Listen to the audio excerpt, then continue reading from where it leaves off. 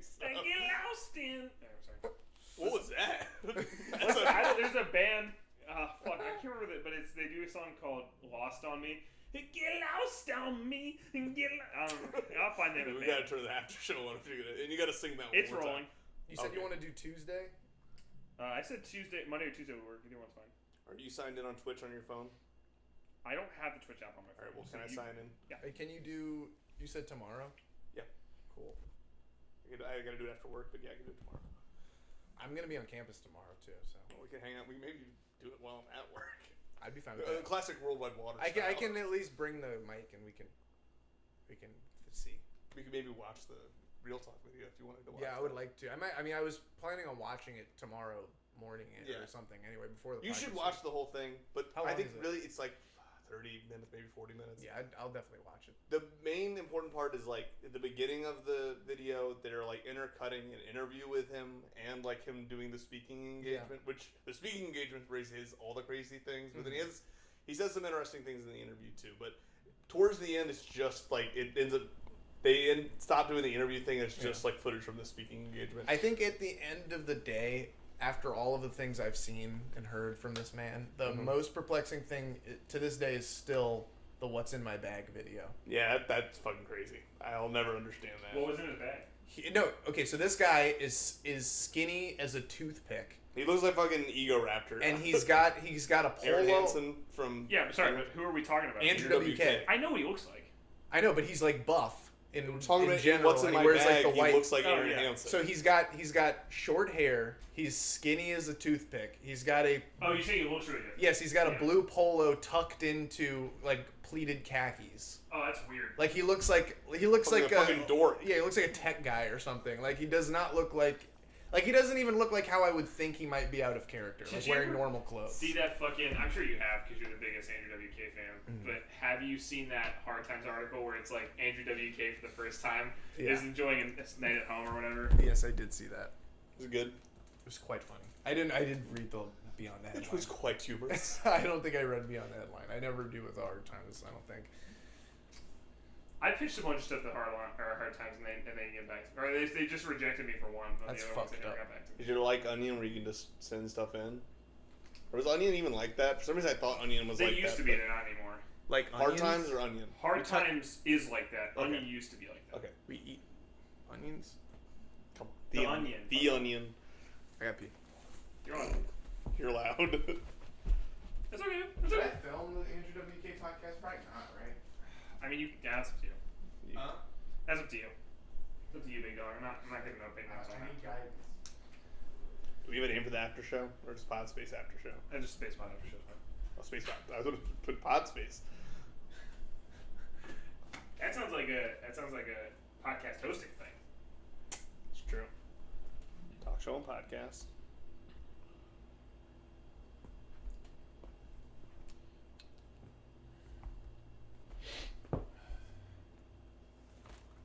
Alright. Oh, Dad. I don't know where you want to set this up exactly. I don't care. Anywhere is fine. I mean, you guys are going to be sitting there, I guess. Where are you going to sit? Probably the same place I'm going to be. I'm going to be kind of walking around because I'm breaking all the stuff down. When the store opens, you fucking idiot. Yeah, Esper, you dumbass. Esper. I'm not going to say anything to you. He jumped in front of an opening door. Yeah, he's kind of stupid. You've never done that. Foolish. That's fine. Yeah. It's okay. Is it turn? Oh, wait. After this, actually, also, I'm going to shut this light. That's after last week I referenced that song. You said, I don't think I know. So it's funny that you have gone back and learned about it. I said I knew it. Did you say? Okay. Yes, motherfucker. Then you were trying to act earlier like I didn't know the fucking first album. Oh, no. I albums wasn't are even you know talking it. I was about? just saying that album has a different sound. I agree. What are you talking about? And Kim. Who is what he said. I said compare Andrew WK's okay, hold sound on. to earlier too, which was. I crazy. said if I haven't listened to their first album. I can't. I was saying if somebody asked me to like, hey, Andrew WK, who's somebody that's like them, I said I guess the first Matt Kim album is like all piano, like dance punk kind of stuff. Okay. Like that was the. My point is about Andrew WK. What? How do we feel about him? Is that what you said? Why are we talking about Andrew WK? We are talking about him. And why? Oh, because Eric invited me to do an Andrew WK based podcast. That sounds fun. I saw him live once. How was I it? saw him at Hangout Fest. Oh yeah, I guess he was there one year. That was actually one of the best shows I've been to. As far as it doesn't matter about the music at all. Oh yeah. Which was good. Yeah, for him, I've always seen like clips. His presence is so good. Make sure it's going. Yeah. He led an entire crowd of people in like an organized headbanging session where he would tell them to speed up and slow down. It was great. That's awesome. And an entire crowd of people just following his orders. That sounds cool. This is a good angle. I mean, that's what it has to be, though, right? No, it's great. So we can see the chat. Oh, I'm sorry. I didn't mean to block the microphone. It's okay. I'm glad you did. I run redundance. I got 2 mics going. What do you guys think of the Full song spread "Redundant" happening here. by Hold Green up. Day? Not my What? favorite song. Redundant like that one? by Green Day. I like that one. Is that off No. Nimrod?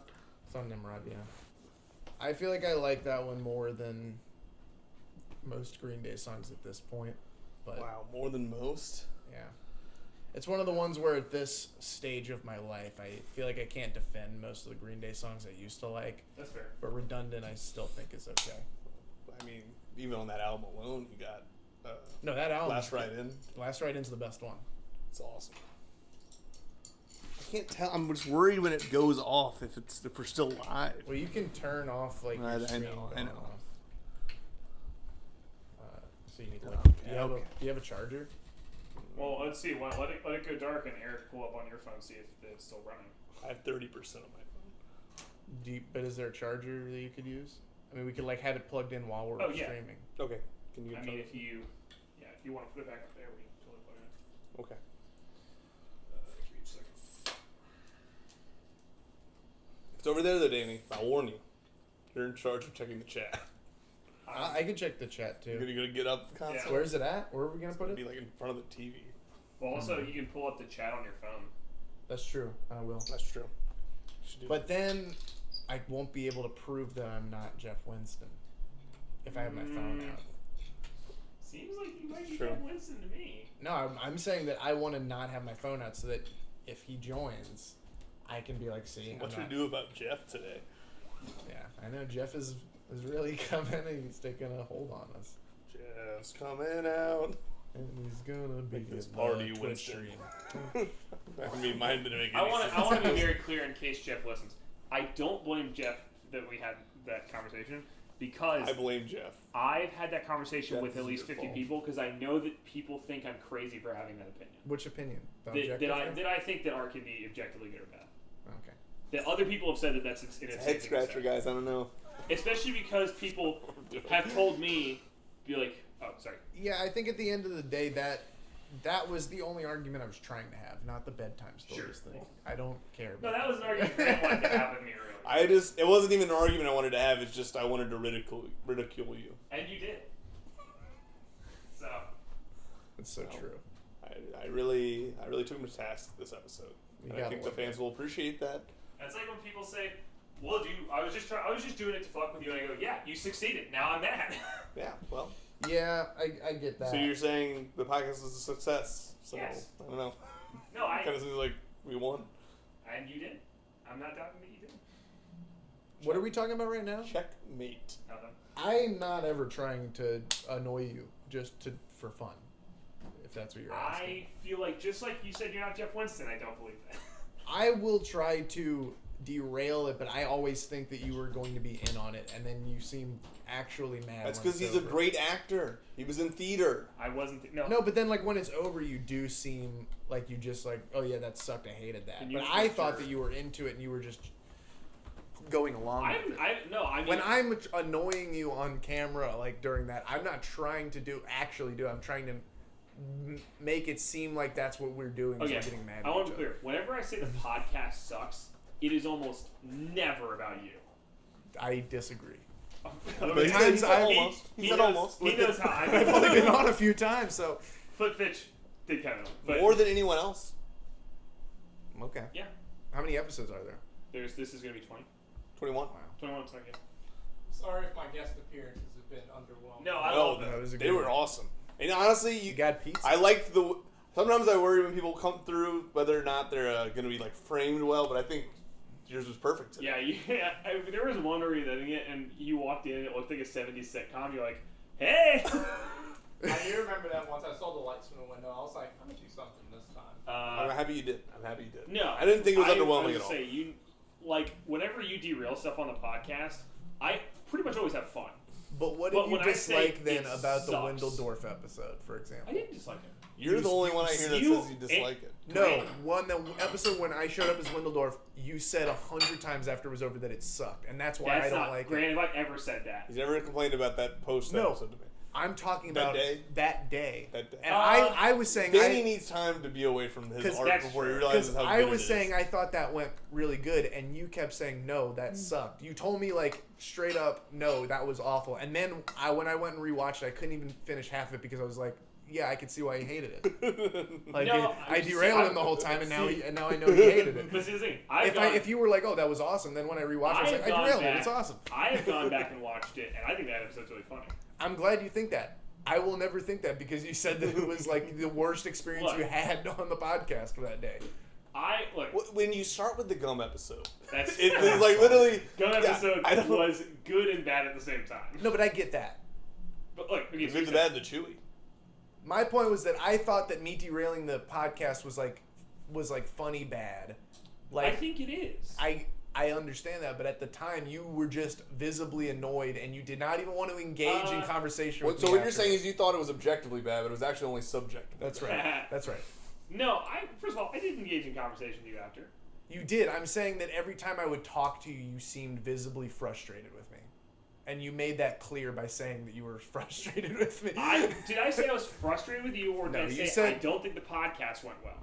You said you didn't like that I was on the podcast that day. That is full. You're full of shit. You did, because you said. Well, if he said that, it was because I didn't tell him you were going to be. That's true. I was annoyed that you didn't tell me. That's stupid. But that's what you were saying, though. You said you didn't like that I was on that episode. No, I was annoyed that you didn't. I was annoyed because I said if I knew you were going to be on, I would have thought of something funnier to do. But the entire time I was mentally preparing for Clark. Okay, I thought Clark was going to be on. It was not that you were there. It was that Grant told me the entire time it's going to be Clark. No, it's going to be and Clark. I thought we had Clark. Though I thought we had Clark, and then like today, I called Eric last second. I think at the end of the day, what ended up happening was I walked in expecting. You walked into an ambush. I walked in to be. I was ambushed, too. What I'm saying is I walked in. Fuck this up for I walked in expecting to ambush and expecting. I produced an ambush. What I'm saying is I walked in expecting a negative reaction, obviously, because that was like the whole bit, and I got it. And then when it was over and I realized that you had a negative experience, I was just like, oh, so that just sucked then. It's not that he didn't like it because I was playing the character he's not supposed to like Windledorf showing up like this. He just didn't like it. It's pressure makes diamond. And you made that very clear that day that's what happened. I think you actually need to rewatch that. And I rewatched half of it. I'm just saying because I think that there's a lot of. You should definitely rewatch it because we had to replace Abracadabra with like stock music. We did have to cut it out. Honestly, really funny whenever you show up. I heard that. I had to have because I listened that far. I show up like 2 minutes in. It wasn't super recently that he had to change the song. He changed it. Yeah, no, YouTube flagged Abracadabra. So you changed it after the fact. 2 weeks ago? Yes. Oh, okay. No, I haven't seen that. No, it was up for several weeks, and then for some reason it just Steve Miller finally got to that episode. It just got tagged. And so what the fuck? YouTube was like, you can either take the video down or replace the music, and they had this really awful stock music. So that's good. So I said the only true way to listen to it is on Spotify. You can take that audio and you can sync it up with the video, and that's the true. Wow. About halfway through the sync up. I rewatched that not that long ago either. I rewatched it probably but like a month the ago. point of it is that I have. If you had seemed like you didn't hate it that day, I would have rewatched the whole thing and been like, oh yeah, that was pretty funny. Sure. But because you were like, I hated that, when I watched it, I was like, oh yeah, I was being awful. You can't look at it objectively now. I was like, I was being awful on this episode. He had an awful experience. I was misbehaving so badly. Look, let me say, at least in the editing stages. Jeff, I'm not seeing you in the fucking chat. Yeah, I'm going to say that real quick. Is anyone in the chat? No, but Danny also didn't post about it before we started this. That's true. Well, he said he didn't find about it through the post. So. But it doesn't matter. He's still not going to get a notification. I don't think he put notifications on. No, notifications on Twitch. But are there notifications on Twitch? Yeah, it'll say bing bong, somebody's like thing. It says bing bong. Anyway, all I'll just say is, at least by the time we were editing it, I thought that episode was funny. I was just saying. I'm glad. I'm just saying that that's not the impression you gave me. Then I apologize. I'm apologizing. I understand. Shut the fuck up and let me apologize. I'm sorry. Those are my favorite kind of apologies. Shut the fuck up. I'm so sorry. I can It's hard tell for me to you get it out. I'm sorry that I The season I'm getting it out. that it seemed like I was pissed off about you. I was probably pissed off about, first of all, that I didn't know you were coming. I'm saying it's okay. That's fine.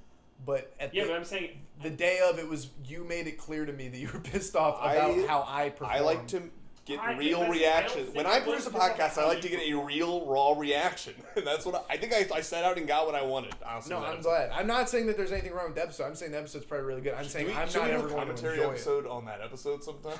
Yeah, I'd love to.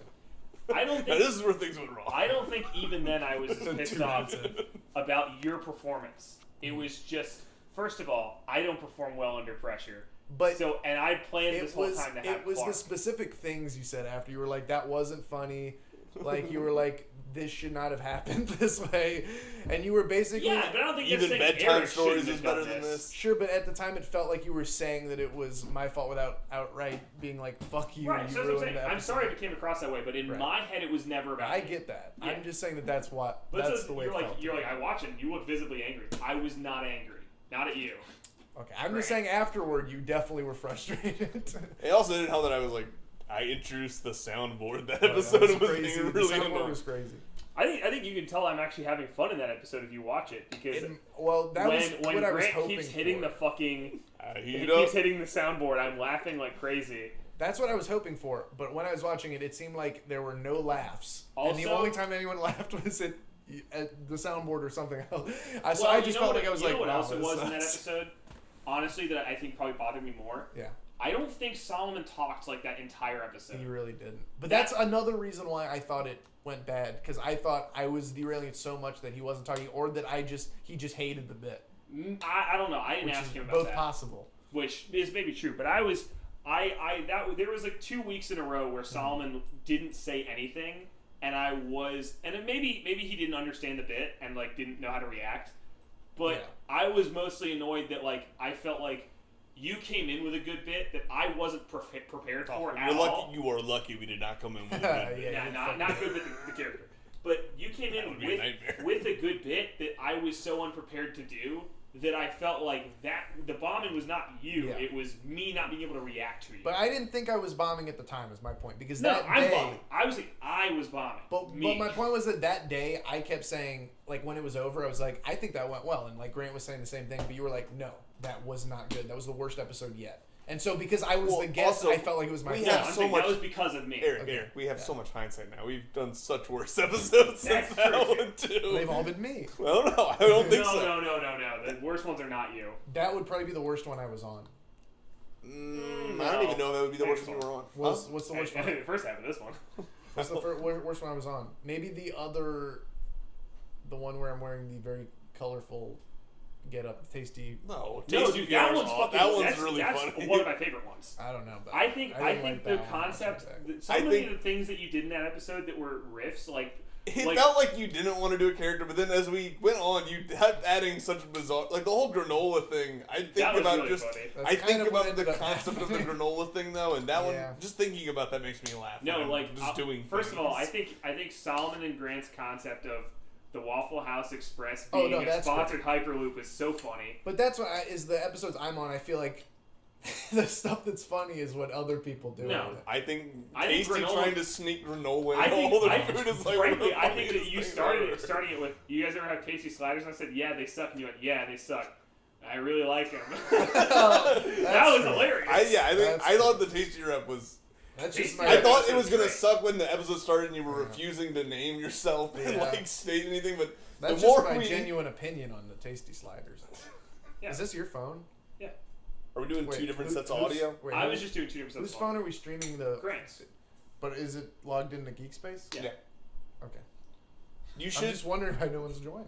Because Danny didn't post about it. Danny, post get on the Discord and post about it and tweet about it like you do for every other stream. Fine. I would love to get some live Q&A. I gotta produce this shit myself.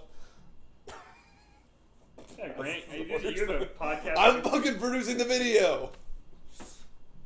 You didn't even want to stream. You're right. I think we were having such a fruitful discussion before we started worrying about Chad. Yeah, well, we could have such a better one if Chad were here. I chat up. Anyway, you no, could at least tell like Chavez or someone or Stort. I honestly think the Halloween episode and the Tastier episode. I like the Halloween episode. I think those are my 2 favorite episodes. That's crazy to me. I think top 3 is. But I mean, I haven't seen the other episodes. They I don't might know all this suck. is the same order, but Halloween, Tasty Rep, and Henry coming on, I think are my top 3 episodes. I hate that I'm even going to bring this back up, but it's hard for me to pick my favorite one and what I think is the best one. Yeah, because sure.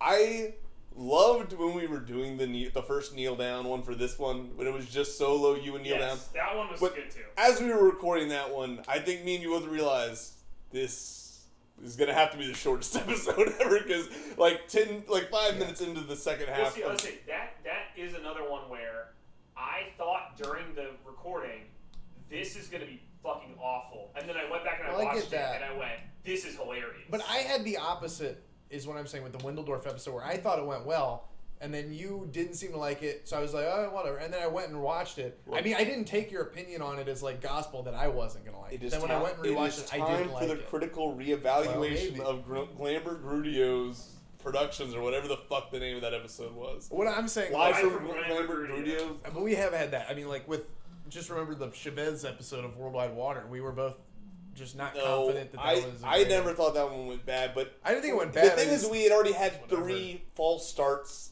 to recording that one episode that I didn't think that episode was ever going to. It's not that I thought that episode was bad. I just thought it was like whatever. Like I didn't think it was that great or anything. And I was probably more worried it's definitely my favorite one. I was probably more worried about the last episode, just because we were. I was always worried about that one. I thought. No, I think when we were recording it, I was worried about. Oh that yeah, one. you're and right. then when I heard the final version, you did so much editing to it that I was like, oh, this is fucking. I was gonna say, I think that as we've joked about, the whole reason we started doing the after show was because I was frustrated because I felt like every time we did the podcast, I would, and Grant and Solomon made fun of me, I would end it and I'd go, that fucking sucked. Yeah. It wasn't even like... I'm just saying that's how I interpret it. Sure. Yes, and I was like, he's just bringing that up to say he does that at the end of every single time we do this. I literally do that at the end of almost every episode. We said we were going to start the after show just... GeekSpace is offline right now. What the fuck? Then are you not logged in this week? You logged in. I don't know. It says live. And it's definitely logged in as me. Yeah, it's not. I'm in here. I tweet up. GeekSpace is not online right now. How do you do the fucking thing where you open an app and restart it? I got you.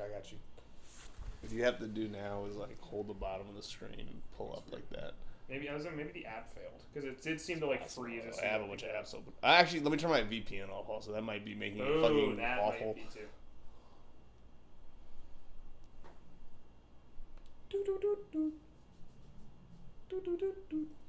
No, I literally end every episode and go like, that episode sucked.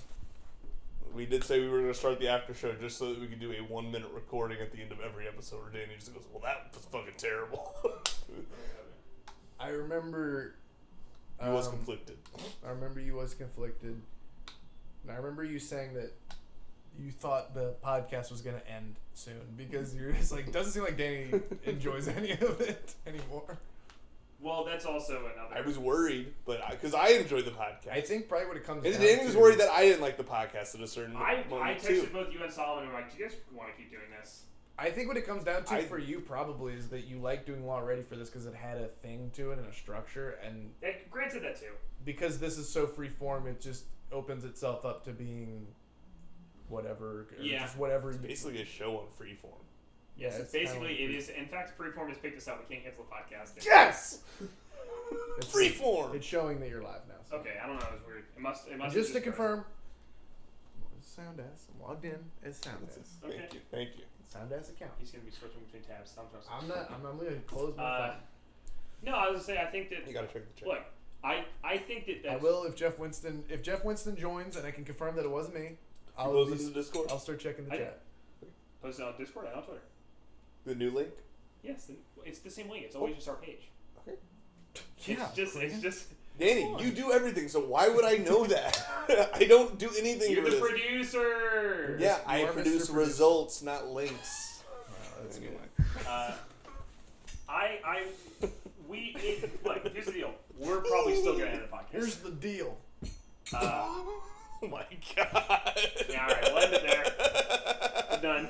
No. That's the end of the podcast. Yep, this was the last Doing a episode for Biden that reason. impression. No, that cannot. It would be funny if we made this the last episode, This and then can't the be announcement was, we decided the podcast was objectively bad, so we... That would be funny, actually. That would be funny. Hey, someone's in the chat, I think. Who's in chat? Oh, no, that's just the bot. Okay. Love the bot. Love to hear the bot. Thank you, Welcome, bot. Love to see the Thank you, bot. Nightbot? Is that it? Yeah. Yeah. Welcome, Nightbot. We love you. We appreciate you. Like this guy at all. Oh, God. No, Grant said the same thing. He's like, I feel like it's harder for us to do stuff when there's no structure. And was Yeah, I like, mean, that that's makes fair. sense. Let me pitch this to you, because I pitched this to Danny earlier. Yeah. Or should I even say this on the after show? Yeah, go ahead. All right. Why not? We've discussed doing our Stranger Things. Where I keep cutting it into half-hour shows. But then Grant said we should cut it into half-hour shows, but still do 2 episodes at the same time. Did you And do I- shows at the time? They should be shorter, kind of like the Raw Ready ones. Maybe they're like 30 minutes, or maybe even less, honestly. I don't know. But it's you discussing. Stranger Things. in 2 pieces. So we're still doing a whole episode a day, but it's just we're doing it in 2 halves. But are you discussing it, or are you like reacting to it while it's on?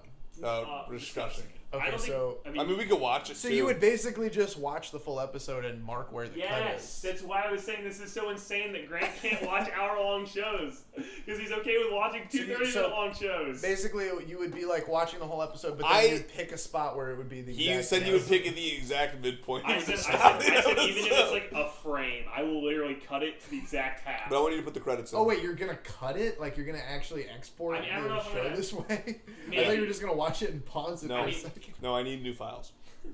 Okay. Send me the files, thank you. I would like the files. Yeah, no, It's but, 10 episodes a season, but right? we'd be watching the episode in 2 halves. But even if it was like halfway through the scene, we'd stop. And I'd go, okay, so let's... the next episode starts in the middle of dialogue. Yes. Yes! That would give us something to talk about every episode. That would be funny. Yeah, it'd be awesome. We literally, every scene would have a cliffhanger because Grant would be like, I don't know what the next episode I'm is. so curious. We could take bets on how the sentence I would win every bet because I've already watched the show. You know every line. Yeah, know. just like Chavez knows every line from Sonic Adventure. He does, 2. but he does. Yeah, and I know that about Stranger Things. Can you read it out to me? Read The me. whole thing from the whole show. Do like the Exterior do the first few things. minutes.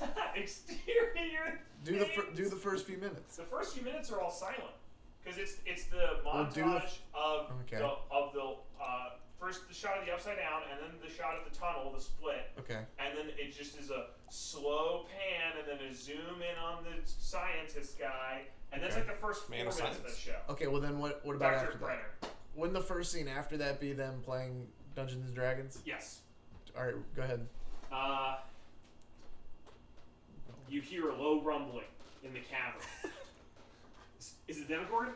No, it's not the Demogorgon. No way it can be the Demogorgon. It's the Demogorgon. I bet it's the Demogorgon. It's not the Demogorgon. It's the Demogorgon. Oh, god damn it. What are we going to do? Will, use a fireball. No, use... Oh. Maybe this is the podcast. You just trying to kind of recite awesome. Stranger Things from memory to me. And I'm like, what is I lost the word. It's a magic power that they use that's not an attack power. It's like a buff. And they're like, it's called like use Enclave, I think. It's like, Okay. use Enclave. No, use Fireball. Who do I? And then the Demogorgon is growing closer. You're running out of time. Fireball. And he throws a Should you fireball, and maybe the dice flies off the table. And they were, what? Shit. And then Mike has to leave the room, and they find it. He goes, well, it's a 12. Well, change it. It's 16. It's 16. Okay, it's 16. Doesn't count. And that's the first like couple minutes of the show. you should redub the whole show too. Yeah, that would be awesome. You should redub Spider-Man. It's an even okay. If we want to get Danny involved with that, I would like to get that project off the ground. The reason I stopped that was because I downloaded it in 1080p, was cutting the whole thing, and it like literally took up all the space on my laptop. And then I asked what you were doing, and you're like, "Oh, I haven't done anything." I was like, What? I didn't know I was supposed to be doing I'd it. asked you to help me transcribe the whole movie because the script that's online fucking Oh, sucks it's and doesn't have like an Spider-Man. actual script. Well, the transcription that I read out in that There was 2, right? I thought you did Spider-Man 2. No, I did the first one. Okay. That transcription was the reason I had it was because it was the one that I found for that. I think you can't do that now because Eric's famous for doing that. Wait, no, that's different though. This is what we wanted to do was different. I wanted to do a full redub, new soundtrack. I remember that because I was excited, and I don't know which one of you I offered it to. I said I would love to do that, and you were like, "We'll let you know," and then that's what I never heard. Well, But if you guys want to help me, I would love to. I would love to get this project back on the ground. I absolutely do not want to edit it though. That's something I refuse. That's fine. You don't have to do that. I can do that. Everybody's saying some kind of the after show. They'll be in the after show. You didn't post it enough. Was I supposed to write my own transcription of it? I think it was more just we needed to watch the. I had separated the whole movie into 10-minute chunks, and I wanted us to like make a list of. Wasn't transcribing. I wanted us to make a list of like all the sounds and stuff because I was gonna have to go and get new sounds for the whole entire thing too. Yeah. Next Scratcher says hiya. Heyo. Any questions you want to ask Next Scratcher? Eric's standing by the chat. Anything. Yeah, I'm standing by the chat. This is an AMA. Stand by the chat where you chat. Can you hear us, or are we too far away from the mic? Can you hear us? Can you hear us? Can you hear it? Can you hear it? Can you hear it? We can't get too loud starting a little bit because I share a neighbor. Or I share a wall with a neighbor. I share a neighbor too. But Whoa, sounds like bullshit to me. Sharing with the neighbors. Whoa. Whoa. Yeah. Sharing with my neighbors. You like that? Yeah. That's good. I like the angle of that. What'd she say? said, yeah, you can hear fine. Okay. Cool, thank you. I'm glad that you can hear us very well. I hope that one day you will burn in hell. Whoa. I don't know if you... REM's edgy. REM? Well, yeah, we're parroting Stan. Get up, stand up. Oh. Stand up, REM. What do you think of this? Aren't glad you tuned in. Someone invite Jeff. Someone invite Jeff. Do you know how to get in contact with Jeff? Jeff Wilpon. Please contact Jeff where he works. Tune in. We should ask now. him what he does. Jeff, what do you do for work? Would you ever ask every question? Accountant. Trolling Twitch chats what he does for work. Trolling. Trolling he seemed you. normal. That's the thing. Is You missed. He left, and I asked him. He ended up saying he loved you too. Oh, really? I asked him if he knew Mopo, and he said, "Is that Octung or Pop?" I was just like, this guy. I'm glad that he is. People are in there. People in there. Get the Eric. I thought you were gonna pull the chat up on your phone, so you weren't having to It's do Jeff this. Winston and Stu Swamp. Yeah, Stuart. Pull up chat on your phone. So I'll we pull it don't up keep now. doing it. Now that Jeff Winston's there, I didn't touch We my said, phone. hey, Jeff, we did it. we did it. We did it. Thank you. This is exactly what you wanted, right? We're live streaming from the Jeff, phone. do you like our live stream? Oh, I see. Please like us On Twitch. on Twitch. I don't Give you us like a on Twitch. like. We got 8 people here now. Oh, that's... Oh, I mean... 8 people. Yeah, 8 people. 8? Why are you doing it like this? I don't know. Why not, man? Because I said I He didn't even want to do it. I forced I us to said do I this don't want to do basically. the work to set up a real live stream. I'll see what Grant you- said the stream for fun. I got the stream pulled up. But can you see what the other chat things were? Stu said this is art beautiful. Jeff says Yes. hello. I love the live stream. Yeah, that's all I can see right now is I love the live. All right. Well, if you guys got any questions, we'll answer them live. This is unprecedented for the after show. Danny's thrilled. I love it. He loves it. Love it. Kato over here. Live streams of Men on the Couch is actually a very weird thing to. I agree. It's a weird thing to do. Oh, sweet. I was actually going to make a pizza. Without the stuff. That is. We got the stuff. Stuart, does it feel like you're in the room with us? Like you're sitting across from the room? Yeah, can you feel it? I'll tell you. Can you feel it? Also free. Can you feel it? In the room. That's right. What is this? Oh. I can buy that. Just like I feel like I can afford that. Eric, you need to be checking chat, not looking at these fucking reacts. half for y'all. Gotcha. Don't be rude, man. We need messages. We're doing a live Q&A right Yeah, we're trying to do a live Q&A, everyone. Danny, let's start with you. Yeah. When did you first start to act that way? Probably like 12. Sad. Yeah, I mean, it's been a long time coming. What made you decide to ask me during the podcast whether I talk shit about you behind your back. He's worried. He doesn't want to talk shit about him. But I keep a fucking list there. But was that pointed at me, or just did you want to ask anybody that? I probably would have asked anybody that, but also because of the fact that I feel like I talk shit about people. Okay, That's so more. that's good to hear. Like, not I'm even, glad you didn't ask if we talk shit about you, Eric. Yeah, that's good to hear. I love that. I don't talk shit about you. We don't. I am constantly. I will say I'm constantly defending that we're friends. People don't believe me. That's because of Who shit doesn't like the believe you? podcast earlier. That's why they Because fucking people don't watch us believe do you. that? Yeah, but who's saying this? I think even you doubt whether or not you're friends I based do. on how this after show became. That's right, but Scarlett was one. I don't remember what argument we had in front of her. I think it was on set or something. that's funny. And she was like, "Dude, I thought you and Eric hated each other." And I was like, "No, I love Eric." I didn't know that. That's funny. Jeff says, "Act what way? Is he weird? Sorry not to be mean." Yeah, They Danny's said weird. he's Well, trolling shit. No, that's true. I am weird. The I thing am about weird. Danny is he weird? He weird dumbass. And he be shocked. He do be shopping though. And he be He shocking. do be shopping And he be though. shocking the monkey. Shock the monkey. Can I have Monkey another Mon. one? Shock Yeah. the- There's some in there. What did you want? What's available? There's a Diet Coke and then Hey there's... Twitch, Can I drink that chat Twister? sound off if you like Eric's ass. No, I don't want to. You can have some of it. We No, can no, do, no, no, no. wait. Chat, please sound off if you Eric, enjoy Eric. Eric's thick ass. We could do a sub pop right now. That's why I bought that Twister. That's good. That's good. We could split a Twister. I don't want to split. All right. I don't want to split. I'll just drink this. Sorry, there's none of I those don't cold- wanna drink your Solomon Twister. loves cold ones, so. I mean, that sounds cool, but I don't want to. Do you want ice for that? Yeah, sure. But no cup. All right. Pull chat You again. can That's grab what Jeff said. Chad is saying, "Act what way? Is he weird? Sorry not to be mean." Okay, sorry. Yeah, I'm weird, dude. I'm super fucking Jeff, he weird. He's silly, man. He's shocking the monkey. Next scratcher says, "Sounding off." What do we ask them to sound off for? My buns. Yes, it's a sound off if you love Eric's thick ass in That's good. the stream. I'm weird. glad. But I say there's some people that we talk shit about that we all as a collective talk shit about. I'm sure I have. I'm just giving Grant an eye when I don't know if he's gonna interpret anything, but Well, he gave me an I, then he gave I me would an A, love to then he know. gave me an N. I feel like if I talk shit about people, it's not actually talking shit and just being like, I spelled out why'd Ian's they name do just that now one? as if we talk shit about Ian, but more it's just exactly what you're saying where we're just like, I never I talk can't shit. believe Ian said that. that's not talking shit. That's just like you still being. I feel like I never really talk shit about Ian, but I do bring up like that Ian? was wild, Yeah. that thing he did. Eric, said. I mean, Ian has some wild moments around me and Eric. in I ways. was.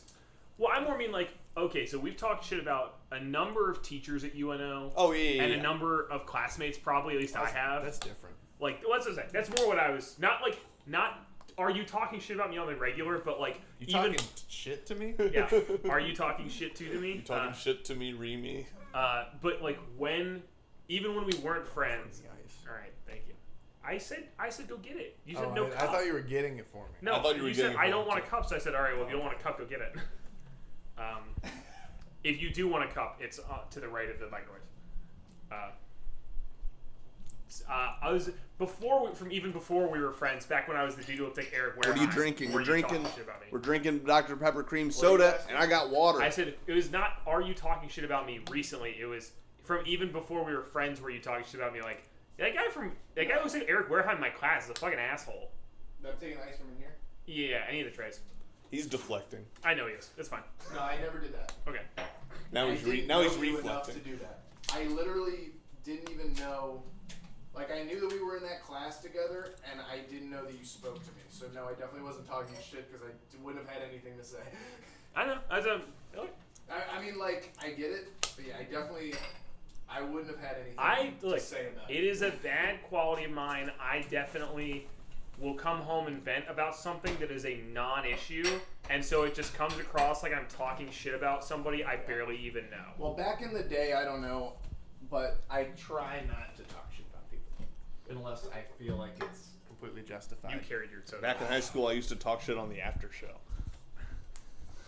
I'll talk shit about people. Oh, so yeah, we keep saying that we're referencing like a line from one of the Big Shot Lounge songs. Oh. Okay. Be the place I start off the breakdown part by going back in high school. Yeah. Okay, well, the way you were saying it wasn't singing it. You were just saying back in high school. So Because now we've referenced it so much to each other that it's basically anytime someone is back in high school, we have to simply acknowledge and like maybe even restate. Yeah, we restate it. But yes, there's a lot of state. Also to restate, Jeff Winston, we are drinking Dr. Pepper with cream soda. That's right. And I got a Wawa. And I got a caffeine-free diet check. Oh, my apologies. I didn't know you were drinking something different. Well, Jeff Winston, tell me more about U2. You like U2? What's your favorite album by U2? Are you more of an Octoon kind of a guy? Pop guy? Do you like pop, or do you just like that song? Or did he say you like that song? Which song was it? It's Mofo. Okay. I like that song. Yeah. Best song, in my opinion. It was definitely the best. Yeah, that album wasn't great, honestly. Jay offered some Hawaiian pizza if you guys want it. I'm good, but I appreciate the offer from Jay. I feel the same way. Okay. Brought it home from work, so it's free. So. It's very, very sweet of Jay. Where does he work? He works at Katie's. Nice. I've never heard of Katie's. It's a restaurant that's like literally 4 blocks from my house. Yeah, Katie's house. You should get her over here for the after show. He is the lawyer that she called about Buster Crow. Wait, what? The gum He's falls the out on lawyer that she called about Buster Crow. I wish we would. He's falling on hard times in his neck. We talked about that on the after show. On the after show, but not on the podcast. But no, he works at Katie's restaurant like 4 blocks down, so he just walks to work and walks back. Damn, so that's sometimes awesome. when they're tossing food, he'll take it. Jeff Winston just said pop. Pop's good. Pop is not that good, honest. I didn't like it that much, but I like that song. I feel like they should have done that the whole time. What the fuck is the name of the album that they gave to everybody for free? Songs of Innocence. Innocence, yeah. Did you guys actually listen to that album? No, I've never listened to a U2 album wanna move- until Pop last week. I'm going to move over some so we're spread out a little more. Songs of Innocence, when that came out, I got it out on my phone because it was like, it wasn't everybody. Dude, that's crazy. You got that on your phone? Wait, hold on. Can I continue with the fucking story, motherfucker? No. My friend who is a big U2 fan was one of the only people who didn't get it on his phone. And everybody else was like, dude, you guys hear this new U2 album? It's like giving to everybody on their phone. And he kept going, what new U2 album? What the fuck are you talking about? And we're like, yeah, we all have it. And he's like, why the fuck did I not get this? That's and awesome. He wrote an email to Apple complaint. That's... He wrote... That's funny because so many people emailed them the complain about opposite. it. They That's probably crazy. just- He was the only guy who was like, why am I not getting this new U2 album? This new too. That's funny. YouTube. Well, Jeff Winston, what's your favorite song off Pop? Do you like... You said you liked Mofo? Do you like it. Okay, well, do you like... Is that your favorite song on there? Do you like any other songs on there? Jake Yellow. What would you say is your favorite Yellow? U2 I like song? Yellow more than you too. Oh, I said Yellow, but also Yellow. I like Yellow more than U2. Do you like Viva La Vida? I love that little U2 treat like on This my... fit sucks because they don't even sound similar. Jeff Winston said, I loved that little U2 treat. Sorry, on my I'll phone. say some real U2 albums. I wish. See, this is how you know Eric couldn't be this character. Eric could never speak so earnestly about his love of U2 and calling it a little treat on his phone. Yeah, the which way I love. Look, well, listening to the YouTube podcast, what I feel about it is every time a U2 song starts and they're all excited about it, I think, oh, this is... I get why they're into this. This sounds pretty good. And then Bono starts singing and it just sounds boring to me. How do you feel about U2? I wouldn't even say it's boring insofar as like it annoys me. U2 is such a baseline, like, yeah, I don't feel anything about this. Yeah, that's what I'm saying, basically, Yeah. though. It's like not it's not bad. Well, like, even when you're saying, like, the song comes on, you're like, oh, I kind of, like, I see what, I listen to even the music, and I'm like... Well, it's not... the ones that I hear all the time on the radio, I still feel that way. But, like, sometimes they're listening to, like, an album cut that they are like, oh, this is one of the best An songs on the alternate album. mix. Yeah, and then I'm like, oh, this sounds kind of cool, actually. And then Bono comes in, and it sounds like every U2 song. Yeah, that's fair. Because also what happens is they start off strong with the instrumentals a lot, and then as soon as Bono comes in, the instrumental, like, mellows out. And so they all end up sounding similar to me. This is another one where you're going to fucking tell me I'm insane. Grant, I'm loading up. I'll And Eric, control probably myself. you too. Okay.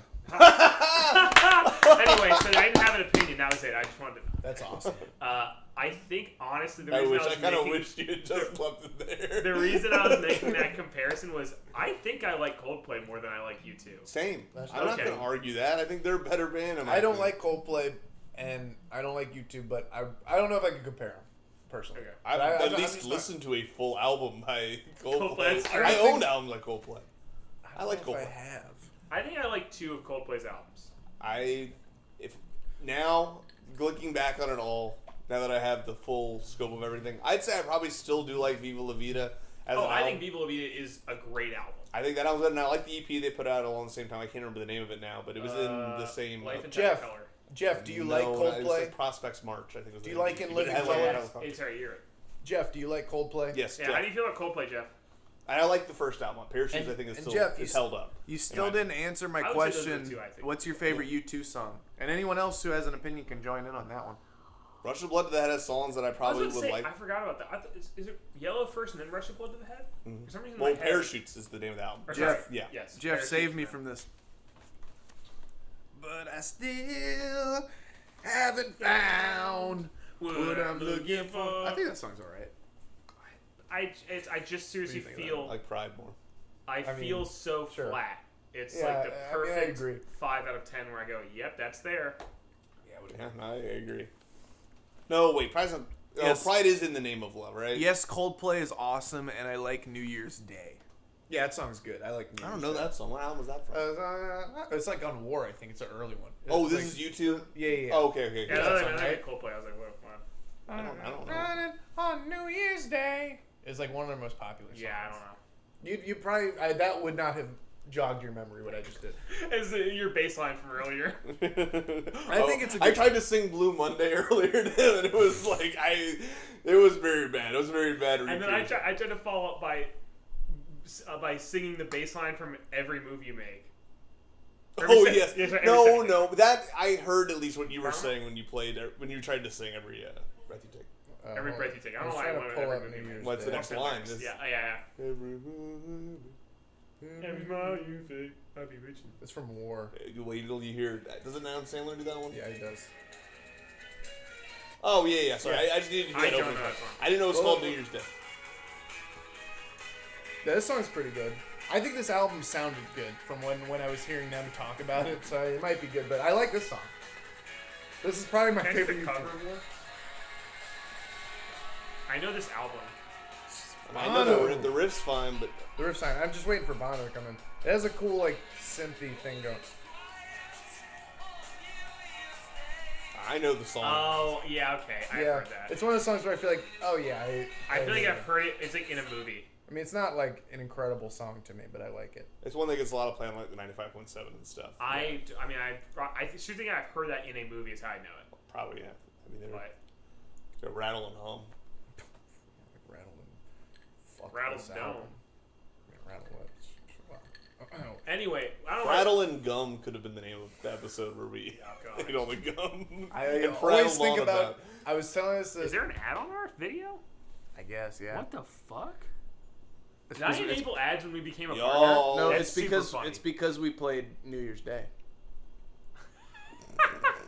YouTube's like, all right, we got to make some money off this shit. if They're gonna play. If I missed anything while that was I'm not catching anything you guys are saying. My connection sucks right now, said Celeste. Oh, Okay. sorry. What I was gonna say was I think every now and then I have to tell Celeste what I'm laughing at because every now and then I laugh about this one thing randomly, thinking about, and it's not funny. It's not even that funny. It's just whenever Adam Scott and Scott Aukerman said that, wouldn't it be funny if during this phase of U2's career they just called this album Poop? That's pretty funny. Just like imagine if U2 came out with an album called Poop. Yeah. And I don't know why, but I think about it every now and then. And That's how I feel about the tasty PR reps I'm granola glad. bit. I'm The glad. granola bit, I think about that and it just makes me laugh. I I don't even fully remember the bit. I It think makes so little sense, and you just start eventually saying they're like putting granola into everything they're making. I seriously think about They're just trying to get rid of it, but it just keeps showing up every Same day. episode. There's like more granola. same fucking episode. I think about the Wawa's Express that you go, it's a Hyperloop and they just throw an All-Star Special. Yeah. the imagery of just like a fucking All-Star Special splattering on the walls and shit. And like Who a said that? Did he say that? Or Yeah, was I said that one. Oh. Solomon called it the Waffle House Someone said Express. the Waffle House Express should be a train ride, and then you said, and then he said no, it should just be a train, and then you said it should be a Hyperloop, and that's what I thought was so fucking funny. Was This humming of All-Star Special into a tube, Yeah. a vacuum tube. like rattling humming. Yeah, all is quiet on New Year's Day. what did I say though? The other thing that you said that was funny that episode is immediately afterward. You said there should be a Nickelodeon themed Hyperloop. where I didn't everybody. say that in the episode. You did. Oh, I thought you said I said it after. No, you were saying Okay. you You can said leave after anything. we talked about it. Anything funny that you said during the episode. That's one. Is the idea of a SpongeBob hyperloop where you are drowning in the middle of it, and No one survived and then it. SpongeBob is still there offering people mozzarella sticks. All I remember was that it kept mentioning that like Sonic's gonna tuck you in at night or like give you a kiss before you go to sleep or something. But I don't remember why that was something I felt that I needed to say more than once. I don't know, but it was really funny. Jeff, I think I had said at some point that I wanted Sonic to tuck me in. yeah. But then I feel like I harped on. Oh, that. yeah, yes. Oh, because we said that would there be a Sonic theme, a hotel for the two guys from the Sonic commercial? See, here's what I think is I go on and then you guys have bits prepared, or not like that you have them prepared, but like you have something that you want to talk about, I feel like we never vacation stories or Those something. are all me. I That's come up all with they- those. 20 No, I minutes know. for a But that's what podcast. I'm saying is I feel like I don't do well with those. And I feel like nobody does. I feel like I'm just gonna start dropping those because I feel like the response is usually like, nope, and then it's dead. Because it's like it requires me to have a funny story to bring up. If you right maybe off the cuff. told us what they were ahead of time, we could think of guess. something. Because the problem is, I think you just give it to us, and then we're like, Because then what I want happens? to say something that's just not Not- even at all interesting. Yeah, because that's what ends up happening. happening is like I'll be like, oh, so this happened and this happened, and then I'm like, If yeah, we knew it's the a prompts, I vacation. think beforehand, we would have better responses. All right, But at the same time, So I'm gonna come up with all my topics for next week. Jeff said nothing's Like up. tomorrow. Nothing's up with Jeff. Jeff, well, look, who else is here? I want to hear the best U2 songs from everybody. Celeste, what's the best U2 song? she can't even hear us. Stuart, what is the best U2 song? Stork, what's the best U2 song? Stort. Stort. Stew too. Fellas at the farm, what is the best U2 song? Bells at the farm. Oh, yes, sorry, yes. The farm, down to the barn. Covert operation. Yes. COVID operation. Well, that's true. Coconut Operation. Coconut Coca. aspirations? Or Morocco. operation? More. Operation. Let's do Coco Cabana. I'm sorry. It was a polka. Go fuck up. Can I be honest? It is insane to me how much pop music you know. Me? Yeah. Why? You just I know. don't think I know, like... You're not impressed with all the music I know? No, well, I'm you taking a two. real offense to this. What the hell? You're not Alright. gonna compliment me? I'm done. No. Danny, I wanna- it is I wanna- impressive. It is impressive. I'm asking. I want to know where you were going with that. I'm sorry, my miming reaction was so slow. Yes, that is mofo. Yeah. That's Mofo? Yeah, it sounds like you wouldn't okay. steal a DVD. That's why I like it so much, probably. Yeah, that song's awesome. Is what? Thank you, Celeste, for pointing There's out. a song I was listening to pop and I sent a song called Mofo to Grant because I said it sounded awesome. It sounds Now- like you wouldn't steal a DVD. Now, I'll Oh, admit yeah, this. You yeah, sent yeah. it to me. I think I said, whoa, or something, and I did not listen to it for like 3 days, and then I was like, probably should just listen to that song I'm and see what Eric surprised was talking about. And then You even went back to I was mad that I didn't listen to it sooner, because I It was is like, awesome. it is actually a genuinely really good song, in Yeah. my opinion. At the very But least, does it sound the like that instrumental's you wouldn't steal? Now that it's been pointed out, that is like almost probably 100% why I I liked didn't it. even think that. Then Celeste said it. I was like, oh yeah, it does sound like that. Then I was like, is this that? I'm gonna need And to I had to go re-listen look it to up. it, because now Yeah, it when does- I'm hearing it in my head, I think I'm just It's hearing because the- it has that loud like Yeah. thing in the background that sounds like Yeah. the steal a DVD thing. It kind of has like, it sounds kind of like a programmed drum beat, but it's not. Is it not? I don't think so. I because don't they know. have a live drummer, so like I don't. I know, understand but I why know that they do use that. drum They have a lot of machines drummers. on that album on Full Octoon. drummers. I want to listen to Octoon Baby, maybe. Octoon maybe. I'm glad he listened to it eventually. It's pretty epic, says Jeff. It's a good song. We're talking about Mofo, right? Yeah, I haven't listened to it. I was just agreeing with you. You should check it out sometime. And it sounds like the DVD song. I would like Yeah, it's pretty good. I think it's, at the very least, the instrumental's awesome. it. Okay. I could be wrong, but I think it also kind of reminded me of Muse a little bit. Maybe. Well, I would never got That is super another into band that Muse, so. like a lot of people like love that I just haven't like penetrated. Well, I feel the same way about it. Don't worry, everyone. I listened to every Muse album at the beginning of quarantine. I don't know why I did it, but I did it. I talked to you about Supermassive Black Hole the Yes, other day. yes, you did. Okay, this is a good This story. is, yeah, you definitely. there This is happened a- on the last after show, I think. Wow. Was it? I think so. Yes, That it just- was. Yeah, okay. Okay, so I'll tell the story real quick again. The song Supermassive Black Hole by Muse. Okay. Ooh, you know that song? Bow, bow, bow, bow, bow, bow, bow. Is it one of those Oh, Twilight okay. and stuff? Yes. Yeah, okay. So There is a song by a Christian rapper named John Rubin, who the song is. When you said this, dude, you didn't mention he was a Christian No, rapper yeah. until like halfway through the stories, and then you revealed that. I was like, whoa. There's a song by John Rubin called "Radio Makes You Lonely," Yeah. and he does a bit where he does that because the song is about radio songs, but I didn't get it. So Radio Gaga? yes, it's about Radio Gaga, and in the middle of the song during his chorus, he does the. It's not like an engine was turned the disposal on. But yeah, he I'm thought. disposing of that joke. Oh, no. Danny thought They're that outlet. Muse ripped off this Christian rapper. Now you told the story. That's crazy. Is there? Oh, There's one behind you. This guy. but they're all taken.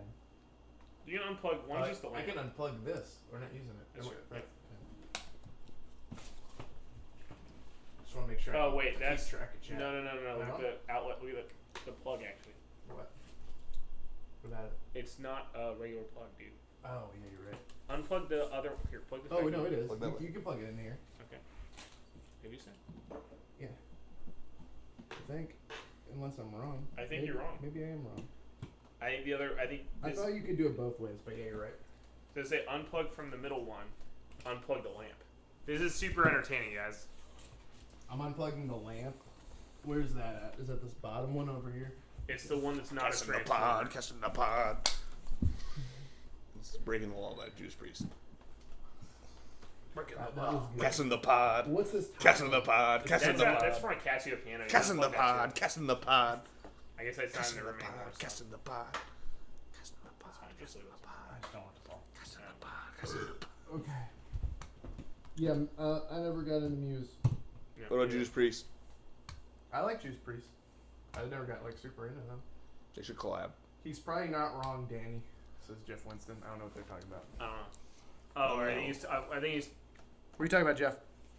I think you were talking about me agreeing with you that the song was good, even though I hadn't heard it. Yeah, you're right. Probably not wrong. That's But probably truly a vote of confidence from our fan, Jeff. I want to know what you were talking about the pop music thing. That you were talking about. Oh, I was just saying that in the song he does a song called "Radio Makes You Lonely." And in the chorus, he goes, "Ooh," he does the Supermassive Black Hole chorus, Oh, okay. and then That's not wait- what I was asking about. Oh. I meant the what you were saying about. You know a lot of pop music? Yeah, I didn't know. I don't know what that means. I was just whenever we did Soundhouse Live, and you were giving me the list of songs. A lot of them are like most of them are pop songs. Oh, he's And- talking about the plug in the wall when he said he's probably Eric not was wrong. wrong. So Yeah, I know. That's true. Danny was wrong on that, or Danny was right on that one. I was wrong on that one. It looked like one of those ones where you have the side ones, and Yeah, then they no, also have the. that That's one's what it looks like from up specifically here, for but air I can't conditioners. really see that well. We were recording. We were about to record Soundhouse Live. But thank you for calling me out on that, Jeff. Yeah. He Yeah. actually called me out, but was wrong. But Sure. Oh yeah, you're right. but Then he said sorry. Jeff, you really don't need to. Yeah, be you don't need to apologizing. I love that you apologize. keep apologizing, but you really don't have to. You should Venmo Danny. don't Venmo. Don't Venmo, but I Don't- appreciate that don't you were look me willing up. to also. We're talking about songs on the playlist, and you went, "Yeah, you'll know all of them." And I went, and I literally was looking at them. I was like, "I don't know any of these." And one of them was Panama, and I was like, "Dude, what is Panama?" You go, "You haven't heard Panama?" And I was like, "No, I don't know any of these songs. You don't know what a fool believes? No, I have no idea what that is."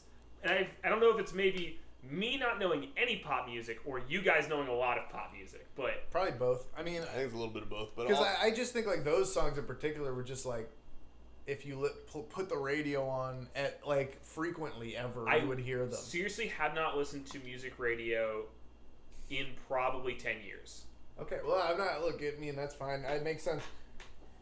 I know JP gets pissed when we talk about music around him a lot because it sounds like we're just like, you never heard of these guys or you never heard of this. But I wasn't but to pissed. his credit, he will listen to everything Yeah. that we suggest. yeah. I don't listen to enough music, honestly. But Well, like He wants some suggestions. Panama's not. It a seems song that is I the like. problem. You don't want to learn anything more. You just want to complain about not knowing the I things we wasn't know. complaining. Like you know Van it was a Halen, and you know compliment. Van Halen songs. You gotta stir the pot, baby. You I gotta know stir a the couple. pot. You gotta stir the pot. It's baby. like one of the more popular ones. So I assumed if you had heard Van Halen, you Yeah. probably heard Panama. What a Fool Believes is just I thought was popular enough. Well, no, I wasn't. It wasn't me complaining. You guys know. I was like, it's kind of impressive to me that you guys know so many pop songs because I don't. I But know then to us, 3 it's bands. not impressive. I that know we 3 bands Panama. total. Name them. And Matt and Kim are two of them. You name Matt you and named Kim. Coldplay, Muse, and Matt and Kim. We already. thought you two Yeah. and Coldplay were the same bands. That's the I third one. wouldn't even go so far as say I know Muse because I just said I couldn't even penetrate their I'm discography. aware of Muse. Okay. Yeah, I really am aware. Well. I would say I know Matt and Kim, Coldplay, and the Front Well- Bottoms are 3 bands. Oh my fucking god, this list sucks. That is like junior high meme. I That's Yeah, hilarious. probably the last time I listened to radio was junior high. Not even before that, really. So we said Matt and Kim. Ew. I mean, that's fine. no comment. I listened to that "I'm a Goner" song last night just to prep It's for an the earworm. introduction. It's an earworm. No, that song is No, not it's an not an earworm. That song fucking sucks. Well, I love It's that not you love even that song. catchy. That was the Converse collab series, Yeah, it right? was. Yeah. Okay. It's cool. The This is a other cool one, series. Can I say the other one? It was a cool series, yeah. The Gorillaz one with Andre I like and that one. I hate that song. Danny, leave your house. Leave your That is- fucking that's house. kinda This is crazy. Which the worst. because I love all 3 of those artists, and that one to me was the lamest. So what didn't you like about it? I truly I don't know think- what it's you funny could 'cause want literally else from last those 3 night- artists. It just sounds like every song they make. It's funny because literally last They all night sound so different. I made fine. Celeste listen to "I'm a Goner" while I was listening to it, and then we realized there was the Converse thing at the end of it, like they show like a Converse on. And anyway, and then I was literally like, "Yeah, this series was kind of interesting. I really love that Gorilla song. It was probably the best thing to come out of it." And now today you're like, "I like And that that's song." the only and one I hate hear the people Gorillaz. still talk about is the Gorillaz. I don't even know. So I know those 2 songs. What other songs came out of There that? was a Lil Wayne one. Yeah, I don't even remember. I could most look of up the other ones. I There were remember some watching them. I and can't. then- Our phones are all being used for something right now. Yeah, Yeah. that's true. I remember like watching them all, and yeah, I forgot about most of them. That song was a goner.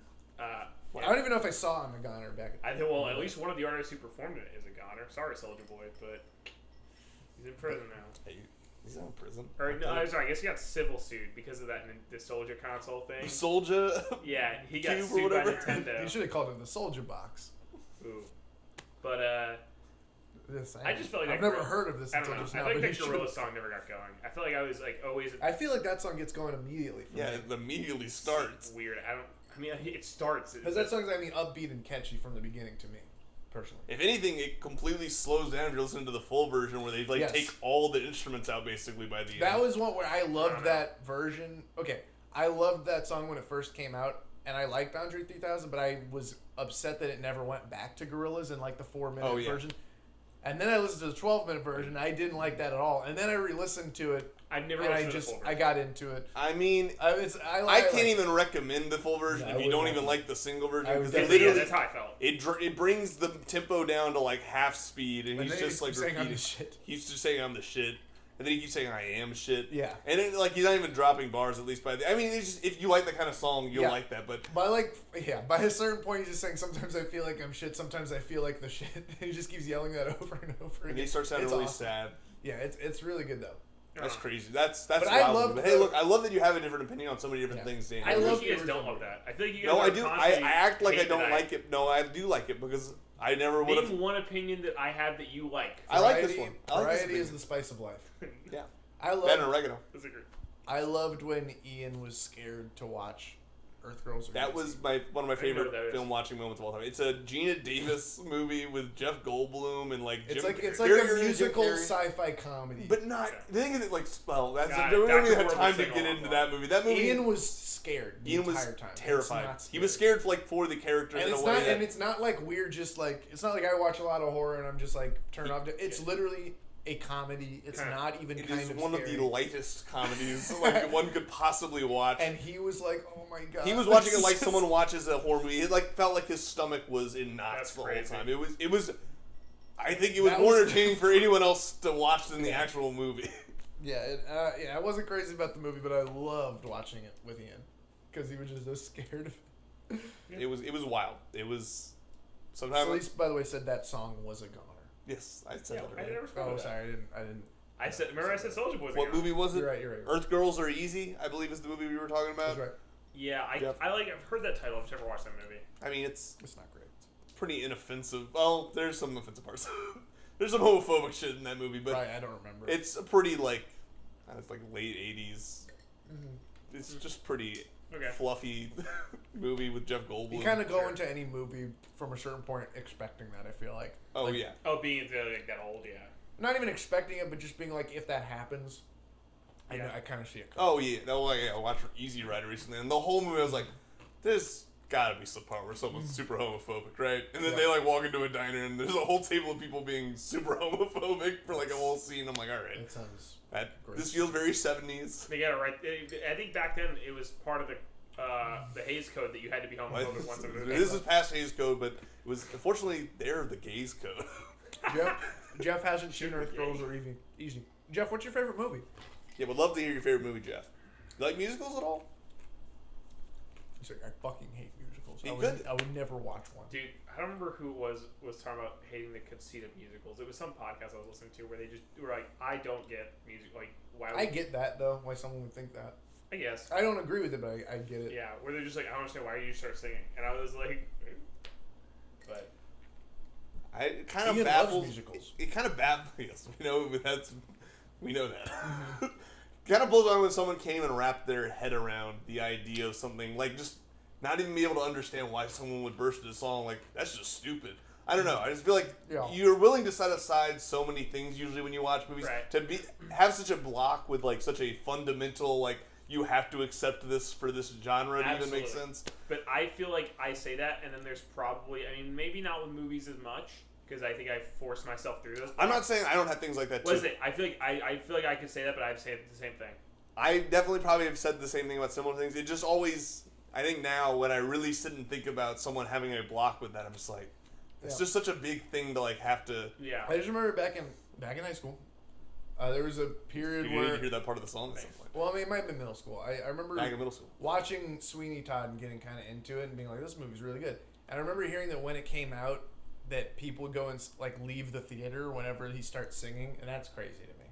Yeah. Well, also it's crazy because that like starts with. But I think that's a matter of the marketing for that Sure. movie. The marketing didn't make it seem like it was a musical, and that's why people were doing it. No, I get it, but it still seems.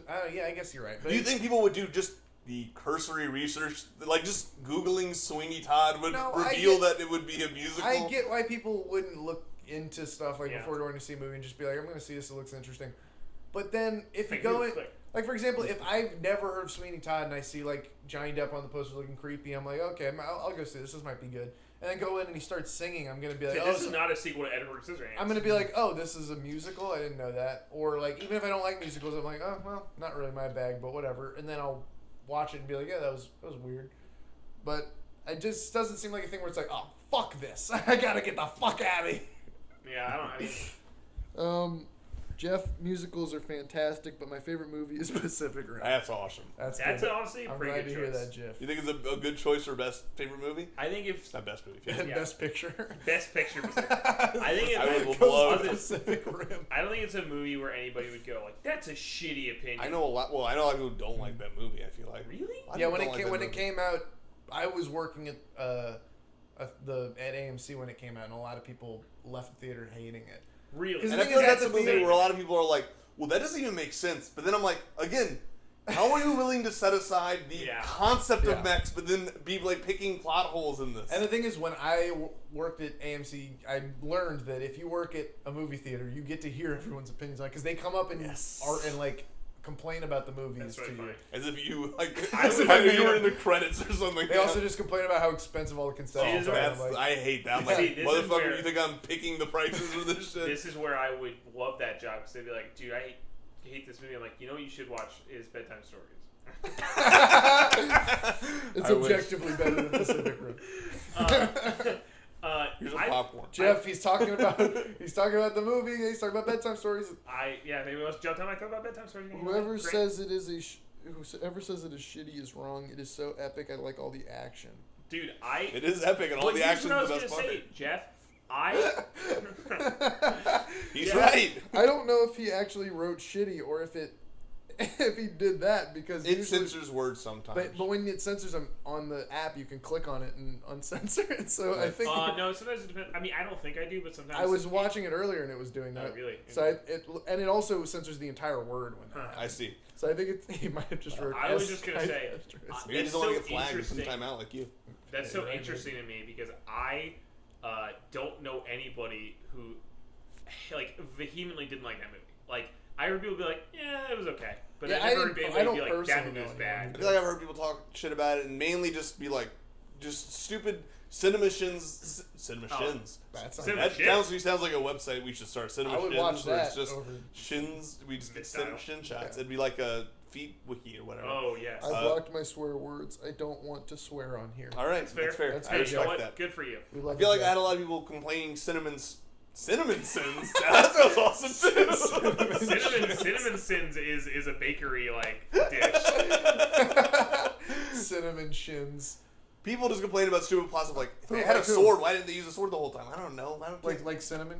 it's like cinnamon shins and cinnamon shins. Maybe a song name. We have to document That's that. like have I ever told you it was one of my favorite jokes of all time is a Strong Bad email where he talks about naming desserts dangerous names. Oh, that's awesome. And he just says he's talking about how he hates that. He goes, people like go to these restaurants where they're like Chuckalardiac Arrest or Chuckazuma's Revenge.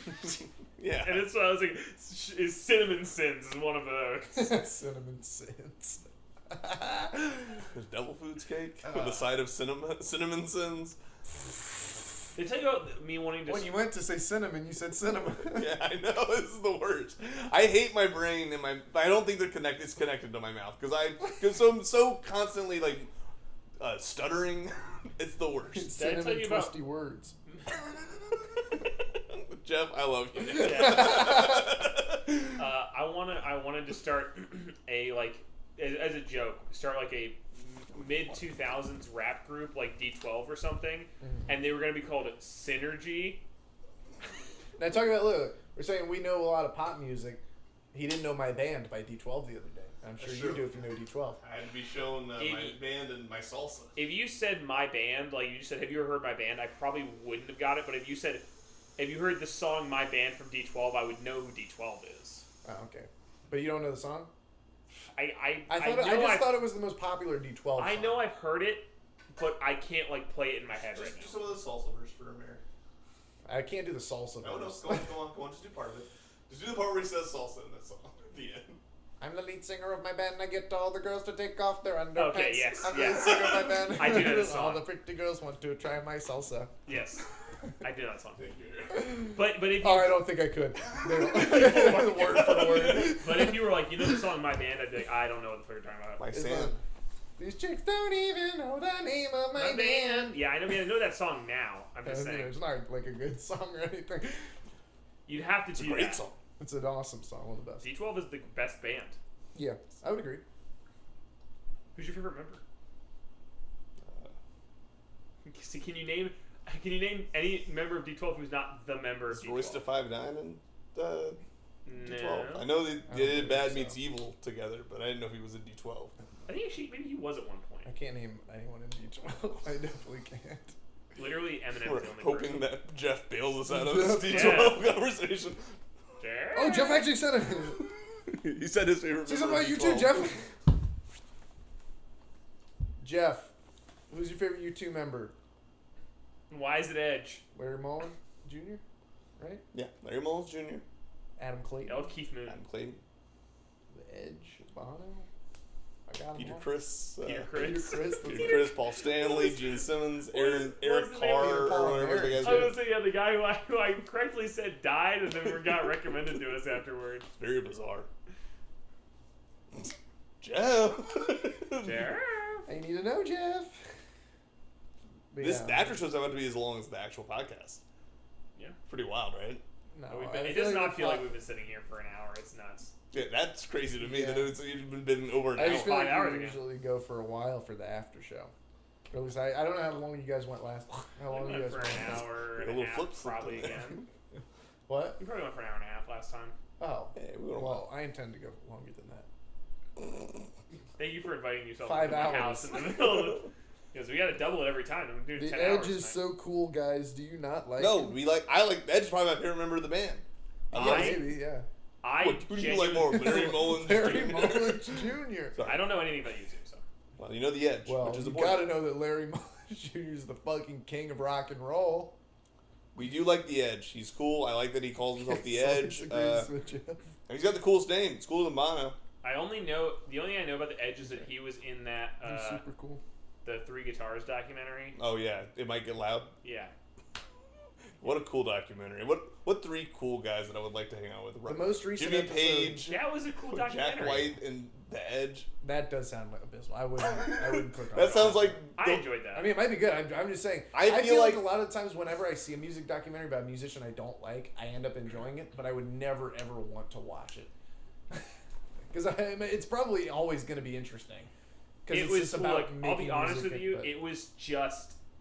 I enjoyed it because it was honestly like. Was it just them being like the blues of the? It was an $80,000 podcast. It was them sitting around talking. Were they just talking about the blues and how good the blues is? They That's did pretty for cool. about 10 minutes, but then also I there don't was buy it. there was seriously They can't. I don't think they could cap Jack White at 10 minutes of blues song. I just don't buy that for 1 second. The weird part was I think they were talking about the blues, and then Jimmy Page goes, totally ignoring Edge, just goes, "Your song. Tell me how to play your song." And Jack White's like, "What? What song could And he Jimmy goes- Page have possibly and then- not been able to and figure then- out what Jack White? No, and then the only one you would think. He No, goes, I don't know. Seven Nation Army. This He was, sounds they terrible. literally had Jack White teach them how to play There's Seven Nation no Army way in that movie. wasn't pre-planned. Yeah, There- that's there's sickening, no way honestly. that Jimmy Page could not figure out Seven Nation Army, like the easiest song. Maybe. I don't buy that for a second. You don't have to buy it. Sorry, I had fucking- my guitar in a weird tuning. I guess this is actually pretty easy. I played that in a fucking elementary school. Like, Yeah, it's like fair. one of the It's like- simplest songs ever, and yet Jimmy Page was That like, is was like, insane. "How did you do that? How did you do that?" And this was like That's super crazy. bizarre. I guess he was more asking at first, "How did you come up with that?" But even that question is like not. On the most recent episode of You Talking You Two to Me, there's a whole part where Adam Scott and I think Jimmy Pardo are talking about this 3-hour-long Eagles documentary, and Scott Aukerman keeps telling them to shut up, and they talk for like 20 minutes about this Eagles documentary. Oh, and And- Hell Reaches Over? That one? Probably. That's- And they that's keep in the album. they keep going on. Oh, maybe you're right.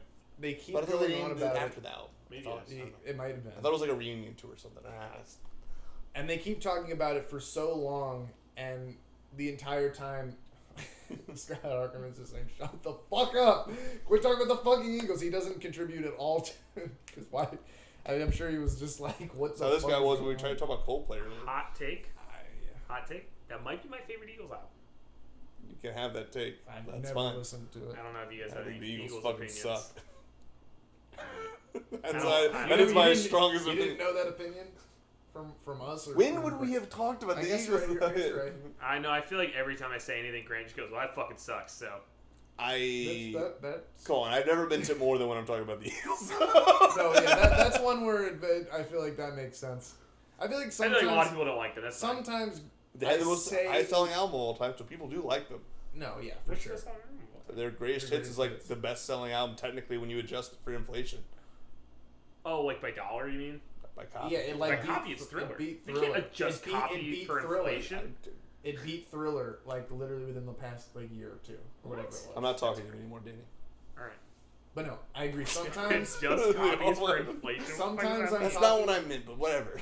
sometimes I'm talking about something and Focusing on the wrong and part. Brand is just like, yeah, that sucks. I'm like, okay, like that's crazy. But then mostly, Give us an example. I just feel like a lot of times it Oh, does yeah. make sense that you would say that. Yeah. Oh yeah. But then sometimes I don't know if I can think of an example. I try not to say that if I feel like it's something that I truly only feel, but I feel like enough people have said the Eagles fucking suck. No, that I mean, can- sure. I don't. it was a think joke it's in the Big Lebowski that the Eagles Oh no fucking suck. yeah, that's what I'm saying. That's just. I mean, not that any of them are justified. I just think it's funny sometimes whenever I say something that's like universally loved, and you're just like, oh yeah, fuck. Yeah, I don't I think do it's a that. bad I thing, do I that just think it- sometimes, but I don't think it's a bad thing. I just think it's funny. I wish I could think of an example. But I know you're I right. know. I you're remember right. one time just talking about something. I was like, like we could do something like that, like like in The Shining or something. And you were like, yeah, The Shining sucks. No, okay, I never said that about You The Shining. did say that about The Shining. I- I remember it vividly. I would never feel comfortable saying that The Shining because I know people like it, and there are a lot of things I do like about it. What I don't like about The Shining It's is how they act. In the acting style of that, and I maybe would like it more now if I rewatched it. Look, I remembered that word for word. I'm sure I said it. said I'm that sure The I said it at the Shining time. sucks. I just want to And I'm back not- up on my statement. I'm not trying to say that you're incorrect. You can't. And look, think- well, Solis is here. Actually, I want to Yeah. clear the air on this. Mhm.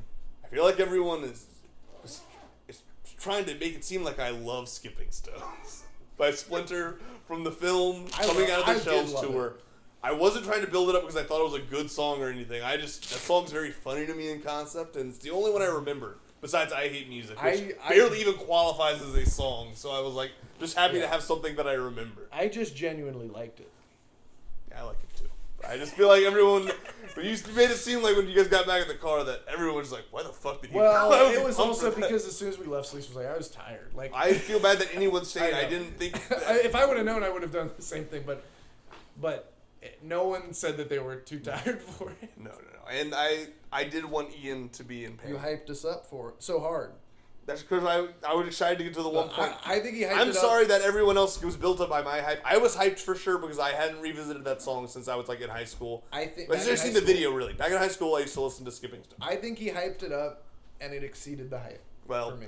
I'm glad it exceeded the hype for at least one person. I'm sorry that it hyped it up for everyone else. But no, The Shining is awesome. I definitely was. I was hyping it up, but I should have.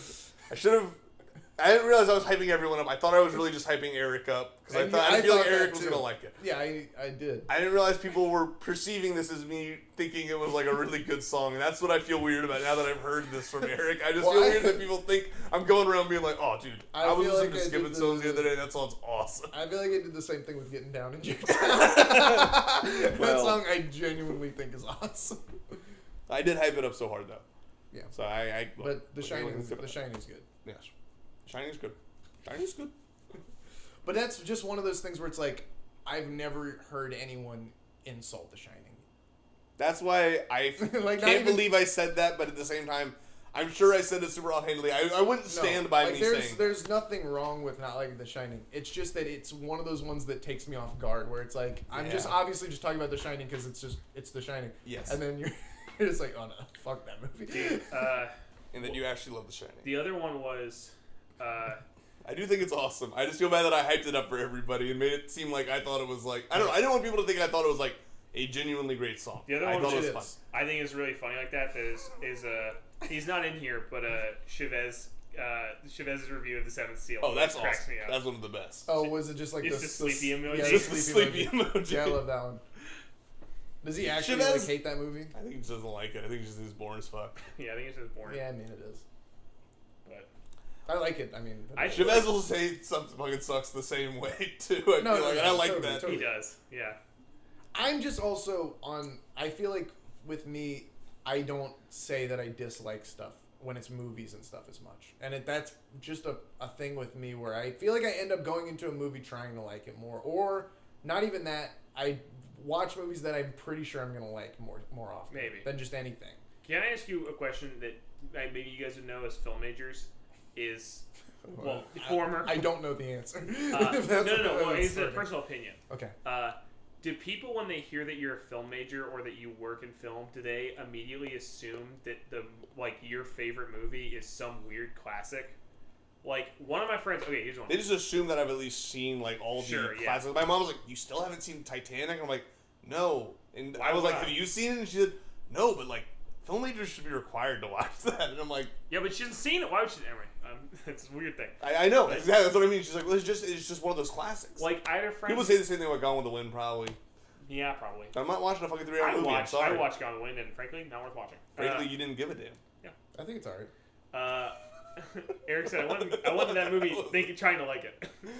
Well, I mean, I don't like every movie. I just think I don't know if it's just me or I have low standards or something, but I feel like I end up walking out of a movie liking it more than anybody I know. Yeah. Which I'm not saying is a good thing. I'm just saying that whenever I watch movies, I end up liking movies more often than the people I'm watching them Sure. What I would say is, so like, I had a friend who. Should Danny that? with. What did it say? It just keeps refreshing, and then at some points it'll. Oh yeah, it ended just now for some reason. What the fuck? Why? I don't know. I think you got a call maybe on there. I get a call. Oh, you got a text. I should have stopped the That whole thing. definitely shouldn't. Who's the text from though? Uh, That's fine. You don't have to. oh, it was a call. It was a call from Clark. Scarlett. Scarlett. Yeah, I wonder what's up. Do you want to call her? I won't call, but here, just give me my phone. And I'll text her. Okay. But you can still get the audio version. Yeah.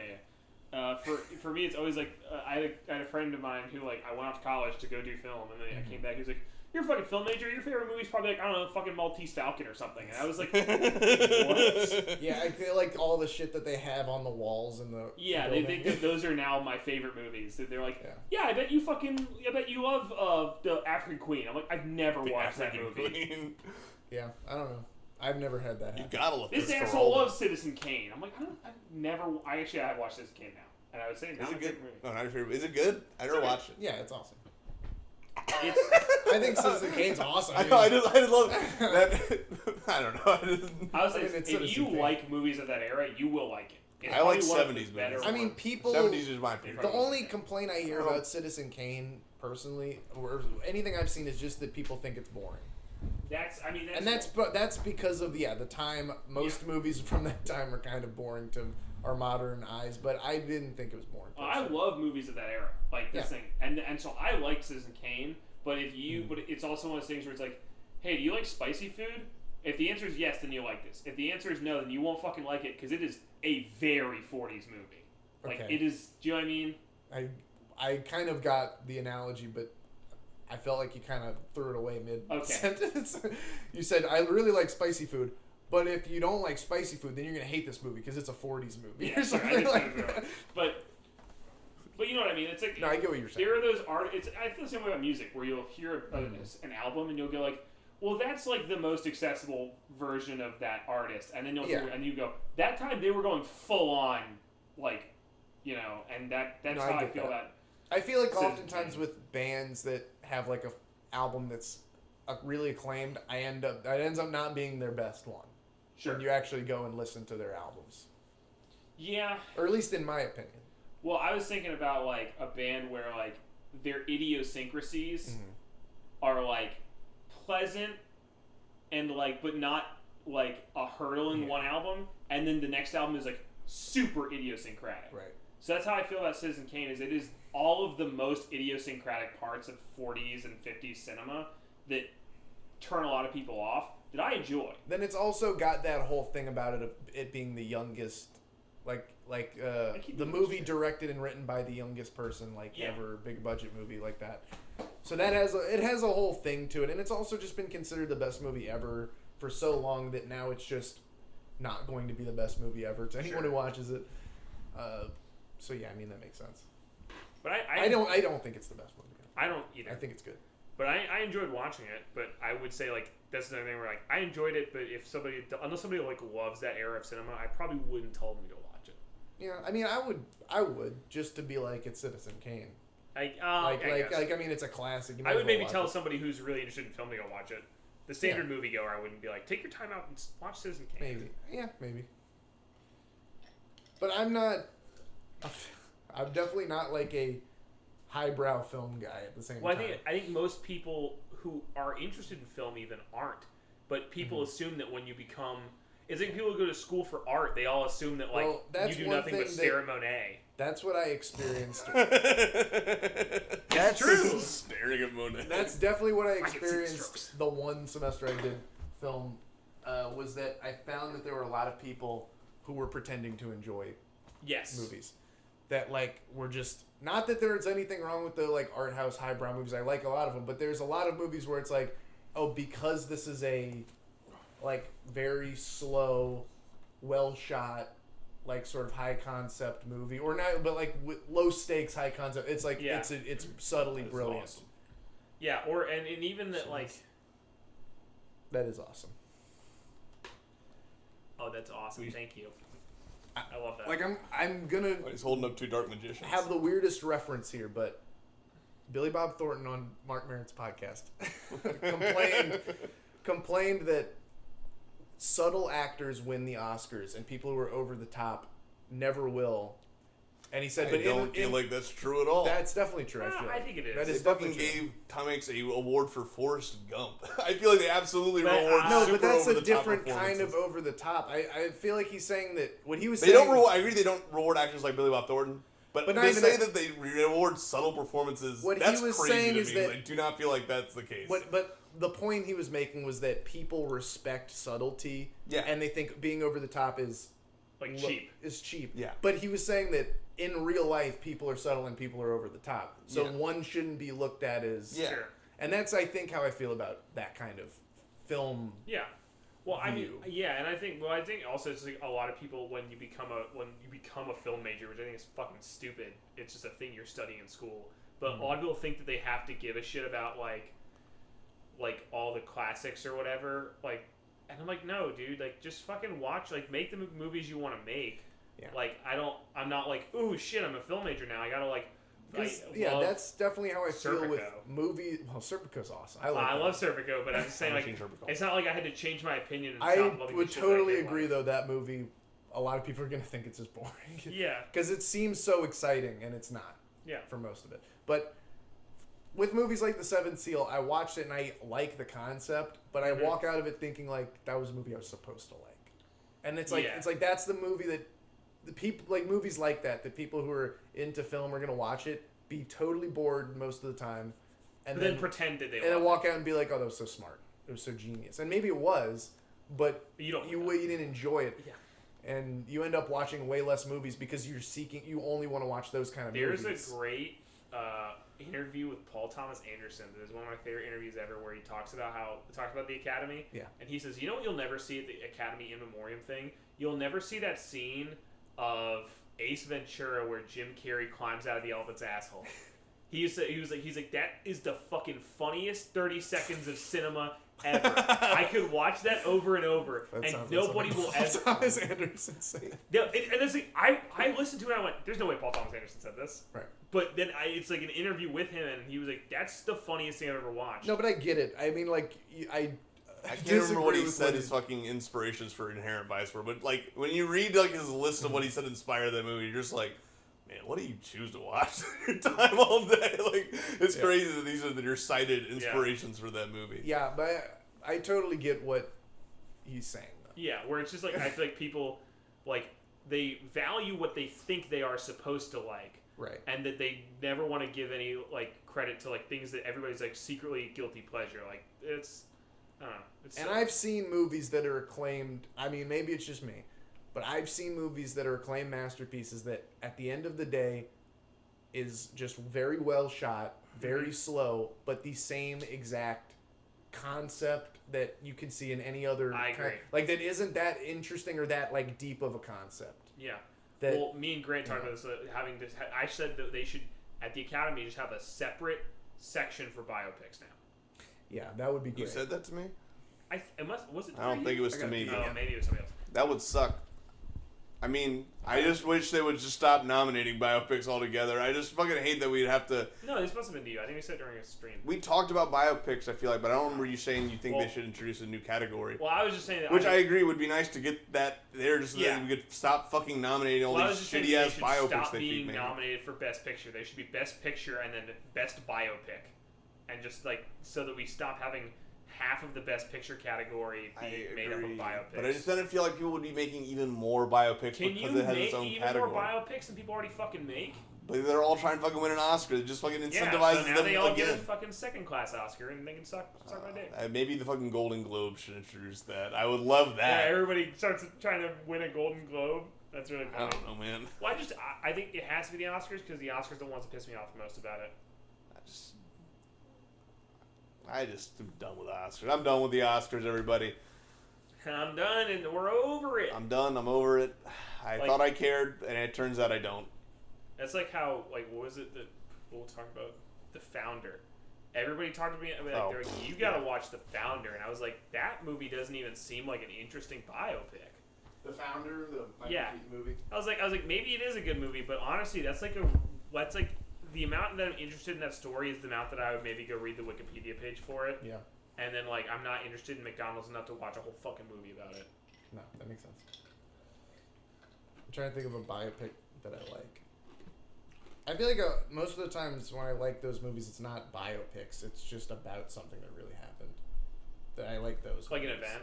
Yeah, like Zodiac, for example. Yeah. It's like not a biopic. It's just a true story. Yeah. Yeah, I mean, like, that, I like that more. Because Grant disagrees with me about The Post. But I didn't see the post. You just liked it. Well, you said that you didn't like it. I was just saying. I'm fucking shocked. Well, I was just saying I didn't consider that a biopic, though. I don't agree. I agree. I didn't disagree on that. For some reason, I thought you were saying that it was. No. But I think that's definitely more of an ensemble piece than it is. I mean, there's a clear lead. Is Meryl Streep, but like at the same time, like I don't know. I like things like that where it's like a story about an event, but like it's not just like here's this person's life. Probably just said I didn't like that movie whenever we were talking about it. And then I made fun of the end of it, definitely for sure. Like Zodiac, though, there is like a central figure that you basically end up. And again, though, there's like three people that were able to bounce off of throughout the whole movie. But Jake Gyllenhaal is like the through line. I feel like. Oh, for sure, without a doubt. But I also both The Post and Zodiac aren't movies about those people. Guys, it's about the event and like a group of people. Sure. And that's fun. I don't know. But it ends up like by the end of it, you do kind of hear Jake Gyllenhaal's life story in that. Oh yeah. Yeah. That's a good. It's been so long since I've seen Zodiac that I need to watch again. But it's good. But like the only biopic that really stuck out to me where I'm like, that's fucking insane was Bronson. That movie. I haven't seen Bronson. I've heard that movie's crazy. That movie is like it's technically a biopic, but it does not play like one at all. That's the best kind of biopic. Yeah. You were saying something. I didn't mean to cut you off. I think about the thing about Zodiac was so good about it is that it is basically about that character and we are following the whole time, but it's only his life pertaining to the actual case. It's not like even attempting to be like that. He Also, was young. He was investigating things too. Actually, that's true. And not only that, but you learn his life story only by what is happening with the Zodiac thing. Like you only learn his wife is leaving him because of the obsession and stuff like that. That's and one you of the really reasons. don't get those fill in the blank moments. I like the Love and Mercy biopic, the one with John Cusack and Paul Dana. That's about Brian Wilson. Oh, I know about that. I haven't watched They like it. split it up between Pet Sounds and then all the psychiatrist stuff, basically. Yeah. And there are things I like about both of those houses. Paul Dano. It is. He's really good in that. John Cusack, okay. But Paul Giamatti's in that part, and he's really good. Is he doing a Johnny Rotten impression? Yes, definitely. When Brian Wilson gets older, he turns into Johnny Rotten. I really like Val Kilmer as Jim Morrison, but I didn't like that movie. There was no reason for me to say You're that. You're a Kilmer head, though. You just wanted to bring up your love of Val. Have you seen Val. that movie, though? No, but I have no interest in seeing that movie because But I've heard it's I think you would agree that he is really good in that movie. I probably would. I like, to be fair, I probably maybe give Oliver Stone more of a pass than I should have on some movies. You might like it. I might like it. I don't know. I probably won't, though. I haven't heard really many good things. Probably won't. I probably won't. Because I loved The Doors when I watched that movie. It was like they were my favorite band when I watched that movie, and I hated that movie. So, but although Crispin Glover is Andy Warhol in that one scene is awesome. But yeah, no, Val Kilmer's awesome in it, though. He's great. And Oliver Stone's awesome. I think the only one... Actually, you know... Actually, we already talked about... I think we talked about Man on the Moon at another point, where I said I like that movie, and somebody said that they didn't think that... Which movie? Man on the Moon. Oh, I love that movie. Yeah, I think I was shitting on that one because I feel like that one... Well, you just said you really liked it back in the day. I really day. liked it because I think when I saw it, I thought this is a movie that doesn't follow all these biopic rules. But it kind of does. Oh, it does. Totally does. Every time I rewatch it, says that I'm like, man, what it's the just fuck? But what I like about it it's just is that he didn't, which is like he's a weird guy, which is why. Yes, yeah. I like that movie more when I hear about what's his name, Milos Forman. Milos Forman. Milos, yeah. When I hear him talk about it, how the whole thing was that he was trying to make fun of biopic tropes by doing that. I feel like that you're watching such a fine line when you do something like that because you have to like make it clear. Otherwise, it's like. But I think the point is that he was trying to make it clear by doing those things, but also saying like he's still alive and stuff. That just feels like trying to have your cake and eat it too. And I feel like sometimes when people do stuff like that, it doesn't. I do work like that movie though. I love that movie. Even though he didn't know the song "Man on the Moon" was like for that movie. He made a joke about them naming it after the REM song. Was it for that movie? Yeah, that's what Okay, I'm gonna pull it up. It came out before. I'm that's like what I said. 100% sure. I'm gonna pull it because now two people have confronted. I'm not saying that I don't agree. I just didn't know. Yes, I believe so. I've been under the impression the whole time that it was written for that movie because they wrote another song too called "The Great Beyond." Well, I know they wrote that one, but I just knew that song before I knew about the movie, so I probably just thought it probably was written for that movie. I wouldn't be surprised. I knew of that song before I knew of the movie. I for some reason. Well, same here too. Yeah. But I think that movie is definitely, I feel like, more aligned with Grant's opinion, where I think it does actually fall into a lot of those, like... Sure. And it doesn't do the irony of it super well. But nonetheless, that's just a movie that I thought, even though it does hit. I was wrong. They named the movie after the song, which is That's what I thought. Yes. That's what he said. Because they say that in the documentary, the Jim. I didn't see that. I didn't want to say that because I wasn't sure, but I'm pretty sure they. No, you're absolutely right. Because I remember it came out 7 years before that. Because I remember there being a part in some of the behind the scenes. There's not even a video for me to address anymore. I'm sorry. I keep looking over there as if. I remember there being a part in the behind the scenes footage where I gotta have you apologize in the next stream. Where Michael Stipe is talking to Milos about it. Oh, really? And that's like kind of when they were coming up with the name for the movie. Huh. Okay. Yeah, because I remember, I think I said on the Sonic stream, I was like, I wonder how much they paid to have to name the movie after the song, and you were like, they wrote that for the movie. I was like, oh, all right. But here's the thing. Your version of events makes way more sense. I mean, why would they? They wrote another song for it, so I just assumed they did it because Andy Kaufman's mentioned in the song, and I know they it's do supposed his impression. To be. Oh, I guess. Hey, baby. Anyway, I think that movie's good. Just even though it is like a standard biopic. It's good. It is good. I think I just realized I like it less. I would have been a 5-star movie for me in high school, and now I think it's dropped down to probably a 3-star movie. What I said to Grant last time maybe not last time we talked about it, but whenever you last rewatched it, which was probably like years ago now. No, I rewatched it within the last few years. Well, I said might have been like 2 years now. Well, I thought you said a few years. I don't know. Sorry, you're right. It's been a while. Is my point.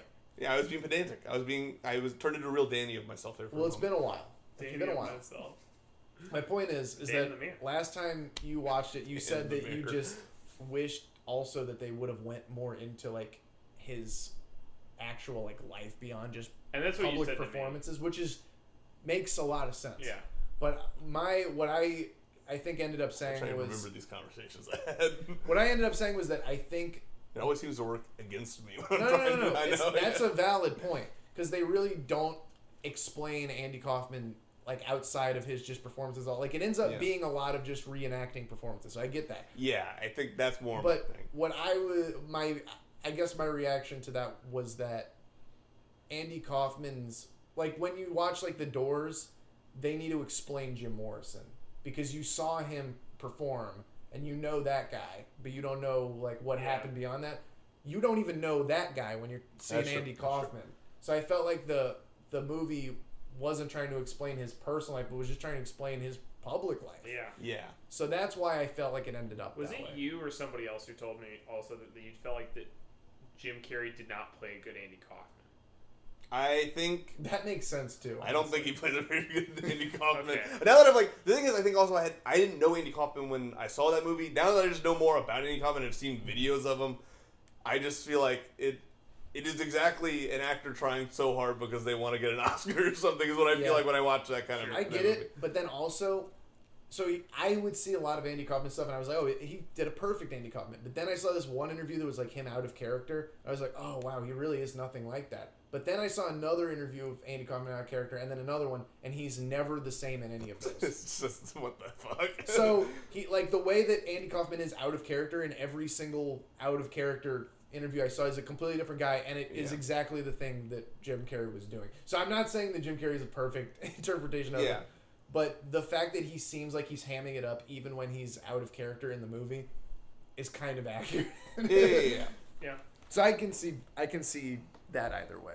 I don't know. I don't think it's a perfect movie or anything. Or that Jim Carrey's perfect in it, but I think I just have read so much more now about like I did think it was perfect. How the wrestling stuff tied into like just the general concept of like kayfabe and stuff. Yeah. Of the what? Of what? Just like wrestling acting, the whole just acting with a persona in general, and how he was like super obsessed with that anyway. In the movie, they truly only do any of that stuff to just show like him, just him and Courtney Love and everything. Yeah. It's so much more focused on that other wrestler guy. Yeah, they don't really get into though. I feel like him like knowing Blassie and stuff, which he did that whole movie with Blassie and I don't know. I just feel like that was more sensationalist for sure. I wish he's definitely more sensational. I just feel like there's so much to be mined from him being obsessed with like wrestling and kayfabe because that basically was his whole career after. He found out really about how that all even worked. To me, the biggest, like the reason why I don't think that movie's perfect, honestly, because I did back in high school, I thought that was like one of my favorite movies. The most sensationalist thing about that movie is that he gets cancer, so he's like, my reaction, I got to play Carnegie Hall. It's my dream. Yeah. He does Carnegie Hall way before, like 4 or 5 years before he gets cancer, and it has nothing to do with the other. Sure. But it's not that big of a deal. But it's just that shows that that's what's going on with that. But then again, he does say in the beginning of that movie, everything's out of order. Yeah. So It sounds to me like that's a cheap explanation. that's fine. Milos. I agree. I would get it. I get that. You're on notice. I get that. I'm just. More like Milos con man. I do like the end. I do like the ending with Tony Clifton singing. Oh, that's fucking awesome. And then I will survive. And Paul First, I Giamatti's was afraid. Yeah, that's future awesome. bride. And I just love that it ends with Paul Giamatti watching the Tony Yeah. Clifton performance. I love that, like, literally the That's a whole nice touch. last 20 or 30 minutes of that movie is you think, because you, the audience, are, like, sure that he's actually dying, but then literally every scene they throw just a very tiny detail that's like he's not actually, he's just doing a bit. I think, I actually do think one of my favorite scenes is him getting healed healed, and they're rubbing the animal guts on him, Right. and pretending like they just removed it from And his he's body, laughing at it. and he looks at it and he just laughs. I was like, That that's is a great scene. That's like one of my favorite, like, And that pan, shot to shot. and then not only that, but then that fades into his, like, body, right? Yeah. They do. Yeah, And the they did a overlay really of his depressing body. scene, yeah. That's like, I don't know why, but I love No, that whole part of the movie is perfect to me. so. And then I love whenever his family. There's still some really great moments in that movie. I think I've grown tired of just the general structure of that totally type of agree. movie. Sure. And I think, and you just when you try and say that you're like parodying something like that, I feel like you have to make it like. But it's not even that really he's- close to the bone. I don't think he was saying that he was parodying. I know. I think he was saying because of stuff like we're talking about now, like adding in those details that he's still alive and stuff, when obviously that's not what happened. Yeah. It was little things like that was saying like he was also kind of making it into a bit. Yeah. Not that he was like, I'm Not making that it was fun a of it. I'm going to do parody. exactly this, yes. but because I'm making I just fun feel of like it. even when you follow the conventions that closely, But I think he wasn't. it's like parodying more like that. Deadpool when Deadpool will like make a joke like they were doing what every other superhero movie Yeah. does, and then they still do exactly what Right, every right. other superhero movie But does. I don't think that's what he was. I don't want to misquote the man. I don't think he was saying. It's fine.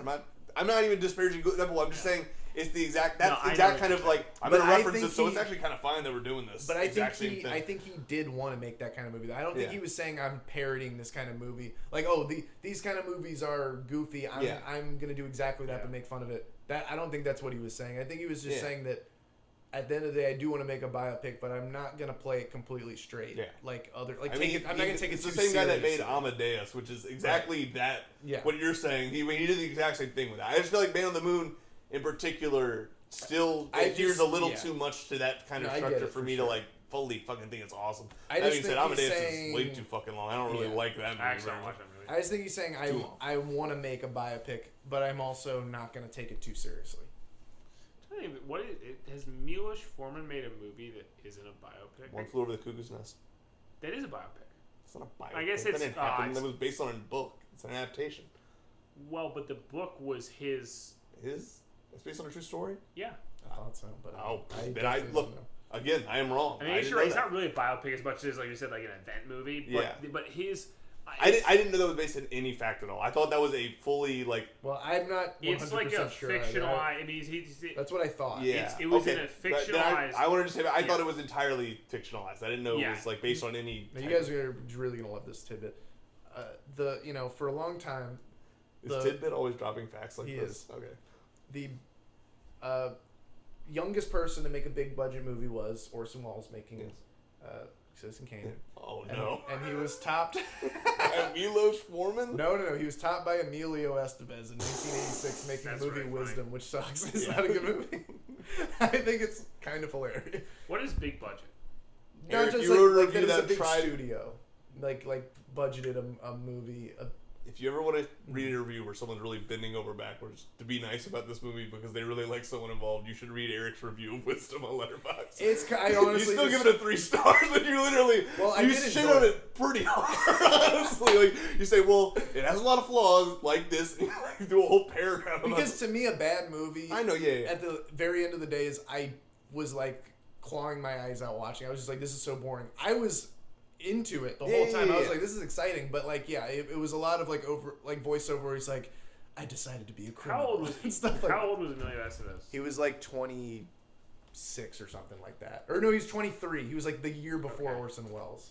He was 23, I believe, because I think Orson Welles was 24 Crazy. or something like that. Orson Welles was 24, and I'm 24, and I'm like, what the fuck? I know. am I felt because at the end of the day, it's like Emilio Estevez. He went out and made this movie. Yeah. Like it wasn't that great, but Yeah, it's still a big budget movie. It's You so have to, big, like, and pitch it he and and I stuff. also just like that he went and was like, I'm gonna write and direct, and I'm not just gonna direct a whatever. Yeah.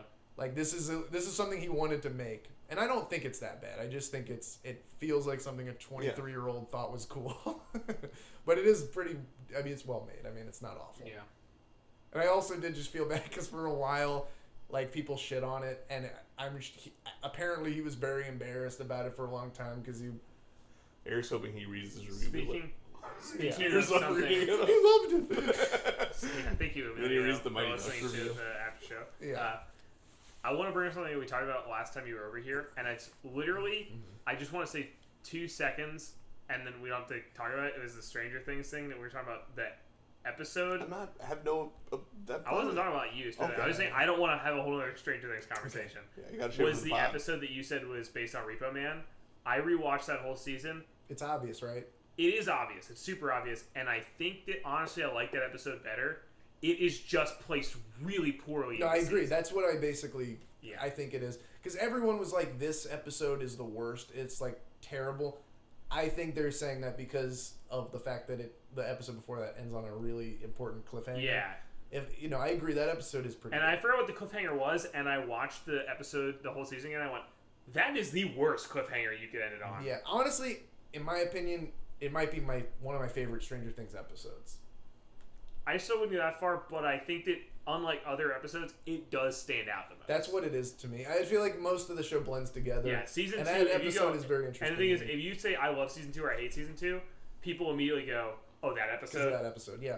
Yeah. But anyway, that's all. I was gonna say I rewatched that, and it is Repo Man. It totally is. I saw that for sure, and I'm glad that was the case. It didn't hit me the first time, but when you told me that, I was like, holy shit, yeah. Right, you've seen Repo Man, right? Now, I don't think I'd watched Do it you when like I that watched movie? the Stranger Things the first time. Okay. Do you like that movie? I It can be polarizing. It's I will say that I like things about it. there are things you don't like about it. I think aesthetically it's a really cool movie. Sure. I didn't love. To me, like, just because I like hearing people talk about this movie because I know a lot of people hate it, and a lot of people are just like, I don't get it. To me, it like hit everything out of the park. I think I need to watch it again. I was in kind of a weird setting. I watched it. That is definitely a movie you need to see twice because by the last half hour of that movie, when everything's just going crazy, Yeah. you cannot fucking tell what's going on. I was watching it in a group of people where, like, it was sort of like this, where, like, if we had something on TV, I was also, like, talking to people. Oh, okay. So I definitely think I, at some point, turned away and was like, what the fuck did I miss? Yeah. The first time I watched Repo Man, I was, like, so into it and just enjoying the ride, but, like, that last half hour, I could not tell you what was happening. Yeah, I felt like that first, it really... And I was paying attention. At first, I was like, honestly, I was like, at first this seems kind of slow. And then basically I turned around and then I came back and I was watching a totally different movie and I was like, what the fuck? It really goes off the rails. So then I think I need to, but I thought aesthetically though, it was really cool looking. Oh yeah, sure. It's I need to think watch it's it an again, awesome though. movie, yeah. All right, I've got a list of things here that I've rated really low that I know a lot of people really like. Okay. So I'm just gonna rapid fire a few of these. No rapid fire. We need to get some sentences in. All right, well, I know a lot of people do like Boondock Saints, but it is also a movie that never watched that movie. people do agree that it sucks also. Yes. So I don't know. I've heard people say it's really good. I never watched it. I've heard both sides, and I'm more inclined. Willem Dafoe's pretty great in it, Yeah. which is more than I can say about some of these course. movies that I'm like, oh, that fucking sucks. Yeah, Willem Dafoe's bad in a lot of the other movies. I dare you say that about my celebrity crush. So I was saying that I was pretending that all the movies on your list were Willem Dafoe movies. Little Miss Sunshine's pretty low on here. I like that movie, but also I can't defend it. I haven't watched it in a long I time. didn't see it. A lot of people like it. I feel like I did like it the first time I saw it, and every time I rewatch it, I'm just like, I get that. That's Fucking- how I feel about something. I I'm think- always worried. and that I love I'm Greg gonna Kinnear. So it's really a shame that I'm even having to disparage Fuck this off. movie. I- What? Wait, Oh, it sounded like you were saying ironic. You go, I love Greg. no, I hate do this. always- No, I love Greg Kinnear. No, yeah, he does. I can vouch. And my dad's a fan too. I can good vouch enough. for that too. Uh, I do. I always Keep worry down that the that's how I'm episode. going to feel about a I would movie love to. when I rewatch it. I'm always worried that I'm going to be like, you know what, this is actually. I think it's one of those movies that it was the first movie I can think of that did the like indie movie formula thing. That's one of the reasons why I feel And I like think that watching it, if I watched it again, I would go, this is just every other movie that's come out since Yeah. 2007. I don't know. That, Also, and that's how. I don't want to get into bogged down to the. I got specifics, in but- weirdly a argument about this with Daniel Klein Peter about a Lethal Weapon because yeah. he was just saying like, he was like, yeah, I started watching that the other day. I didn't finish. He was like, that movie sucks, right? And I was like, no, I love it. It's like one of my favorite movies. And which I get if you don't like it, of course. But it's not Ford. I tried to watch it with Ford, and he just was like, but this is basically not fun. what he was saying was that like, because it's just so over the top, cheesy, and just dumb. And I was like, in 1987, it wasn't a. It was a new thing. Like now when you watch a cop movie and there's like a wailing sax, it is cheesy. Yes. And Lethal Weapon, it wasn't. Yeah, and there's a lot of wild. things about Lethal Weapon that's like that. But I would say I think that a lot of those early indie movies don't hold up because you like watch them and you're just like, yeah, this has kind of just been done to I death. don't know if you've ever seen Igby Goes Down. That's a movie I wanted to see back then. That when I watched, I was like, wow. Oh, and Thumbsucker's another one. I bought these like on DVD, thinking I was gonna like them. I did watch Which Thumbsucker. Is that That's got Keanu Reeves, and he's like a dentist in it. I've heard of it. Who directed that? No one like a. Okay.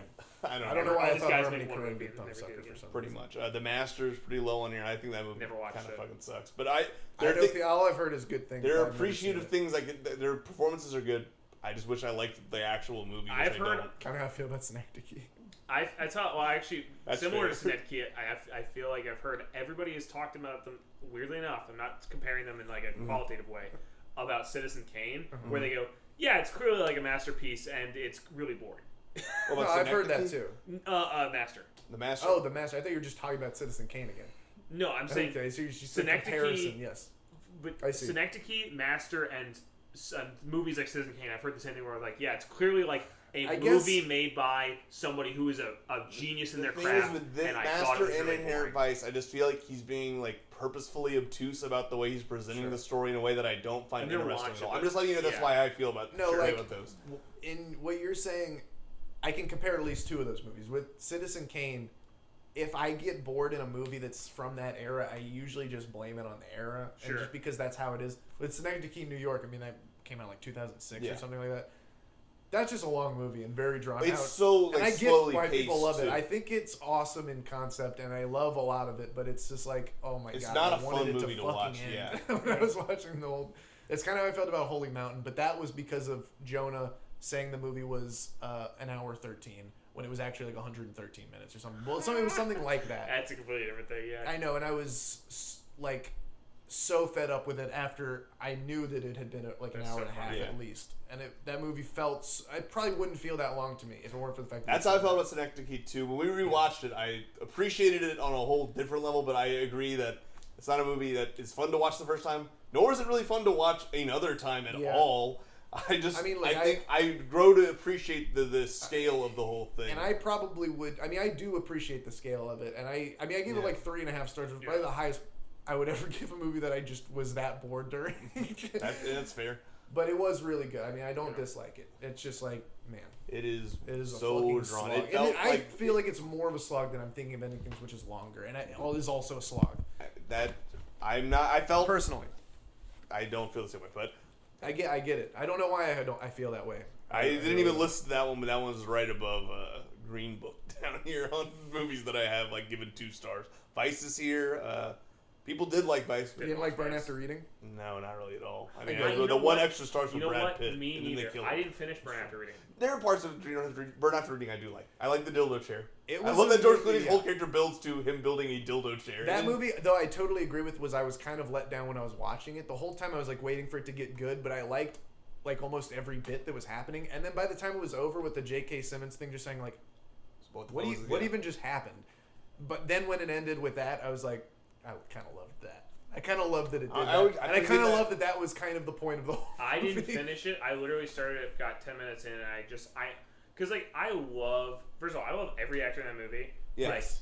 Like, and Of course. I love I almost said the Wayans brothers. I mean, I love them too. Oh, Yeah. And they're it. One of them is in Lady Killers. Lady I don't know if Killers. anyone's seen Yeah, Lady that's right.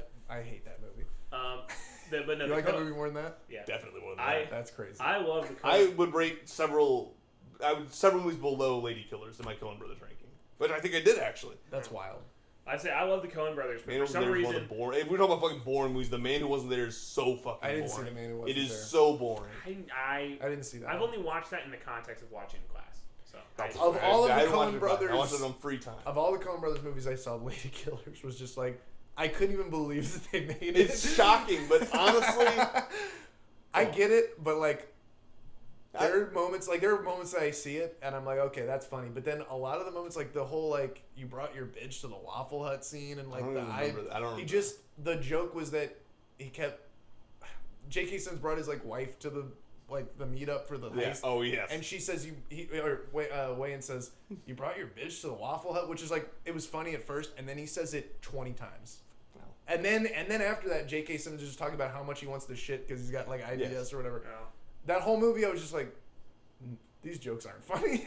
I would say I got about 20 minutes to burn after reading, and despite it being directors that I like, like, Tom Hanks is the best part. Tom Hanks is the best part of that movie. Sorry. Must we ascend a tree? You're right.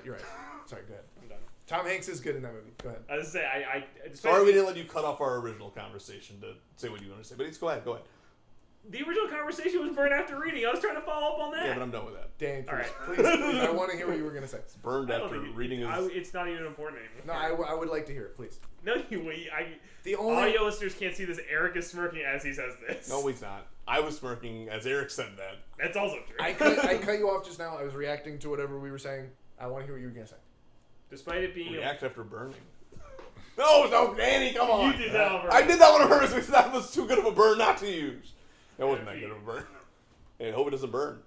Anyway, burn after peeing. I think Burn After Reading isn't a great movie, but I think I like individually most of the scenes from it. And then when it ends with J.K. Simmons, basically, that's kind of the proclamation he comes to is that What do you mean? it's just a select. John Malkovich? No. At the end, when they bring it to J.K. Simmons. Oh, yes. And he's just like, what is even going on? Like, basically says that it's just a selection of stupid events. I ended up thinking differently about what I just witnessed. Now I'm confused. I thought you were talking about Burn After... I'm talking about Burn After Reading.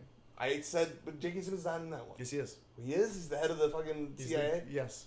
Man, I blocked so much of that movie out of my memory. I like Brad Pitt and Frances McDormand, and then they kill Brad Pitt, and I feel like that movie is like... That's where it ends in my memories. I'm like, all right, I don't even enjoy I think the movie gets better after that, personally. But I'm not crazy about Brad Pitt in general, so maybe that's why. I don't know. I mean, he's good. He's good.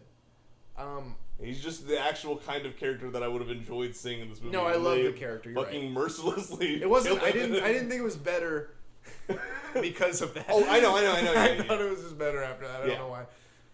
But no, it felt like I was like the reason I feel like I didn't enjoy most of it was because I didn't know where they were going with it, and I felt like they continued not going anywhere with it. And then when it ended with J.K. Simmons basically saying this didn't go anywhere, I thought that was funny. And so I ended up enjoying the whole movie because that was the whole joke, was that it didn't go anywhere.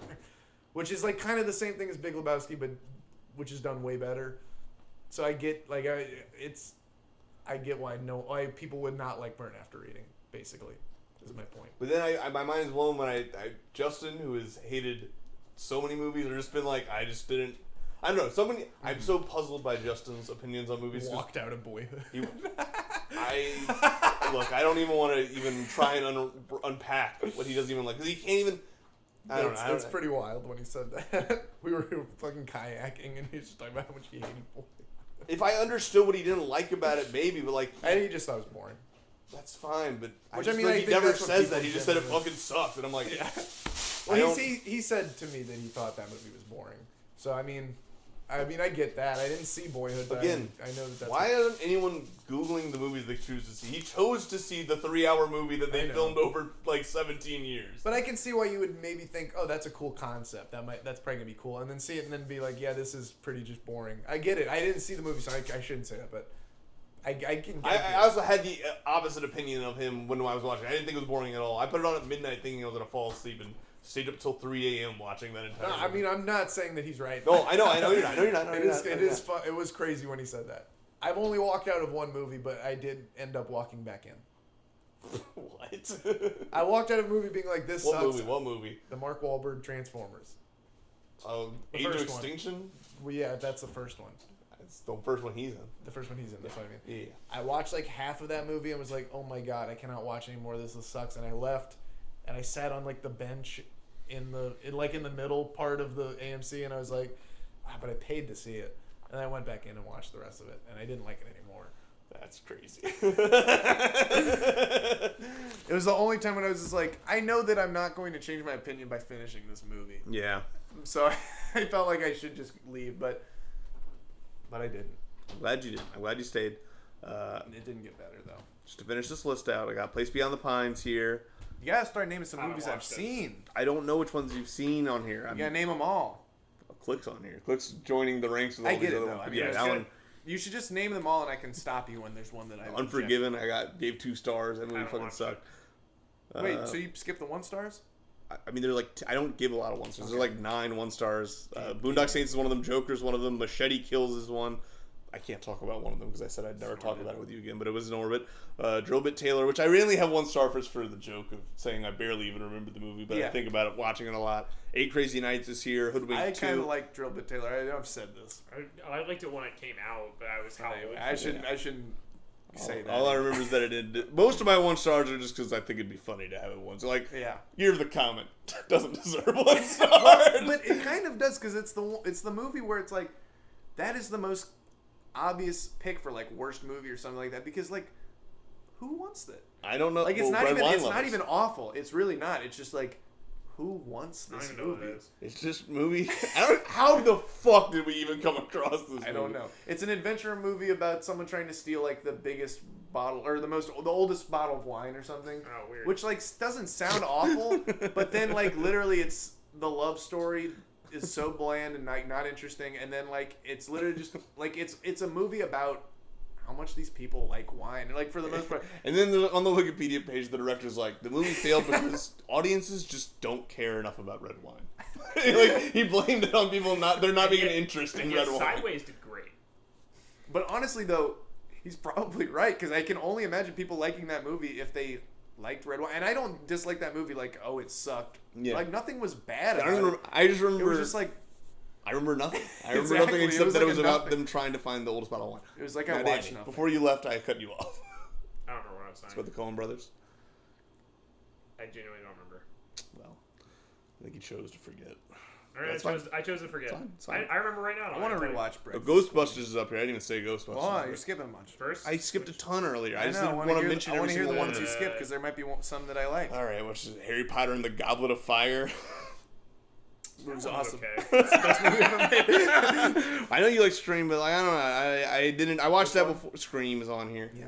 That's love one that I definitely feel like with the Lethal Weapon thing, where like now it's like, oh, haha. Oh, meta. it's absolutely now. And honestly, I probably would feel less. No, that's another movie where I'm like, It feels. Like, I don't feel like you can make fun of these things when you're almost actively doing so many of the other things. And Yeah. I just don't like it when it's that in your face when they're trying to Sure. make fun of something. Like that's Sure, just- but I feel like at the time it made more sense. I'm sure at the time. because now every I know. every smart horror movie does that. Yes. And now it's not smart because Yes. it's just Scream. Yeah. Well, But I mean, I get why you wouldn't like that movie. Also, I'm a Lillard. I didn't have a. What's up? I'm a Lillard head. You know. You are a Lillard head. I thought he's great in that movie. I forgot that was him. Yeah. Yeah. He's I think fine. everyone's really good in that movie. Even Jamie Kennedy. Which fuck him. You know what? Matthew Lillard is in Good Girls, Yeah, I heard about that. and honestly, he's really good. What's Good He's, Girls? It's The show with Retta, right? what? With Retta, isn't she in that? Oh, I think she is, and May also Whitman is also May in- Whitman and- is the main character. Oh. I guess they're technically I never saw split it, main but- characters, but And they then what's his Hendricks? Christina Hendricks is also in it. yes. Okay. I honestly didn't know who she was before that, so I didn't recognize seen her Mad from Men? something. I feel like Mad Men's a show you I- would have watched. I am actually currently watching Mad Men, so How that's, do you feel about it? it's okay. So far, I watched the first I'm still episode. really early. I'm like Speaking of Stranger on it. Things. Yeah, I'm I on was like, episode 8, I think, episode 8, so I'm like really early. But, yeah, anyway, he's in Good Girls, and it's just like these That's three awesome. moms, and they become Yeah, friends. yeah. I've seen ads. I just didn't. Yeah. But anyway, Matthew Lillard is one of the best parts of that. I've show. seen footage. Yeah. Go ahead. I just like Matthew Lillard. That was all I was saying. No, I didn't know if you were going to say I've seen footage. Oh, I stay anointed. Okay. School of Rock's pretty low on here. That's the movie though.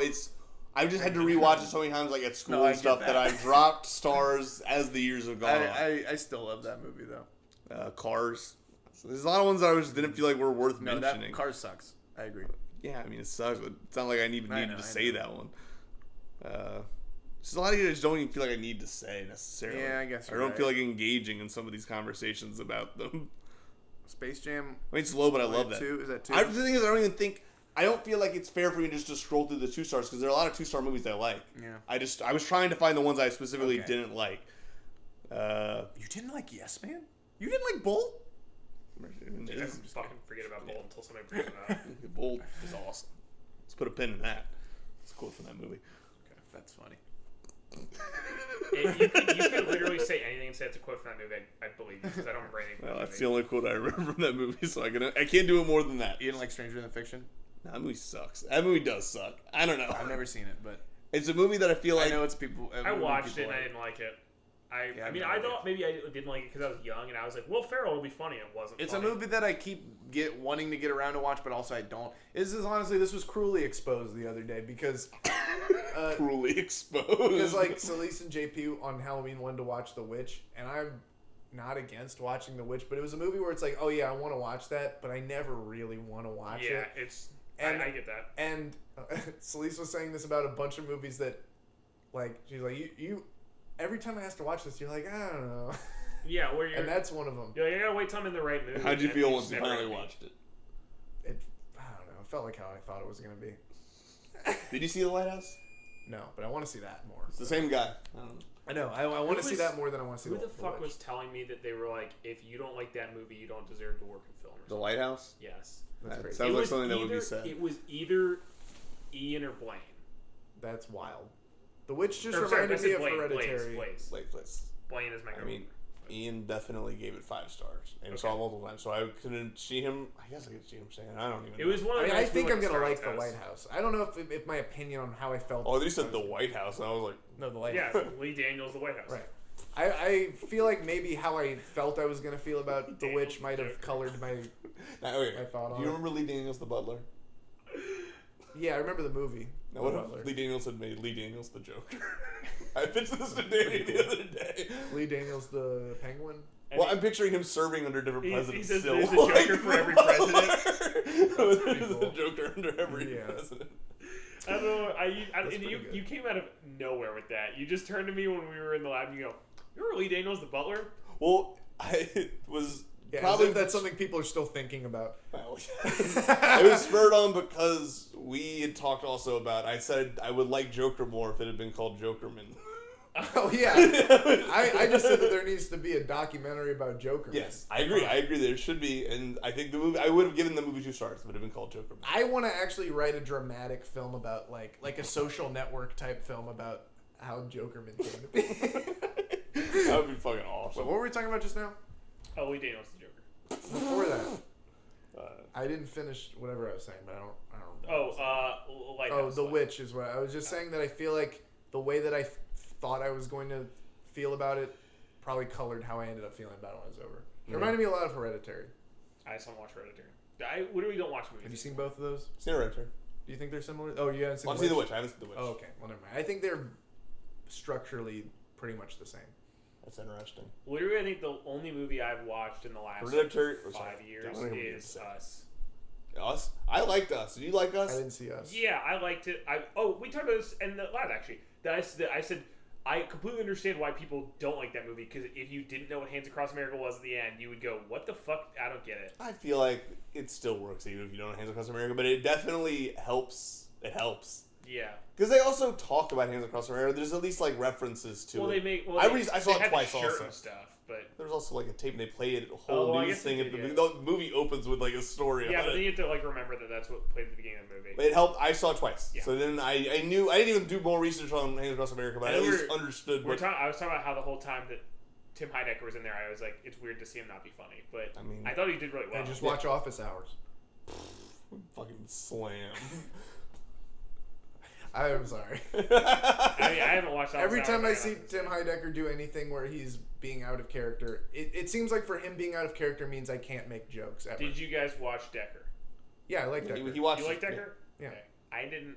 But You did watch have On you seen Cinema? On Cinema? It's just an inside joke for On Cinema. No, it's the thing. I didn't watch on. That's how how I it felt when I feels. watched Decker the first time. Then I That's what I realized, hear this some is like from a people fucking... about it. Like literally, I would say maybe 70 to 80% of the jokes don't make any sense if you haven't seen On And that's the Cinema. same thing with the trial. I didn't get that until after I'd been introduced on cinema. I was like, what the Well, that's because it is on Cinema, you know. Yeah, well, it's all the lead up to that. I know. It totally is not funny if you haven't seen On Cinema. Because that actually is what got me into it. Because I watched like part of the trial and I was like, yeah, I don't get this at all. Yeah. This is just like not funny to me. It's kind of fucked up Maybe. seeing Ace Ventura 2, Ichi the Killer with the Brood, and Yeah, I that is don't mess with the actually- Zohan all that's on an the one insane- line of my letter. That is a Interesting crazy. read, yeah. It's not back-to-back viewing, it's just they all have That is 2 crazy. stars, and most of them have reviews. I thought it was in the order in which you reviewed them. I was like, well, that's No. fucking crazy. But I think what it comes I down love to seeing with, a week like that, though. On That is Letterboxd. crazy. So, what it comes down to with The Witch is I think the reason why it was like, oh yeah, I want to see it because I heard it was good. But it's another one where it's like, it's one of those movies where I feel like it's a smart horror movie where it's like people treat those kind of movies like it's one of the good ones. oh yeah, but definitely people were treating Hereditary like that. And I get it, like I get it, but just to me who watched a lot of horror movies, I get kind of sick of the movies that are like, oh, Get they're elevated like those that. are one of the good ones. yeah, they And, elevated like, the art form. Or- It's like psychological thrillers are That's- like I real fucking horror. hate that. Like I like psychological thrillers, but I hate that that's what people think good horror is, and only that. Well, and anytime something is a good horror movie, they say no, it's a psychological thriller. Right? Yeah, I agree. Like that's what I love about. Well, first of all, I mean Jordan Peele said that he's like it's not fucking, it's a horror movie. Right. But like with not Us, but Get Out. Get Out. But also the first person to say that was Jonathan Demme with Sounds of the Lambs. Yeah. Is they're like, it's really not a horror movie. He's like, yeah, it is. Yeah. It's Jonathan fucking- Demme was awesome. He's like, dude, it's about Yeah. people eating other people. It's like it's a horror movie. Yeah. No, but because I don't like, know. That was not a good Jonathan Demme impression. I don't know what he sounds like. So that was yeah, I fine. don't either. But people seem to think that like just because it has psychological elements that means it's like it's smart But and every not horror stupid like movie horror that's not a movies. slasher yeah, is but has fucking people psychological look at elements. horror movies like it's a lesser thing. Yeah, it's stupid. I know, and so I don't even like horror movies just because I don't like being scared, and even I know I'm Yeah. like that's a hard thing to make. right. No, I get why. I feel like most of the horror movies I end up watching aren't scary, but Yeah. that's not. I like that. But no, I totally. Yeah, I think whenever there's a horror movie that's like more psychological, people are like, "Oh yeah, it's like it's smarter than a dumb horror movie." That is a take that I think the only take worse than that is when something takes an element of horror and people go, "Well, this is really a horror movie." Like what? Fuck. Well, I haven't watched The Master, so I can't say that. But somebody said that about The Master, and I was like, "That's insane." You mean like when am something? baffled by someone saying that about the Master. You mean like actually. when something is clearly not a horror movie, but there's something thrilling or kind of something about Yeah, it or to like it that some they're like, this element is what that real they'll- horror is. Or not even like the real horror, but like that it's like that they'll borrow. This is more terrifying than any horror movie. No, not even like that. But they'll just like argue that like, well, I mean, like horror isn't just about monsters, but like this is a horror movie. Like Scientology is the real horror. no, fucking. That's the Master. Sure. Someone saying that about the Masters when That's I'm pretty fucking funny. being. I mean, that would, if they led with that, I would laugh. I would go, all right, sure. It'd be funnier than anything in that actual movie. That movie, it's not a comedy by any means. But okay, so the weirdest one I heard was, and this is I think more this person being dumb than like an opinion more people would say. I'd love to Name see that. names. The fucking Truman Show. Somebody pitched to me that the Truman Show was a horror movie. I mean, if you just explained it to someone, I could see someone being like, "Well, That's- that could be a horror movie." Well, like there are things that are It definitely could be conceptually, but it's and, not. yeah, well, that is the thing. People would say, well, like yeah, it's like they'll like have some element from a horror movie. And you know that what? they I know borrow. exactly what you're talking about. I heard someone say that about Eternal Sunshine of the Spotless Mind. Jim Carrey made me think of that. Yes. Because it's like because like think of how terrifying that is to completely forget somebody. It's like, that's what real horror is. Or even Can I pause for 1 second? yes. Mike Mills directed Thumbsucker, which is crazy to me because he's someone I think is like kind of pretty well. He's the guy that did Beginners and like 20th Century Women. He's someone who's pretty like well at least Yeah. considered regarded. He's well regarded in indie films, so it kind of blows my mind he made like the most boring indie movie of all time. But sorry, I didn't know. I totally forgot about this because I did the exact same thing last time you were over. Jared Leto heroin movie. Requiem for a Dream. That's another one that was somebody told me that was a horror movie, and I was like, That doesn't one make That one is makes sense. straight up kind of horrifying at some parts. Listen, it's not like a horror movie No. where the entire point of it is to be scared, but it borrows things that are Scared from. straight. Yeah, well, okay, but it borrows things from. But there's a part where a fridge literally comes to life and like tries to eat Ellen I Burstyn. guess. Like that part is like That that is one- like a horror Or scene. kids. I've heard somebody say kids is a horror movie. I'm like, that's just a sad movie. I think Requiem for a Dream makes more sense than any of the other examples, but Yeah. I wouldn't call it a horror movie either. But Yeah, Well, I agree. It's not like. but a I horror definitely movie, could but- see that one. Yeah, I guess. I don't know. It just bothers me when something like they'll say a horror movie, if it's good, isn't a horror movie. It's a psychological thriller. Right. But then if something takes one small element of a horror movie and just Yeah, does it really well, that's they'll go, basically- that's really a horror movie. That's if you what think I'm about saying is that people look at horror movies like it's a like lesser. Yeah, and it's stupid that they do that. Yeah. Yeah. That's why, like, if you go to IMDb, they're like the select, like these are the good horror movies. Any other horror movie, I'm saying on like if any horror movie is gonna have a bad review on IMDb. He's just saying IMDb unless it's Us, one of those elevated ones. ones. You know, like one of those. Yeah. Or I mean, it doesn't have to be IMDb. Any of those, you know. The section of my 2 stars that are basically just kind of shitty movies Okay, that I can't really even. Let's see. Even the ones I like, I can't defend really. Right. Okay. Like, look, this entire screen is just full of movies that, like, what am I going to fucking defend about any of these movies? Wishman? Well, I guess we're out of it's pretty sick. Yeah, well, Here's my question: if you like a movie, why did you rate it 2 stars? because I'm trying to have some sort of objective. The star rating is me. Hold on, don't say the bad word. I've said it plenty of times since our conversation. I mean, look. I'd I say get it's a having fair your mix. personal objective of like I don't like movies that don't do these things. I just don't agree that there's an objective good or bad. I don't even really like rating these movies. I just feel like 1 star, I'm never gonna watch that again. 2 star, it was fine. Probably won't watch that again. I feel 3 the star, same I way. could watch it again. Yeah. 4 star, I liked it. And 5 star, I could watch this again immediately. I feel the same way every time I rate a movie. I'm like, rating movies is stupid. I don't know why I do it. Yeah, I stopped using Letterboxd after every month. I wasn't trying to steal. I'm just Fuck off, Grant. I'm just clapping because Grant Okay, clapped. I'll fuck off. Yeah, thank you. But I also agree. I don't really like rating movies. I don't really like rating anything. I'm not in it for the rating though. I just like having a calendar of what I that's watch exactly really more than it. anything. I like the stats. I'm addicted to the stats at this point. And also, it's like I do just want to not rate it and just have it be there. But then I'm like, I like showing that I liked this movie to whoever it is that's seeing it. The thing But I like that's most about awful. Letterboxd is just all the movies I have found out about and been able to add to my wish list because of it more than You fucking Wishman rating. even. Wishman. I would never have known about Wishman, either of them, if it hadn't been for Letterboxd. So true. The sequel to Jokerman? Yes. I wish, man. Jesus. Sorry. It's like Arrested Development bit. Not even a good one. No, not a good one. Well, it's like a season 5 Arrested Development bit.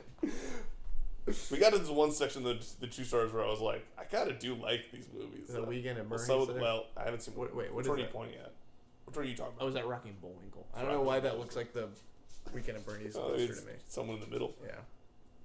Instead of Bernie, it's Boris.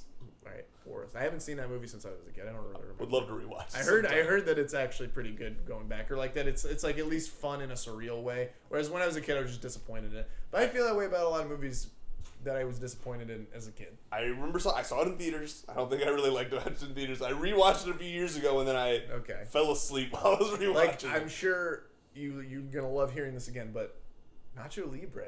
I rewatched it. It was better than I remembered it being. When I was a kid, I was like, yeah, it's fun, but it's really stupid. But then when, just like now, I just think it's a good movie. I think I didn't see it down here, so I think it has 3 stars. So it's definitely Pacifier. That's Pacifier. a 5. I got it on Pacifier? That movie's good. I got it on DVD the What the other fuck day. am I hearing right now? A 5. And he's like, yeah, that's good. I bought it on DVD the other day. I like it. I don't know if I give it a 5, but I do like that movie. I mean, I wouldn't give it a 5, but I think it's. I give it a 4.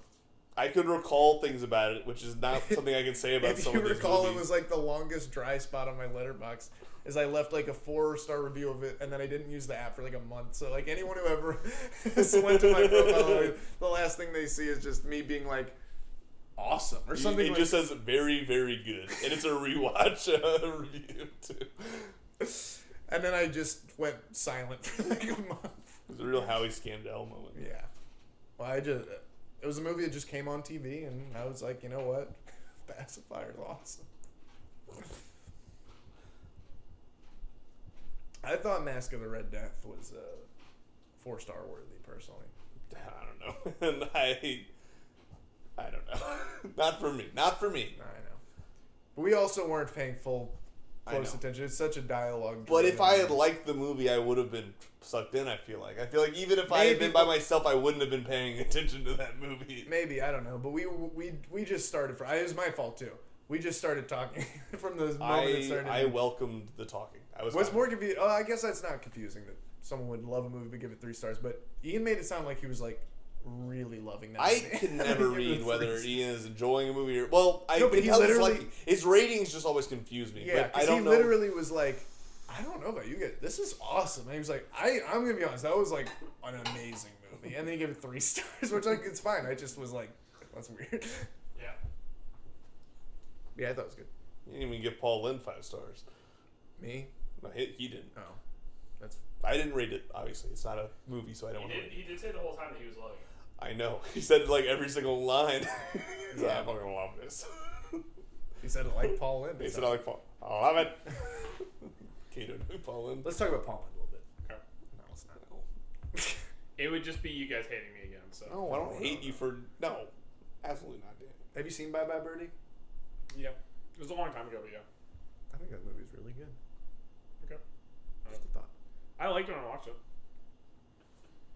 I went into it because I liked the song Bye Bye Birdie from like the beginning, and that was the only reason why I watched it. I was fully expecting to just be bored and like not like it, but the movie is kind of crazy the whole time. I have to go watch the movie again.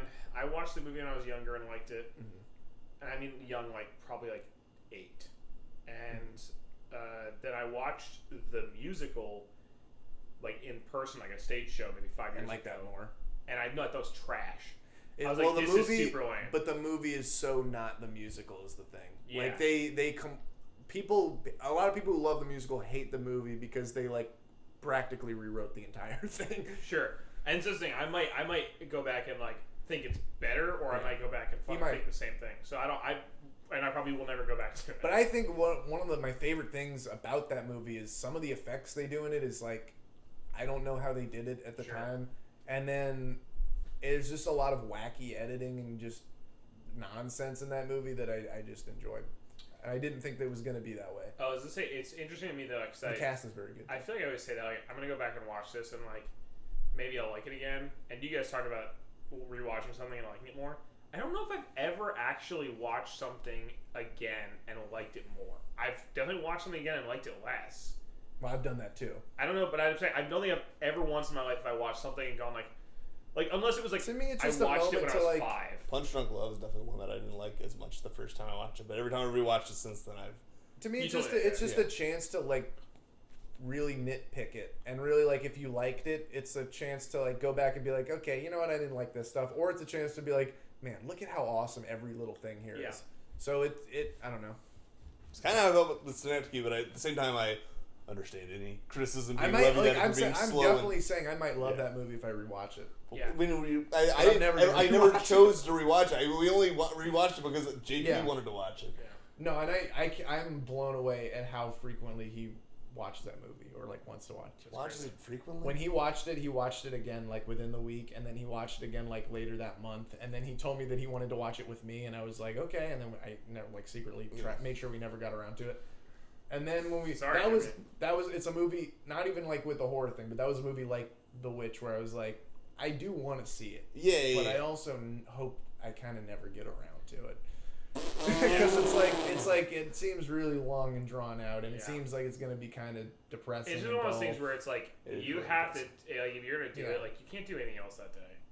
Well, we did watch it like last thing, and you can in the mood change. I tried. I made sure we watched that last. And then you're like, why do you want to watch that last? I'm like, you're right. Because I knew we weren't gonna want to watch anything after we watched that. You're so right. Literally. I told you like last time, right? When me and Jonah were in the kitchen just talking about other stuff, and we were just like, every now and then, like, oh. Right. Still haven't watched that movie, so I'll probably never get around to it. I recommend it. I mean, it's good. I mean, it is. I'm good. sure it's. And you might like it a lot more than me. I'm biased against movies that are that I find boring at any point, and I don't know. There's something that feels that. I feel like I never watch. I feel like I never like. It's not even me being a contrarian on purpose. I feel like I never like movies that people tell me are good. Like that. Seriously, no. Like it depends on who's. All the movies I love. That's why you like shit like bedtime stories, because you're only hearing people who are like, all right, man. Well, kind of, but all the movies I love are seriously like that, where I'm like, they're like, it's some like fucking like family comedy, or it's like some like shitty action movie, and they're like, that's really like a movie you love, and I'm like, yes, I fucking love that movie. No, I think people look at like Ocean's 11. I think people look at people love that movie. That's a fucking huge crowd pleaser. Who loves that besides me? Like, and not like does it, not like likes it, but it's like that's top 5 movies of all time. No, I wouldn't say that. Did you eBay it? What? The guy that's on Gilmore Girls. Does that he say isn't that? Kevin G. Porter. It's like one of his favorite movies for sure. Really? I think it's Yes. a good. I think it's a really good movie. Okay. But I wouldn't say it's top 5. But that doesn't mean that I don't think I it's know a good. ton of people that like Top that movie. 5 is a big deal. Everybody I know is like, when I say I love that movie, and not like that I like it, but that I love that movie, it's one of my favorite movies, everybody's like, you're an idiot. Yeah, but here's the thing: people look at like horror movies. How do you think they look at me when I say movies. Gremlins 2: The New Batch is my favorite movie of all the people? I That think was you awesome. I think you get less stares. Look, I don't know. I told Eric Hansen that I wanted Eric to make. Hansen is I different. said that's the movie I wish I had made, and honestly, I just want to make Gremlins 3. Eric to the Hansen is class. different because he's like a fucking film professor. But Look, like, people look at genre movies like horror and action as not worthy of being in the top 5. Like, even if you like, because I see a lot of people will watch a movie like that, love it, like enjoy every minute of it, and then be like 2 stars or something, like because it's a genre movie and it's not like actually a This is something sophisticated. I would do. No, but that's fine. I mean, I get it, but I'm just saying that. It's not and good with Wishman, but then basically. that's also like not always. I feel like it's totally fine to enjoy it, but be like, yeah, that was kind of like. I mean, whatever. but I think the difference is like, if somebody said like Gremlins 2 is my favorite movie, or The Witch is my favorite movie, or whatever. Like, I know that that's not what you were saying, but like, if That's somebody, definitely not what I'm saying. but if somebody said like that, what I'd probably say is like, oh well, they're a fan of that genre, and that makes sense. Sure. Like, I wouldn't go like, well, that's weird. I would say, oh well. Well, I definitely don't think it'd be weird if someone said The Witch was one of their favorite movies. I mean, it's like a very Right. acclaimed. It's Like it's I not don't like know. It's pretty Gremlins acclaimed. 2, like where it's I like think people pretty like much Gremlins, panned. but- People now do, but people didn't even like that movie when it came out. No, people hated No, Gremlins 2. people when it fucking came out. hated that movie. I don't know And why. it bombed too. People talk. I mean, I don't know about 2, but everybody I knew growing up was like, "Do you gotta watch Gremlins?" Like when I was like younger. But it's like Yeah. it's like Bogus Journey now, where people Maybe. nowadays like put it almost at the same footing, where it's like you gotta have to pick Or one. better. Yeah, At least upon reevaluation, I feel like I've Well, heard when way it- more people right. they reevaluate Bill and Ted. They're like, I feel like for a lot of people saying Definitely. that the first one's really not that even that good to them. well, I don't know. I still love that one, but I get it. But I think if somebody says that, or even says like fucking like Lethal Weapon, where I go, okay, like that's like a genre they're into. But I feel like when people say something like whenever I've said like one of my favorite movies is Ocean's 11, Pete, that's like such a middle of the road movie No, I get it. that people are But like, it's- that's so stupid that you would like that. I think If you it's said more- like Ocean's 13 was your favorite, I would have that reaction. But I feel like Ocean's. I do love Ocean's 13. I know you do, but I'm just saying But you I'm said it was saying, your favorite like, movie. I think the normal reaction to that should be Ocean's 12 is that's the best. interesting, not that's dumb. Because Well, like, I can don't only agree. tell you the reactions I've gotten. No, I know, and that's crazy. I'm just saying I don't agree that that's top 5 or one of the best movies ever. But I mean, it's not like I think don't that being it's is a bad movie that pick. people like generally is just like agreed upon. We all like this movie, kind of. Yeah, didn't no, really- I know. I think everybody likes it, but I think But that no the one people. loves it. Well, no. I guess, It's not even right? that. Generally, it's It not is hard. considered one of the Well, best it's movies. Everybody would say they like it. Yeah. But the fact that I say I love it is crazier than if somebody said they love a movie that people didn't like. Right.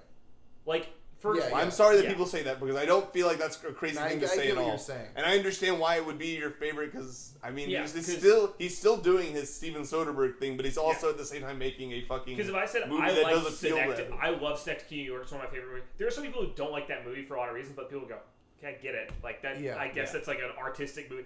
But I'm like, dude, I love Ocean's 11. Everybody's like, yeah, it's like a 6 out of 10. Like nobody's like, I love it, I hate it. It's not Yeah. polarizing. They're like, oh, it's like such a middle of the road movie. No, what to make confuses love. me the most is I when wish- yeah. is when I watch a movie and I'm like, this is incredible. This is amazing. Yeah. This is mesmerizing. I can get lost in this.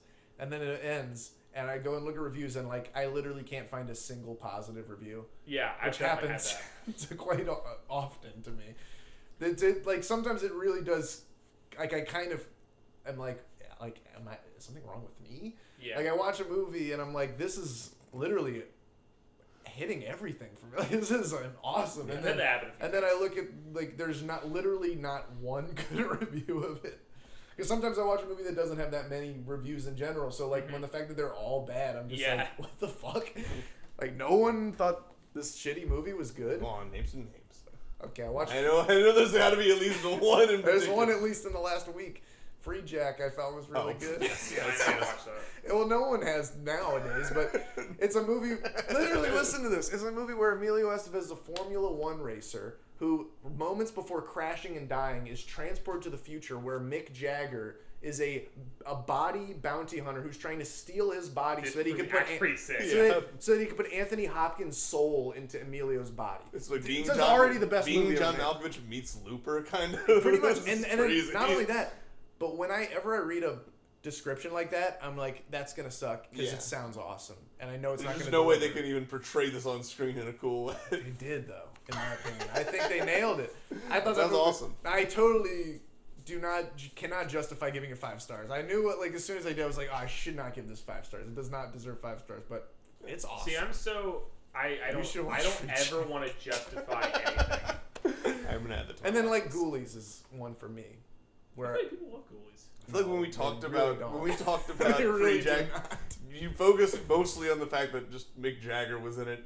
Yeah, if you had read that whole thing to me, I would have been like, no, it's awesome. I mean, I don't even. That's just like the premise. It's crazy. Okay. I think that movie's incredible, but I totally get. I mean, it's dumb. It's not like super well written or anything, but I think just that plot alone is good enough to. As long as they pull it off, I think it's good enough to carry it to being a 5 to me. mm-hmm. But I've gotten more and more lenient with what I give a 5 as with every passing day as I age. Yeah. I think I'm getting harder and harder on everything. I remember when I used to have IMDb and I used to use that for ratings, and I would only allow myself 4 10 out of 10s when I was in like middle school or something. That's funny. You're preparing for your top 4. And they were probably fucking awful. The Shawshank Redemption. Mark was giving a trumpet lesson to someone named Andy Dufresne the other day, and I was like, I didn't even let him finish his sentence, and I said, "That's the guy from Shawshank Redemption," and then he was just like, "Yeah, I'm gonna go." Shawshank Redemption might have been one of those. I think that's one of the movies that's like when in the conversation with like Forrest Gump and those kind of movies. I think it's maybe I the one implore like anyone who watching the most. considers that to be one of the best movies to rewatch Forrest Gump. My dad I rewatches agree. it literally every year, and he still holds He's to it. too old to the point where he's not going to change his mind about it. Yeah, no, that's exactly right. But I think of those movies, Shawshank Redemption is the most rewatchable to me. And I used to just watch with that, The Godfather, which is a fucking 3-hour-long movie, and what else? But I did used to watch that a lot. I will say I rewatched The Godfather and Godfather 2 like at Christmas. I know everyone. Those are kick ass. I know everyone loves those movies. I know. I just say no long. No, I'm not. Say no long. Oh, they are. I would say that one was the one I was just gonna say that. Not even that it's good, but I feel like that one didn't feel like 3 hours to me. That's kind of how, I mean, like, Shawshank's not long, but I felt like in high school, I used to just, like, back in high school, I used to just be able to throw that one on and just, I was into it. Mm-hmm. And it's, like, I feel like that, the reason why that's, like, the number 1 on IMDb is because of all of the famous movies, it is probably the most just, like, you can throw it on. Or you can just catch it on TV and not even watch the whole thing. Because even Forrest Gump is too long. No. Absolutely. You can't drop in at any point. Like you pretty that's much what I'm saying. Shawshank. But like even if I'm totally in and I love the premise, it is still too long. I almost wanted to bring it up on the main podcast, but I have a good authority that Forrest Gump was based on your life. You want to weigh in on this? We literally did this in the last after show. I said this. We brought up the whole Forrest Gump thing. I know, but I didn't get to say that it was based on your life, which is based something I've been waiting to say for a while now. It is based on my life, yes. Okay. I'm glad you did it. But no, people don't generally like ghouls. Trust me, especially the first one, which perplexes me because every time I watch it, I can't pick between the first 3, and then I watch the first one, I'm like, this is just one of the best movies ever made, and literally no one likes it. Like, some people like it, or like, yeah, it's okay, but no one is like, this is a good movie. Maybe it's because the only people who ever bring it up to me are like, you know, like me. schlocky. No. It's like schlocky horror fans though. Mm-hmm. But so I think that they are always like, yeah. You should have plugged Shock Reviews at the end of this episode too. The one that was about debating objectivity. Right. I meant to say that. You're right. Well, have you plug it? What is there to plug? It's never come back up. You're right. But even comparing Ghoulies to like Gremlins and Critters and Hobgoblins, Ghoulies is the one that people think about the least and like the least generally. Really? Well, Hobgoblins can Hobgoblins is Leprechaun count? Because Hobgoblins is like... Does Leprechaun count? No. I'm talking about like the little... Creatures. Little critter pictures, as I call them. No one else. But Hobgoblins is worse. Send me some critter pics. I will. But Hobgoblins has become like a so bad it's good movie. And it kind of is enjoyable in that way. And he was soliciting critter pics from all of our fans, so I'm sorry. He has to leave the podcast. He's getting canceled. Yeah, I gotta join. For soliciting critter pics. No. I mean, we talked about who the new board of GeekSpace is. We did. I don't remember who we announced. Papa Birch. Randy Pitchford, Papa Birch, and Ryan H. That's Crazy. crazy. I think I fit right in. And I'm soliciting critter pics. That's Ryan Haywood, you said? That's gross. Yeah, well, it was all supposed to be people who you would go, that's Well, originally it was not supposed to, but then it did turn into us just listing like I three. said, who are we selling to? And then Solomon said, we're selling to Ryan Haywood. And I said, one, I would never sell to him. Two, why is he trying to buy us? That whole thing, man. That was one where That was when wild. it started, I went, okay, this seems like it could be not that bad. And then more and more shit happened. I went, this is It seemed like fucking insane. Every passing day, it got beyond worse. Yes. Like it went from like he maybe did something fucked up to he definitely did something fucked up to where this guy's like the devil. Well, like literally the first thing was like, okay, it was him and he like Adam, cheated on his wife. Well, basically. and he was taking nudes in the office. Like, oh, Right. the first thing was like, well, all these nudes leaked, and you can clearly tell it's the office. And I was like, yeah, it was that's fucking weird, but it's also not awful. it's a bathroom. Like, Right. whatever, who gives a shit? But then it was, and he's sending them to fans. I was like, okay. And then it was like, and some of these fans are minors. I'm like, and then some of these, they all have mental issues that he preys on. And then it was it's like, oh my god. And then it was after all this stuff came out, he was contacting them again. He was still contacting. And I was like, now then, you almost have no... Adam? No, Ryan Haywood. Ryan Haywood. Yeah. The Adam Kovic one, I don't think was nearly as fucking insane. That No, it one definitely wasn't nearly as insane. But the Ryan Haywood one was like... But then it was also like, yeah, like he was taking his condoms off with all of them, like mid, and I was like, act. Or we should say at least that's what they're literally reporting, like, don't sue us, literally Ryan. every single you're the new thing owner. I learned about it made it He's gonna be pissed when he 100 checks the times Patreon. worse. Yeah, well, and it was almost like at the end when he was still contacting these girls, I was like, it's almost like this guy has no self-preservation. Like, he has no sense of, like, Well, I think you're he's just going to get yourself in more trouble. Well, Why the probably fuck by are you this doing point, this? he's just like, my life is over at this point. I'm just going to go maybe. yell at the people who made my Well, but no, you know what I did mean? you read the messages? They were all like, hey, I just want to make sure that everything is okay between us, and, like, things have been really rough for me through this whole thing, and I'm like, you're out of your fucking mind that you would even approach this conversation. At least with the Adam thing, it came out, and then nothing else came out. Yeah, it was like, so you knew what happened, and then it was one over. person, and, like, the thing was that he cheated on his wife, and also maybe recorded them having sex. Yeah. And I was like, that's fucked up, but that's also between him and his wife. But the other, I was like, that's insane. Right. Ryan, But then, I didn't know about all this stuff. what about Adam or Ryan? I knew about Adam, and I knew that was basically the extent of his. I don't really know anything else about he was like Rooster Teeth, but I know he was. He was like, I didn't know him that well. He was like a big personality. But I did back in high school. I used to watch those Achievement Hunter videos, and I never watched liked Achievement Hunter him. much, but I got out of it and got into Funhouse, so this has been a crazy month for me. yeah, I was really into. I haven't watched Achievement Hunter in like years. Really into Inside Halo, as I said before. Inside Haywood. Hey, oh god, no. Sorry. I wouldn't want to. The real problem is who's Haywood is inside. The lowest point in this after show. Haywood's insides? Sorry. I'd like to make his insides his outsides. If We you guys gotta my drift. go. It cuts off all of a sudden. Haywood's insides. Oh, that's gross. Don't say it again. Haywood's insides?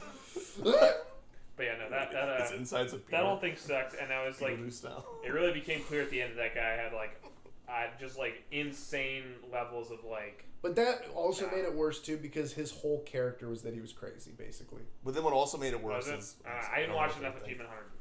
His whole. I thought the whole thing was that he was supposed to be like a family man or whatever. He was, but he was like fuck. Well, he is, but like the whole thing about his like persona when he would play with them like is that he would say crazy things and like do unhinged things. Like He was the during wild card. He was the wild card, definitely. All right, interesting. So it also made it weird, but he was also the family man at the same time. What the? Because he had like 2 kids. He would always just talk about his wife and kids. Apparently, again, I don't know. This is what I'm reading from comments. I haven't watched any of Achievement Hunter really. Well, I've seen plenty of videos with him. You seen footage?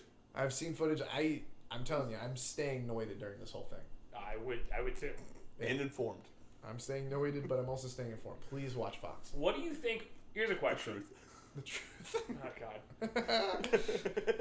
God. Wait, hold on. I need to talk to you about. I feel like you do because I feel like you probably hate them. Do you know the band AJR? Wait.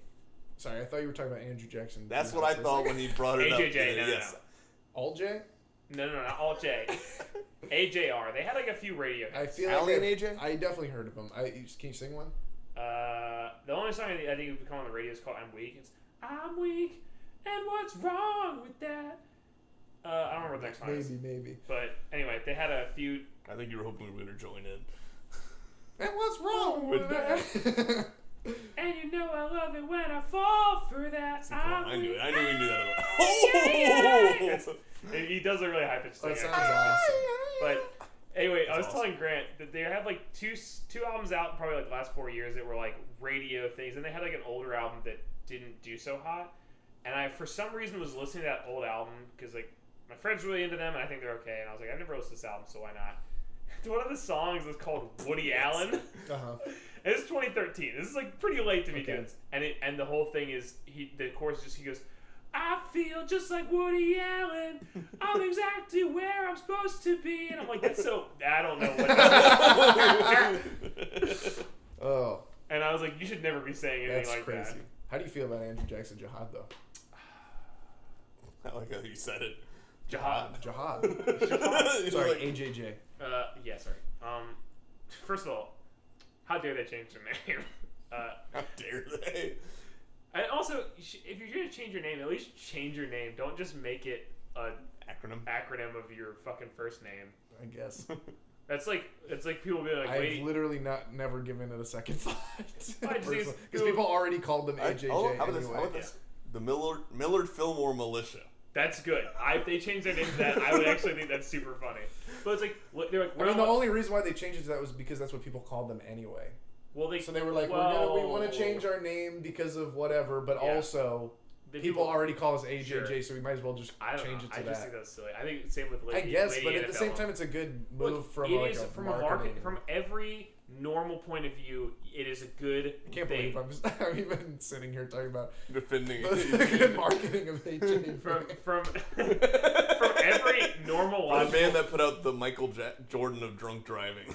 the marketing prowess of this man. But no one's answered me what they think about Andrew Jackson. I was gonna get there. I was just gonna say that. Okay.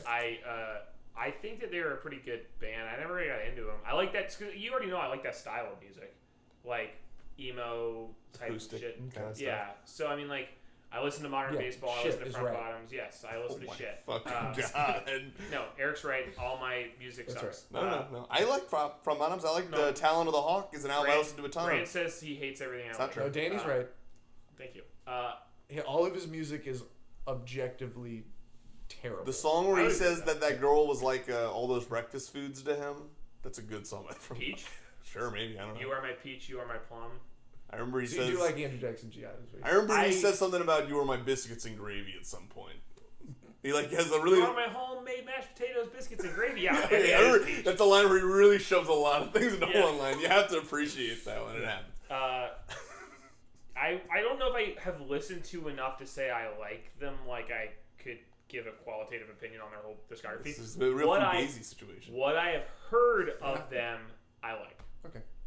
Wow, what's your opinion? I don't really have one. I was again really into him, but not back in high school. Back in elementary school, I was very into AJJ. They've been around that long? You were into them in elementary school? But it was probably maybe middle school. It was bordering on it at least. Okay, weird. It was I didn't even know about them until I was like in college. Yeah, I didn't know about them probably until late high school. Well, me and a few friends were into them. This is kind of like the Television Man thing with Tugging Heads. Yeah. I just thought that was one that people thought was really awesome because me and my friends thought it was like one of their best songs. Mm-hmm.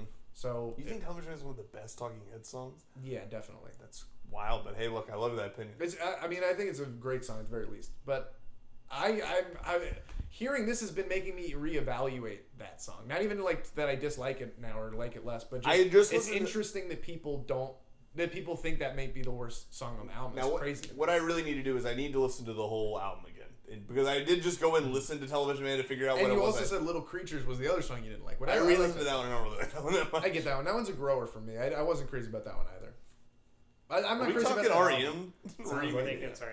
I wasn't crazy about that album. I say R.E.M. instead of Talking Heads. I'm excited to get to those. It's so annoying. there are 2 U2 albums left for them to discuss, and there's 15 fucking episodes left before they get out of it. They gotta go to see them live, and then you gotta have some slowing down episodes. There's the Turn Off the Dark episode, that's a good episode. I'm excited for that. I'm excited for all of them. I'm just saying it's crazy that there's 2 albums left, and they have 15 more episodes before they get into REM. It also just takes so long for U2 to even put out that album. There's like live shows and stuff in between. It's crazy. I just think that's crazy, but anyway, I like Television Man for sure. What was I saying before that? About your opinion on AJJ. Jackson Jihad. Yeah, they're sorry, I don't really have I guess I don't really have an opinion. Okay, I just thought you brought it up like you had an opinion. So well, me and my friends were into them, and then I kind of felt like my friends were into them more than I was. Okay. And then after a while, I was just like, I don't know if I really even like these guys. I definitely wouldn't put them on my own. So it just kind of... But I haven't really maybe even listened to them since middle school. I don't know. For me, it's like they're tangential. Like, I liked a band, and people would say, oh, if you like them, you love Andrew Jackson Jr. Yeah. And then I would... I don't even know who else. I don't know. Like I said, probably just like any of those other emo bands that I was like kind of even, I feel like they... Or like... I just know people who like the bands that he's talking about also like Andrew Jackson Jr. No, I get it. But to me, it's and usually they treat them like they're a next level thing, though. And in fact, you know who Solomon did that? I was listening to Slaughter Beach Dog in the car, and Solomon gets in. He goes, "What is this, AJJ?" And I was like, "No, I don't. Maybe it could sound like them. I've never listened to them really, but so I don't know. It's interesting. What's the other band? Brand New. A lot of people like Brand New say they love AJJ. Yeah, that makes sense. Which is crazy because I actually haven't listened to a lot of Brand New, but I think they're about the same to me. Okay. Now what's weird? I had a lot of friends similar who were super into both those bands, and I just I always download their albums, and I'd be like, I'm gonna try and listen to this, and then I never liked Brand New. I listened to a couple of their songs. There's like a few I like, and there's a lot of people who are like, dude, they're fucking amazing. I'm like, okay. I always thought the Violent Femmes were from the '90s because we were listening to the mid 2000s, right? The '80s. Yeah, from the 80s, dude. Wait, from like the early 80s I don't know too, who's right? Up right now. Do you know what the song by any of the band? Yeah. Sorry, not who I was thinking of at all. Okay. Well, they sound like 90s. Like they sound like AJJ to me, kind of, or at least they sound like the same, like acoustic. They'd be playing in the same acoustic place. stuff, yeah. And it's always interesting to hear how early they were, because I mean, they must have kind of informed that whole genre to a degree. Yeah, probably. It's just a random thought. I'm not even that crazy about the band. It was just a thought. Yeah, the Violent Femmes? Okay. I'm not crazy about them. Yeah. I have no real opinion on them, I guess. They're kind of... I like that one album where like the girls on the... Yeah. The one that has the hits, I guess, really is the one I like. It's good. I mean, I don't dislike... I don't know. It's interesting that you don't like them. They seem like a band that would be up your alley. It's a band where it's like I like that song, and then I hear their other songs, and they all sound the same. They all do kind of sound like which is not a problem, but... Wait till we talk about Andrew WK, I get wet. That's going to be... No, like, you're totally right about that, too. Like, that would be exactly correct. They do all sound the same. But that album's weird to me. We shouldn't talk about it. I don't want to talk about it just yet. That would be... But I will say real estate. that the bare minimum, what I will say is that every time I bought the CD, so I listened to it kind of on repeat for a while in the car, and there are songs that I thought I didn't like that much that I end up liking more than the other songs when I listen to them. It's because they all kind of blend together that when I actually evaluate some of the ones that I couldn't tell apart from the other ones, I end up enjoying them even more. But it's not the case with the Violent Femmes. But I didn't try it with them. Maybe it's Stockholm Syndrome. Maybe you've been trapped by Andrew for so long. I sometimes think I just like him as a persona so much that I'm just liking his music. Sometimes I think you liking him is part of your persona and you don't actually like him. No, I love Andrew. I almost called him Andrew. That's how deep this goes. Look, I bought a poster the other day from him. From him? He was from on his the street? website. I mean, yeah. Basically. It's like Biz Markie handing out tickets. It is like that. Okay. Wait, did you not hear the story? I've heard it. Yeah. It's just like... It's just the only thing I can think of. It's a crazy thing to compare it to, but yeah, sure. Well, the idea that Andrew WK is out on the street selling his own poster, it's kind of funny. No, but I definitely... Just one poster, not multiple posters. He's selling his poster. Yeah. Did you see the poster I bought? It's just that wet face? No, it's him like standing at a podium. No, you didn't show me that. You told me you bought it whenever I came over. It's funny. Also, just so you know, I have been... Before I got here, I literally on the drive over listened to the Christmas song like 10 times. Oh, it's okay. I'm And Nat working King on it. Cole. Okay, so I bought. No, sorry, not the song called The Christmas. I bought this, but Oh it my says like Andrew fucking WK God. on it. I kind of wish it just didn't have any tags. It was like that. I honestly don't remember if it does or not, but I'm pretty It's sure pretty it does. sick. I know. I like this one. It looks like he's running for mayor. Anyway, Mayor of South Bend, Indiana. That was cruel. That was the way you acted like that was real. Was honestly like when Eric told me that Charlie Sheen cleared his house with Sovereign Nation. Just like what? I'm gonna fucking say, well, no, not at all. Well, you did maybe several I I did times, say that, then and you I fucking looked lied at to it. me, and I was like, all right, yeah, okay. I maybe guess you're now's right. the time during the after show that I should say that the Jared Leto thing isn't real either. I thought you already admitted that it wasn't real. No, I didn't. What happened was he said, "No, that's bullshit. That's like the Charlie Sheen thing. You're making that up." He said that like basically one after he was like, "No, it's bullshit. You're making that up. It's bullshit. There's no way that's true. It's like the Charlie Sheen thing. You're making it up." And he's like, "I was like, no, it's real, for real." And then you were like, "Okay, give me any link." And I was like, "He's streaming. He's not gonna click on the link." I just went and copy and pasted a CNN link and changed the. I changed it to be whatever. I didn't open it. I changed it to be whatever it was about to say like Jared Leto Mayor. Well, the And he best was like, part "Oh was, shit, I can't believe that's real." well, the best part was that somebody actually clicked on it in chat and went, "Oh, the link's not working for me," and I went, "Oh." Yeah, I know. It was, and then you kept bringing it up in the stream. You brought it up in the next stream I watched. You want to know why? Because I think at that point it was more fun to believe. No, it is fun to believe. Yeah, but I just wanted to believe. This is why that article is written, where it makes me seem like a fucking just trickster. Yeah, and you're fucking giving riddles out that Can don't I- have a can I fucking say that? answer. It You know does what? have an answer though. do you know what that Fuck you. article made me do? I went back and listened to your last album. Oh, Because really? of that article, yeah. I'm glad. Good album. I I'm think glad that. unironically, I'll be back as such an earworm. Yeah, that's all awesome. I'm glad that it made you listen to the album. Because I- I'm not happy with the article, really, so I'm glad it made you listen I'm to glad it. she at least named Do you want to say my something, favorite sir? song. I'll tag her in the Which after. one is that? All Now is we all get- you get. Now is all we get. Sounds awesome. I don't remember. What did she say about it? She just said it was like a representative of these times we're in. Okay. That is like sad, which Oh, that, yeah. having that it's sad is true. Yeah. I think she tried to relate it more to like quarantine times, and I was like, Instead that's of not what that song's about. But pre-quarantine, okay. Yeah, but that's fine. That's not what I didn't like about the article generally, but Why do you keep... Never mind. I don't give a shit. no. What? I can keep agreeing to do it. Oh, yeah. Oh, it's the same person. Because she's putting anti-gravity. Like, I want to be a fucking idiot and be like, no, don't give me exposure. Well, the best part about that article, as I told you, is that it links to the sound ass. No, yeah, It's I WK cannot believe charity she stream is did like one of that. the That's first pretty things funny. that it's I'm like linked. so happy that is what she did. That like I said, that first paragraph is the best. I love that. What I do love is that you like, and I don't like that she just portrays me as some trickster, as if that is not how you have constantly not even- portrayed yourself. No, that's It's a one- bit of self-loathing, I think, from Erickson. He doesn't like that he's this trickster, Sure. but this is No, that's one of the things I liked about the article, honestly. But go on, That was what just you not don't what like. you said I like the shouldn't other talk day. about what I don't like about it on. But pause the recording, you can tell us. Okay, but we can pause the Click. Did you click it? No, No. I didn't. You have the. It looks like it died. Okay. No. I was worried. Okay. During the break, Eric said that Ye. She killed my dog. Ye said Ye was his top 40 album of the year. It was all 40 That's of right. them, That's true. or whatever. I like Ghost Town. I think that song's really good. Sounds like a fucking fun song by the end of it. Yeah. Yeah. I liked it. Not a single Fun. You Ghost. guys can like But the fun. thing is, like, I don't Huh? like fun. I don't like any of the fun songs Oh, you I've know heard, what? but I The like that band song. Fun. Yeah, I'm into band fun. I thought you should. That sounds like a fun song by the end of it. No, Like, that's it funny. starts out really boring and then it gets kind of fun. I was mean, like, but at alright. the I end of kind of the like day- the beginning of that song. At the end of the day, I've heard a bunch of songs by Fun, and I don't like any of them, but I like Ghost Town. So the opinion, I mean, the comparison makes sense, but I'm just saying that's why I don't like it. It reminds me Yeah. exactly of whatever the fuck. Yeah. We Are Young. Is that the name of that Oh. song? We Are Young is maybe the only fun song I do like.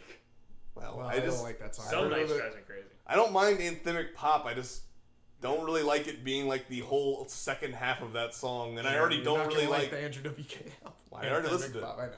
And I don't dislike it. I just I have other It is issues. all I have the other same. issues with Okay, that. okay, album. I'm excited to hear it.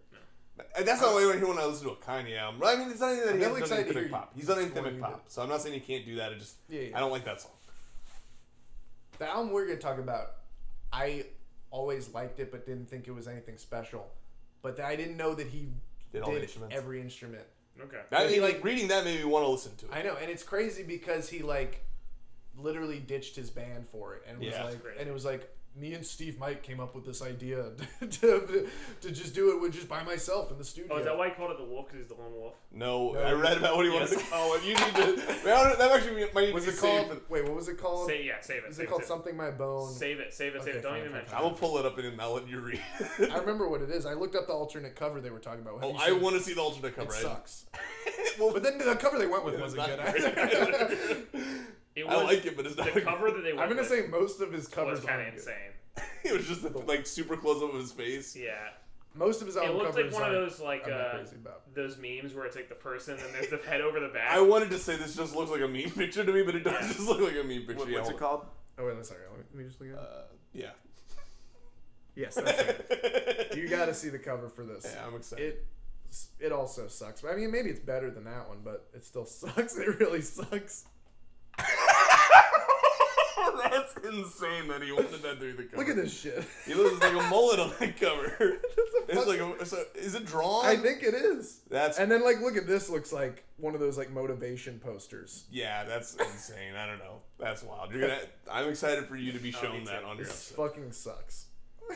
I'm. That title reminds me of like earache my ear too. I don't know. really It's just does. absolute nonsense. I mean, this isn't bad, but it's like, yeah, it does look like a. Yeah, it's not good.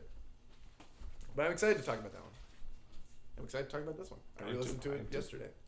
I re-listened to it yesterday, which is what made me decide to do the podcast. So I wasn't even re-listening to it for this. I just did it, and that's what made me decide to do it. Okay.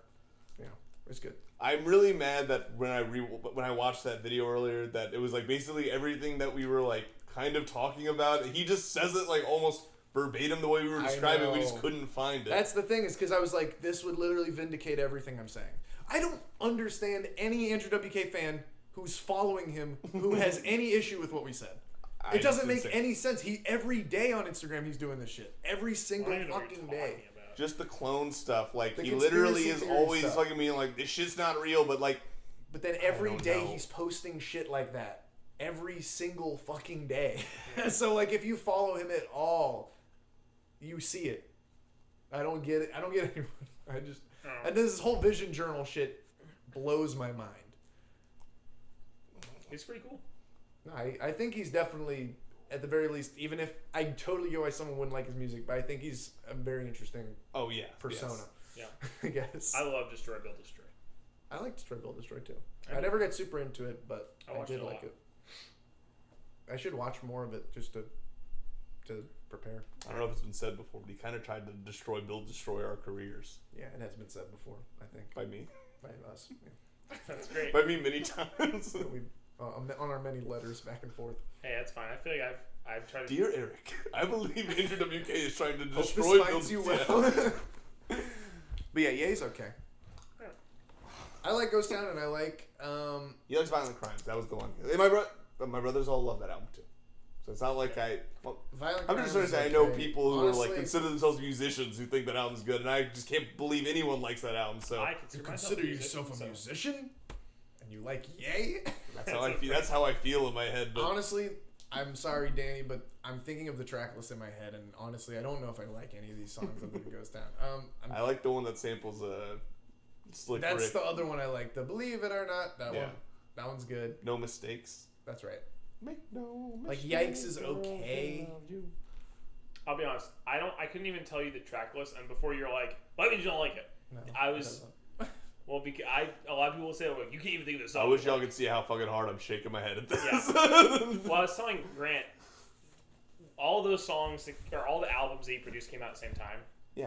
Daytona, Nasir. But I don't fucking even think he produces this shit. He fucking he says definitely I it don't fucking- know how much definitely he produced doesn't. it, but his name is I know. producer. I know. This is my personal gripe. Yeah. This is No, it's my personal gripe too, because I don't get anyone who's like he's a genius with all these albums and stuff. Because even if you like these albums, he is not producing them anymore. Yeah, and he doesn't even write. He never He even doesn't wrote write. his rhymes from the beginning because he's always credited a bunch of writers. But like now, he just doesn't even credit people until they make a deal about it. And I'm like, dude, And like, come not even on. that, but even still, you know, he did not write his lyrics, did not produce it. Yeah, Yeah. exactly. But I know. I would say He sucks at acting too.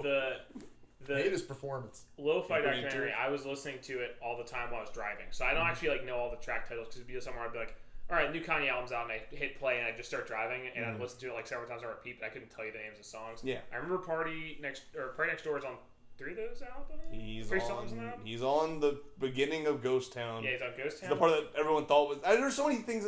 He didn't release credits for that album, so then like it took like weeks before even people knew it was Party Next Door on those songs, which is crazy. Yeah. Just credit these fucking people. What the fuck? I can't understand anyone defending Jesus as king. That's the one weird. My brothers like it. My brothers bought it on vinyl and bought that ugly ass merch that came with it. To this day, never listened to Jesus is King. That's fine. Oh no. I'm sorry. No. But the thing about, I'm not proud of myself for that either. Just like, I can totally see why people would like every single release he's come out with. I can see why people would like it, even if I think. I understand why people Jesus like is King. I genuinely think people who say that they like it are just like Kanye and are just like tricking themselves into liking it or something. I don't know. I genuinely have no idea. Absolutely. I get why people like Ghost Town. That one just like that one doesn't register for me really. Also mainly because I don't even like Kanye's part. Like if I liked his part on some of these songs, I would maybe be less harsh on these. But I feel like he sucks specifically on all these new songs. Even on the songs that I do like that are from this new era, it's always because of the other person on it or the production. I mean, look, that he didn't do. Oh, I agree. Yeah, but that doesn't mean I don't like it. I didn't say you didn't like it. No. I'm just saying. My point is that you're saying like, well, he didn't write it and he didn't produce it, and my point is like, yeah, well, I mean, I don't know. Tom Hanks didn't direct or. But Tom Hanks doesn't act like he directed and wrote everything. everything. Yeah, but I'm saying that the fact that... And his whole brand isn't that he does everything. Well, I mean, the fact that doesn't really affect it, though. Like, I'm just saying, for me... For you, yeah. But is that, like, I don't give a shit. Kanye can say a bunch of dumb shit. It more annoys me just because he's someone who used to do, like... that song. He used to do, like, 300 mixes on a song, and now it sounds like he fucking did his verse on his phone on the way to, like, where he's premiering the album. Almost like how I did all my lines. Yeah, pretty much. But it's how he did all of his lines for the Scooby-Doo thing. That's cool. Yeah, it was awesome. I think, I don't know, I definitely always kind of took issue when, I mean, because he is a trendsetter, and I get that, but I don't think he ever really, like, invented the stuff he was doing, which is what people kind of push it, like, he's, like he's a genius. But I said the auto-tune, and I never said he invented it, I just said he set the trend. No, yeah, and I totally agree with that, but that's because he's popular, so when he does it, other people are going to do it. But people treat it like he came up with a bunch of, like he invented sped-up sampling. That's one of the things where I'm just that's something JP has said to me, like, multiple times. But I was like, listen to a Just Blaze beat, JP. I know. It's basically all that Kanye wishes he could do. And I'm not even saying that there's, like, anything wrong with that or any of the stuff he does, but every time, that's my major thing with people saying Kanye is a genius because he has invented all these different, like, types of music and stuff. And he never has. I mean, like, for me personally, it's like, I recognize that Kanye gets a lot of credit for shit he doesn't deserve, or people overhype him or whatever. It's a real recognized game situation with Danny and Kanye. Yes, I recognize Kanye. He recognizes I would see him on the street, I go, hey, you're Kanye. I recognize him. But Danny from GeekSpace? Yes, thank you, Kanye. Danny! And a little known fact, he recognizes games, too. Because he started. I've told this story. This is the porn Mario game. Then he started composing music because he wanted to make a Mario Flash game where Mario kills people with his dick. Anyway, that's awesome. He wanted to make one where like Mario fucked people too, something like that. But maybe it might have been. And he also wanted to make the Kanye video game, but. I'm so bummed that we never got any gameplay. All I was gonna say is I recognize that he probably takes a lot of credit for shooting, but I'm very easy at the like. Separate art from artist thing. Yeah, no, I get that. I will just listen to a song of that's good or bad, and the people will be like, "Well, Kanye did this," and I'm like, "I don't care." Yeah, I'll do that too. But sometimes what they do colors what they put out. Yeah, it never happens. And when your whole brand, especially when you come like out, with Jesus is King, for example, like you can't listen to that without having some kind of like thing going into it about what Kanye is doing when he's pushing this album. I don't know, maybe. I mean, I really think I could. And here's the thing, because I fucking never pay attention to that guy. Well, I don't really either anymore. But I'm saying still, when an album comes out, that's just kind of, I don't know. My old thing also is on regarding the credit on all the earlier stuff. He's bragging about how much he's doing on every song. Yeah. He talks about how he's making the beats and writing the raps and stuff. I mean, that sucks that he's lying about it now. It's not even that he's lying. I think he's just not crediting people. But I mean, is that any different than every other rapper says all the shit that they do themselves and they don't?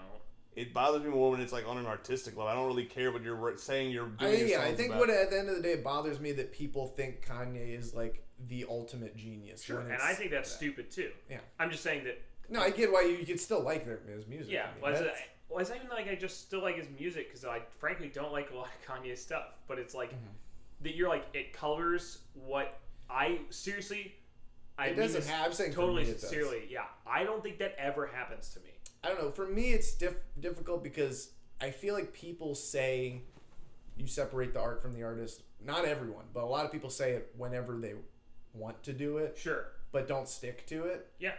But sometimes, like, that is what makes something kind of interesting. That's to me. what I liked about Kanye was that he did all the music, and that I like his But not even just production a lot. Kanye. Like sometimes That's what bothered me the most when I realized he's just taking credit for production camps, basically, and then he's also just ripping shit off from like Bandcamp and stuff. Yeah. But like for last year, there were like 3 beats on there that people were immediately able to pull up like 3 Yeah. beats that were the exact same chops of the same samples. And I'm like, crazy. this is insane that people were even able to do this quickly. But I feel like sometimes, for example, not that this is a good or bad thing, but I'm saying sometimes an artist will do something bad and will maybe not get canceled, but be like not in a good light.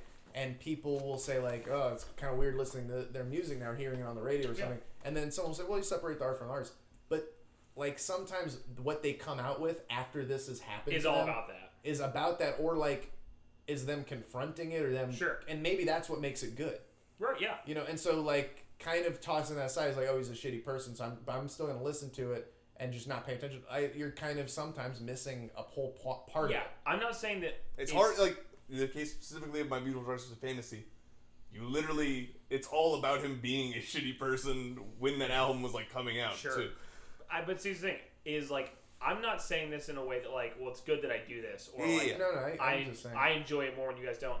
It's literally, like, sometimes I miss out on things, but it's not, it's my default mode is I literally, people will turn on something, like, music-wise, and it's more happens with music than anything else, actually, because I think with movies I'll notice it more, but... I feel it's also... I'm sorry. Finish what you're saying. Just like, I people will turn it on, and I won't even think about it. I'll just go, this is a song, and until somebody goes, hey, this is Kanye, I'll be like, oh, it is? Like, I won't even think about it. I feel like it's easier with music, especially because because... you're sitting there in a room going, this is a song. It's truly not Pretty like... much. You can tune a song out or at least let it go into the background of your mind. With a movie or a video, like, you're literally looking at someone and then, like, thinking about... your associations. Especially an actor. Directors, I will also not think about. But like actors that you will look at it and go like, oh yeah. Mm-hmm. Yeah. I mean, I agree. I mean, I made 100 jokes about Woody Allen. But I also every think, time like, you come on screen, you don't go. You have to look at it and go, oh, that's Woody Allen. I guess so recognizable. Yeah, but I also think it's fair to be like, I'm not going to support Woody Allen. I'm not going to watch any of his movies. Oh, sure. But I also think sometimes in the case of like, someone might make very good art because they did something terrible. I mean, that's how like. I don't know, because I feel flip pitch. Well, like being an English major, people would have their favorite artists, their favorite writers and stuff. Literary artists. Every single one of them is a piece of shit. Yeah. Piece of shit. They all did something awful. And a lot of if you read about them for more than you read into their personal life at all, they all did something practically unforgivable. And like great. But that's what made some of their stuff so good. With Dark Twisted Fantasy, so many people, some of these people did their art as a coping mechanism for something. Exactly. Yeah. So for sure. And I will fully admit, I almost never pay attention to it. Not that it's good, but I feel like do you not listen to lyrics when you listen to music either? No, I do, but like I just don't know anything about the people who make them. Okay. I literally, when you say like, well, you gotta know about the Son of Jesus King, I could not tell you anything. Well, it's not like he's even seeking it out at this point. No. I mean, he's like, you literally can't even avoid. Outside of like, I guess him being a Trump supporter. But like, do you not like hear anything about the stuff he said at like rallies and stuff that he was holding for himself? Where he was like crying and saying that like he had to convince Kim Kardashian to abort their child and stuff. Yes, I remember that now that you've told me about it. But that's after Jesus King. Yeah, that's post Jesus. Well, I remember that now that you've told me about it. Like if I was listening to the song and you brought that up, I'd go, oh, I guess I said it was related. But when I turn it on, I'm not gonna think about anything Kanye has said in the last several years. Mm-hmm. I would maybe if he's like, yeah, make America great again. I go, oh, that makes sense. But like. I cannot tell you anything that he hasn't said that on a song yet. Probably. I'm not. Or make America gay again. American Idiot 2 with Kanye. That sounds awful. But I literally couldn't tell you anything that guy is up to. Even artists I love and follow, I could not tell you what the fuck they're up to. This is an awful, awful example. Yeah. So pay attention. No, what I was going to Listen say, closely. basically like an example of what I was saying a minute ago was when I boldly said that one Michael Jackson album was like my favorite one. That was Blood on the Dance Floor. Yeah, that was during the height of his like scandals and everything. Scandals and stuff. And so every song is about paranoia and like, and I like that. At least I like that. It's an interesting, like, for Michael Jackson, who doesn't necessarily write interesting songs, like interesting lyrics. I like that those songs had like kind of a weirdness to them, and like it was all about like doing morphine and just being scared of what people are gonna say about you next day. So I found that to be more compelling. Yeah. But it's not an admission of fire. You know what I'm saying? That's why I like that one more. It had more character than I think his other stuff did to me. I feel like music. But it also, definitely can't say it's the best because it's like 5 tracks and then just a bunch of remixes. I hate that he released it that way. Crazy to me that you think this is the best one, but if he released those 5 tracks as just an EP and not basically released an album and it's 5 tracks, new tracks and then a bunch of remixes of other album songs, awful. Yeah. If he just released those 5 tracks as an EP, I would have no problem saying it's my favorite Michael Jackson release by far. Cool. That's just because, like, for Thriller, for Bad, for all those, Off the Wall, they're all good. They're all good, but they're not like compelling albums to me or anything. I actually agree. And I don't even think all those 5 songs are better than those other ones or anything. Yeah. I just find it as a whole more compelling. Sure. And that's why I like it. Yeah. I just think it's crazy that he made a song like Morphine that sounds like industrial and just like really sketched out. Yeah. But definitely not something I would comfortably feel like that's his best work, without a doubt. Except for to Grant. You did tell us and on this. Well, and to the public and to anyone else who everybody. asks. I guess I would probably The say GeekSpace that. audience. Anyone bold enough to subscribe to the Patreon? Yeah. I would probably just say that, I guess. Yeah. It's just such a hard thing for me to say because of the remix side, which I hate. That's fair. I just wish that wasn't how it was released. He also said this to me. Yeah. He did also say this to you. He said it to me. Grant hears a lot of things I say more than once. I believe that. I'm fine with it. You hear a lot of things I say more than once. That's the business we're in. And on that Michael Jackson album, you heard a Michael Jackson song more than once because it was a remix immediately afterward. That's unfortunately true. Actually, some remixes of me and Eric just talking are on there too. Yeah, we have some commentary on that. They're chopping up us talking. I'm imagining. Grant, Chopped and Screwed. Silicon Valley Season 5 is the best show of all time. Did I ever tell you that one of the songs on there kind of inspired the beat to Be the Place? No, which one? Morphine. Okay. No, it makes There's sense. just, it has Keep that, talking about it. it has a loud, like, high-pitched guitar sound where it's like, wah, wah, and it's like the same kind of sound in Be the Place. Mm. Maybe I should play it. Basically, it's that, though. Yeah. You also have to play the back and high school part for Dan so that you can hear the inane part. I mean, I listened to that song, but I just don't remember the part. Yeah, I just want you to hear the part we're referencing. I know you heard the song. I believe you listened to this album, and I appreciate that you did listen to it, Danny. Yeah, I wouldn't appreciate it yet. When it comes out of it, it's already how bad it is. Go ahead. I'd like to see you fucking try. While you're Like, I'm always pulling Be the Place. I'm always find it crazy that Michael Jackson released something that sounded like this. Yeah, I don't think I've ever heard this one. No, it's Not like like a his least popular song. song ever, probably. Ever. That. Yeah. It sounds like stage music. Sounds like what? Like from a game. Oh, yes. So like Genesis music, like. I think this. I just think work this with, yeah. sounds crazy from Michael Jackson.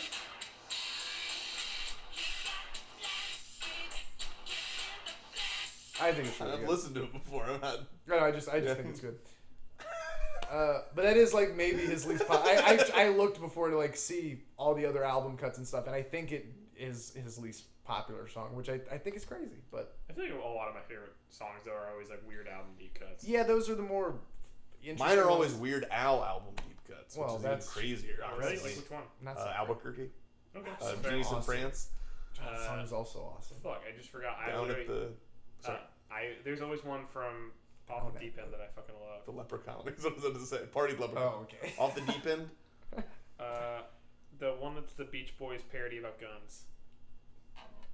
Oh, wait, Danny, you can hear the noise that was inspired by Michael Jackson. Trigger Happy. Okay. You know where Trigger Happy... This definitely sounds like Genesis music. It does kind of sound like a Sega Genesis. Especially the... I thought you were saying it sounds like Genesis, the band. Which... No, but the bass literally sounds like Genesis. Honestly, though, pop Genesis is pretty good, right? Play the part in the song. Don't get on the defense of Genesis. I haven't listened up Genesis. So I mean, I haven't either. It literally will just No, be for right. Eric to go to the soapbox.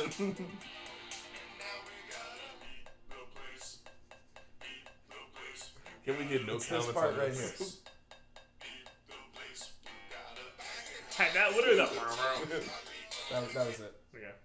Back in high school. Yeah. Well, I'm not going to continue this conversation if you don't like Genesis. It's not worth bringing up. It's just that everyone... I know that Phil Collins was in them.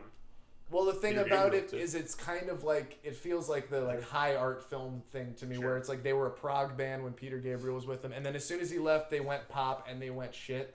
And that's what everyone says. I agree. But I think their pop stuff's better than their prog. Well, I don't know. I can't weigh in specifically on that, but Yeah. it's similar with me and Herbie Hancock's disco stuff. I feel like everyone shits on that, but it's I've really heard some of it, and it's I good. think it sounds good. It's good. I mean, it's just better. But people just hate 80s production when it's from a My non-80s dad will artist. agree with you, though. My dad loves... I remember him telling me that about Phil Collins. I don't remember... Well, no, it's very popular. It's just Yeah. that like the cool crowd was like, "This sucks," and they were My dad's not good. cool, so.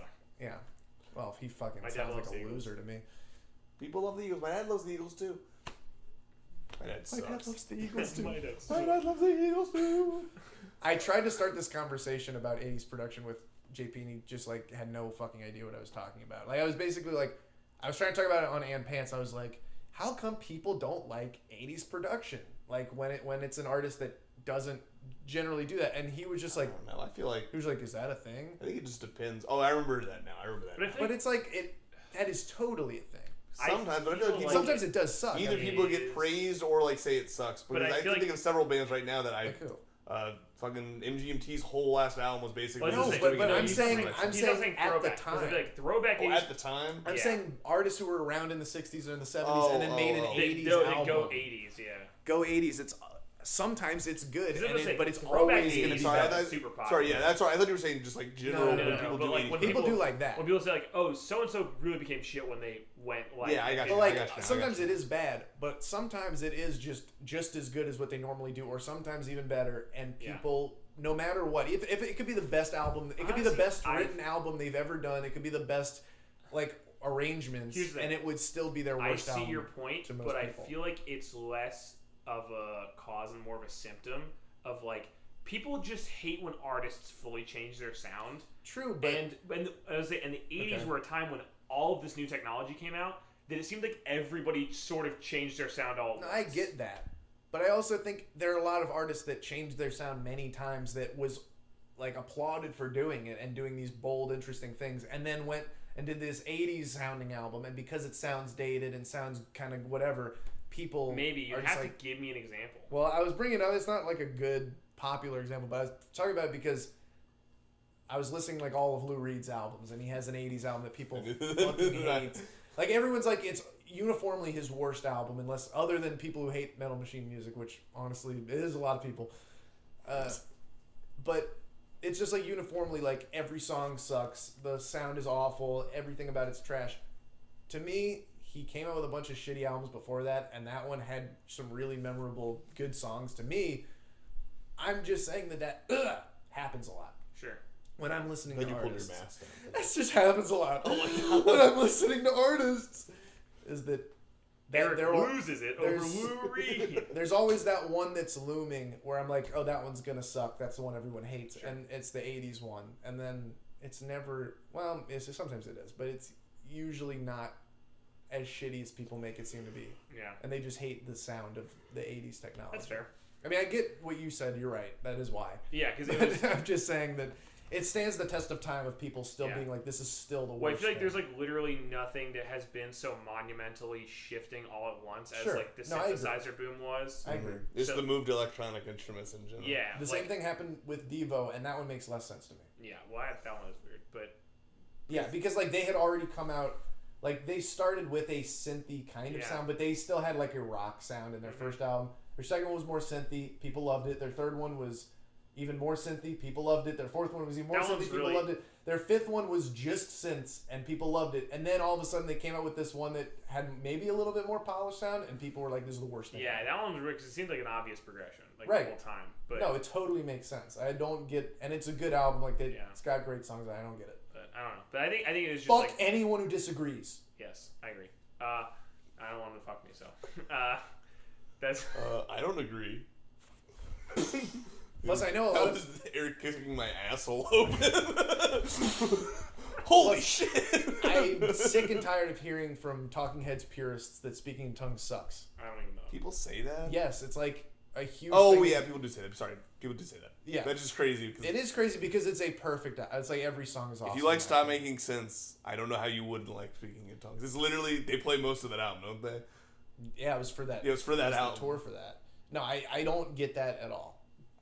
I really don't. I get. Danny, explain. Tell me why. I get that they were more people hate experimental. Speaking in tongues. That's good. Yes. I get that they were That's more awesome. experimental before that, and then they did like a poppier sound, but like literally every song is amazing on that Yeah. album. So I will never understand that. I don't know. I think it just sucks because like it's like everybody shifted all at once, and it's like people are already in a mood of like when my artist who I like doesn't do something thing I already like them for, they're Yeah. like fuck them, and it's like yeah, well that was the entire music industry all at once, so And it was totally a shift for Talking Heads. I mean, I get why people would like address it, but it's not like, I mean, I feel like honestly, Little Creatures is way bigger of a jump to a different, like, polished sound than the other it's more albums. polished, but I don't know. They said like there's country sounds and stuff on There's some. a There's few. like, I feel like, and there's like horns and stuff. In a way, where I'm just Yeah. kind of surprised that. but they had horns on their other on some of I their other. know. To me, Just the kind of horns. I think I was just like, I don't feel No, like I've I ever get it. heard this kind of horn sound. but to in a me, Talking I Heads also album. listen to a lot of David Byrne's solo material, and he horns it up on all those. Horny motherfucker. So I don't know, but then also a lot of like if you hear the outtakes from '77, this is such a music. Oh my god, the outtakes from The outtakes from Oh, yes, '77 are yes, exactly the same, except they have horns on them. And Yes, they sound yes, yes. exactly like that album to me. So to me, it doesn't sound like a crazy jump. Are you loving this, Danny? this is what I said when I said you guys know so much pop music. I literally I don't even know any It's of these Talking bands. Heads. I mean, I get if not everyone's listened to all their albums, but it's not like we're talking about obscure shit over here. I literally don't think I've ever listened to a Talking Heads album. That was me until like this year, so it's not like I. Even... They were like my favorite band in middle school, and Look, I know 3 bands: I, Matt and Kim, Coldplay, and the Front Bottoms. hey, I only know 3 bands too. It's Talking Heads, Devo, and Michael Jackson. And you know Genesis. No. Fortunately, I'm a Beck is Peter one of my 3 Gabriel. artists, which is. I'm a Peter sorry. Chris Hey, fan. look, if we're weirdly talking enough. high school, Back in high that's school. where Beck comes in. You still listen to Midnight Vultures? I guess. I don't know. Sorry, guys. They're not all going to be No, great. that's a winner. But I think it was to get back to something no one wants to get back to. I think it was definitely a jump when they did Speaking in Tongues and like went full synth pop. I guess, yeah. But I mean, yeah, especially because the album before that is the one where they get really weird. Yeah. So I It's don't not know. like there weren't synths on that album. There were, but I think it was different because Yes, I it feel was like they different. used them in a way weirder way. Yeah, definitely. So I mean, I get why people would be off put by it, but to me, it's just every song's good. So I don't know. Yeah. But I know people really love. I mean, you like Little Creatures, right? Yeah, it's really good. I've listened to it more than I've listened to like most of the other Talking Heads albums. I definitely listened to it more than I've listened to ever listen to Remain in Light. That's so crazy to me. That really is. But I've been spoiled for Remain in Light and kind of Speaking in Tongues because I don't really like those versions compared to the Stop Making Sense versions. Yeah, to me, it's just like people It's always the say same that. way I feel about the fucking Bob Dylan live No, I version. know of that's wild Stuck- to me, but It's not. Every time I listen to it, I'm like, I don't know how anyone likes the look, fucking original. that's cool. I don't argue that. To me, I feel like people always say that about Stop Making Sense, and they say it about a lot of bands. And to But the me, name of this band is the Talking Heads. that's true. To It's the me, name of their album. I feel like every song in Stop Making Sense is perfect and might even be a better arrangement, but I love the songs so much. I love the versions on the albums like enough to where it doesn't matter. It's just not even the arrangement because like This Must Be the Place is the same arrangement. It's just the energy at which everything is happening. I remember I didn't like This Must Be the Place like really at all until I saw the version and stopped making sense. And then for some reason that is when it clicked for me. Well, they play it on they play it a little differently live too. With A the, little the differently, guitar but it really isn't- instead of the like. There's like no guitar on that song. Well, Yeah. there's a little bit, but But like the guitar does like the main riff for most of the song too. On the does that make sense? Like with the synth. I don't know. It sounds a little. Well, I would say it's not really the arrangement for me as much as it is the energy of the whole performance. It's like the Bob Dylan one. Totally. It's different arranged, but it's like the way he's performing the song. Yeah, I wouldn't disagree with but that. also, I'm not listening to Bob Dylan to hear him. I don't listen to the I would lyrics say that I would probably rather watch Stop Making Sense than listen to like most of their albums, probably. But I would rather listen to it though than listen to most of their albums. Yeah, see, I don't think I would do that. I like watching it. I do too, but I like listening to it honestly even more. But I also don't like listening to it because they cut a lot of stuff on the album. I mean, I'm listening to the version on Spotify that has every song and the songs they cut. It has every song, but they still cut down the tracks. Like Cross-Eyed and Painless, they cut down like just that little part from the beginning, which just bothers me. They cut down like literally like 2 seconds from the beginning, like in the middle of the beginning part, and they do that again later. Like they cut out one refrain of like I'm still waiting, and it's not like that big of a deal, but they do that on like almost every song there, and that's what bugs me. Even on like the one where they've added all the songs back. And yeah, stuff? Yeah, that's the one I listened to.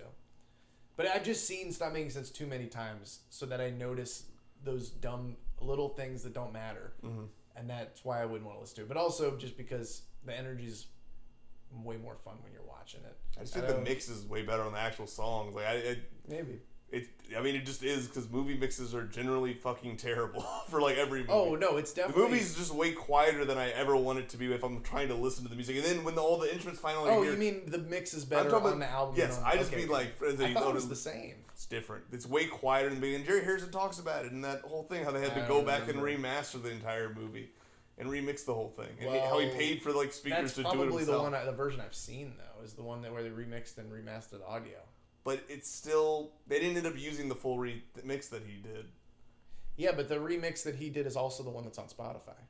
Yeah, but I mean in the movie. I'm talking about the movie though. The movie version is the one where he said that they ended up using his, and that's the same as the one. Okay, on well, Spotify. whatever version that I've watched a bunch of times, the beginning of the movie's super quiet, which it's only him and the guitar, so that makes sense. But by the time the actual instruments kick in, it is like. So it's like if the movie starts here, it's like at here by the time all the instruments. In the movie? In the movie version. I don't know. I have to change. I have to be on the fucking audio if I'm like in a. I don't know. It's not like it's that big of a problem. No. I mean, you want to listen to that movie loud anyway. It's just like annoying when I have to turn it up to 100 for the beginning of the movie and then slowly bring it down to like 60 I don't know. Maybe the that's weird. I've never had that happen with that part of the movie. It might be on just shitty speakers that I've been on like TV speakers. I know Danny's loving it. I loved hearing all the technical details of this and not knowing a single thing you're referring to. I mean, the beginning part is quiet. It was like hearing people talk about mathematic theorems. I'm glad to hear it. It wasn't even really that. No, it wasn't. It's really not that. If you knew what we were talking about, it's really not that. No, I know. That's my point. Is not that because if I knew math, I would probably get it too. But my point is that it's just like you're talking about a lot of things that are really interesting, and really depth, and I have no frame of reference for it. It's interesting. You say that, but it sounds like you aren't interested. All right, whatever. You can decide what I am and I'm not interested in. Here. Go ahead. What am I interested in? I'm just saying I don't want... No. Tell me what I'm interested in now. Okay, so what I was trying to do is be nice and say that I don't want you to say that you're not bored if you are, because if you are, we should move on to something else. Don't just be polite. I was trying to say that if you are just being polite, you shouldn't, because we can move on. I'm not being polite. But I'm glad that you took offense at that very meaningless and largely in defense of you opinion that I was so saying. mad that there isn't a camera. I'm not taking offense. Tell me what I'm interested in. I'm glad that you found it He can't do it. Upsetting. He can't do it. I'm glad that you found it upsetting I that I said I that we should move on to talk about something that you would like to talk about. I'm sorry that upset you in any way. It totally destroyed me, but I would I'm like sorry to that tell what I'm interested in. I'm sorry that you're upset about what I said. Yeah. I'm sorry that me saying... That really is a good translation. Yes, that is a good translation. Because, of course, what I am saying is, by the way, for people listening at home, is that I'm sorry that I am asking to move on to something that you would like to talk about. Eric is fucking holding a knife in front of Danny right now as he says all of this. I want you to be sorry. I want you... No, I don't want you to be sorry. I want you to bleed. Glad that you're not. I want me to be sorry. I am, once again, apologizing. Here I am, once again, apologizing for saying that we should all talk about something that Dan wants to talk about. I don't know why you're apologizing. Was my point. You sound like Jeff Winston. I'm only right now. apologizing. Always apologizing. I'm always apologizing. Danny, I would like to Venmo you $15 for having You can Venmo me. That's fine. Actually, something just came up. You're gonna have to Venmo me some I'm money. just over here apologizing because it was really shitty of me to say that we should talk about something that we can all talk about together. Eric, I don't want to be mean, but it seems like you're really being pedantic right now. No, that's I'm glad you're pointing that out because, again, I'm just so sorry for saying that we should all talk about something that we would all like to talk about. Again, pointed in your favor, defending you personally. I don't think you could decide what's in my favor. I guess I can tell that I'm not because I thought I was saying something nice and doing something nice, and I was immediately called out for it. So I'm glad that isn't the case. You're welcome. No, I'm glad. Thank you. I know. That's what I'm saying. You're welcome. I'm so thankful. You're welcome. When Thanksgiving comes around, you will be the person who I mentioned. You should mention the dinner table. I will pray for you. You'll pray for me? Yes. You surely pray for you. You're the one who needs help here. No. I don't need help. I need to pray for you. But you are welcome. Thank you. Again, I'm so thankful. I have never been more thankful. Good, and you've never been more welcome. That's great. I'm loving that. I'm into that. I'm so glad to hear it. I'm thankful. You're welcome. Thank you. You're welcome. So do you want to talk about something that you can? I don't know what to. I don't know. I don't know how to shift the topic here and go like, yes. While we're at it, would you like to talk about something? Again, what I was asking was. How do you guys feel about Rodney Mullen, the skateboarder? He's awesome. He's like my favorite skater, probably. Same here. I found out something interesting about Gleaming the Cube, but now I don't even remember what it was. I think I the guy that directed it edited something that I watched I recently. keep forgetting to watch that. It's on. Is it still on Prime? I hope it is. A lot of people say that's like their favorite skating movie. Like skateboarders say that. That's because it's like I think a movie that isn't really about skateboarding. Not really. I think movies about skateboarding probably are gonna suck because they're about skateboarding. But I know it's about like his brother being like murdered or something, and he's like trying to figure out who did it or something. But it's like not really about skateboarding. It's been so long since but he just skates the whole time. I probably watched it when I was like 15 or something. I've never seen it. I want to see it. Oh, you should. I would like to. On Prime. Is it still? I don't know. It was. That's why I wanted to watch it. It was like probably like a month ago. My friend from Chicago just asked if I was awake, and I had to admit that we were debating whether or not the film mix or the album mix were I did not know you sense. knew anyone who was in Chicago. I met this guy when I was... I didn't know that you knew somebody from Eric's top 5. I was talking about the band. Yeah, of course. I wish I could name drop like one of them, but that was an interesting part. Was Jimmy Pardo talking about how much he loves Chicago. I actually met this guy in Chicago in Europe. That's crazy. Weird. Yeah, they were doing a European Chicago tour. Get to Europe? They took a plane. Oh, cool. Yeah, they're on tour. That makes sense. Why doesn't he know if you're up? I don't know. I actually don't know yet because now we're just talking about the album mix versus the film mix. Did he say you up and then the next line was a new sound ass album? I did get hit with a you up baby. And I said, of course, I'm doing stupid bullshit. Just one more thing before we're off it completely. You may be completely right about the mix. I just never noticed that. It's just something I noticed when we were at Scarlett's. Whenever we would start the movie, we'd have to turn it up all the way on. And these aren't TV speakers, so again, I know the mix is not. Speakers? Huh? They are TV speakers. I mean, the ones where where I noticed the film mix being quieter to me was. I just feel like every film is mixed terribly. No, she didn't have a soundbar or anything. So I feel like that might be why I'm hearing it differently. I don't know. But I've listened to it since then, and I definitely noticed it every single time too. Look, you might be right. I've never seen it not on. But that's interesting that they edited. I mean, it might be better on the DVD. I don't know what version. I have no idea. I don't know what version of the film is being uploaded. It was on Amazon Prime because I know there's a version that's on YouTube also, and I truly just think different versions of this movies are floating around. That might be the case, yeah. Because mine, I'll never notice that. So that's interesting. But that might be burning down my headphones. It's also something awesome. Oh, that's what he was doing. No. By the way, you might be completely right on the money, and I just never noticed it. I didn't know they edited the songs, though. That's interesting, and definitely changes my opinion of how I feel about the album. I didn't know which one. That they were editing any of the songs on the album version. Yeah, they cut like Because I read about the original version of the album that like was completely pared down. It was like 8 songs, and I'm like, but not even that. But then it had 8 songs, but every song was short. cut Yes, down. yeah. And they still use the cut down version of most of the songs. Interesting. But even though it's the full list, the full track list. That's crazy. For some reason, I thought they just did the full thing, but I guess. I could be wrong, but this is from. I still listen to that cross-eyed and painless version because I love it. But that is the thing that always bugs me about it. So Danny, I would love to watch the movie sometime. If you want to watch it. It is very good. I know I need to watch it because I actually do like Jonathan Demme a lot, and people tell me it's like one of the best concert movies. I know I need to watch it. I like Jonathan Demme also. I have definitely talked praise of Blank Check before the podcast. They did his full filmography this past year, and that was definitely. I didn't really even know his name, like him by name. What's her face getting married or whatever? Yeah. Rachel getting married. Yeah, they do all the actual movies. They don't do all the concert movies. I never saw that. That movie seems crazy. Rachel getting I married. want to see that movie really badly. Rachel getting married. Yeah. Mm-hmm. I didn't watch that whole movie. Maybe you guys had this class where we watched.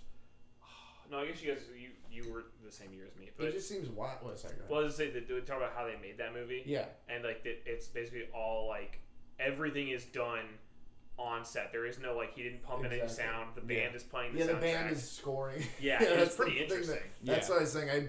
I don't know if I'm even gonna like the movie, but the score, like just the way that they made it sound. He's a wild director. Have you ever seen something wild, Eric? No. I can't remember what band. There's some band that's like playing the high school reunion they go to. That's like an actual band. They do a bunch of covers and stuff. It's dope. David Byrne does the first song in that movie. And then it ends with the best version of Wild Thing ever. That's crazy. I don't like that song, but that version is fucking awesome. It kind of reminds me of in Repo Man.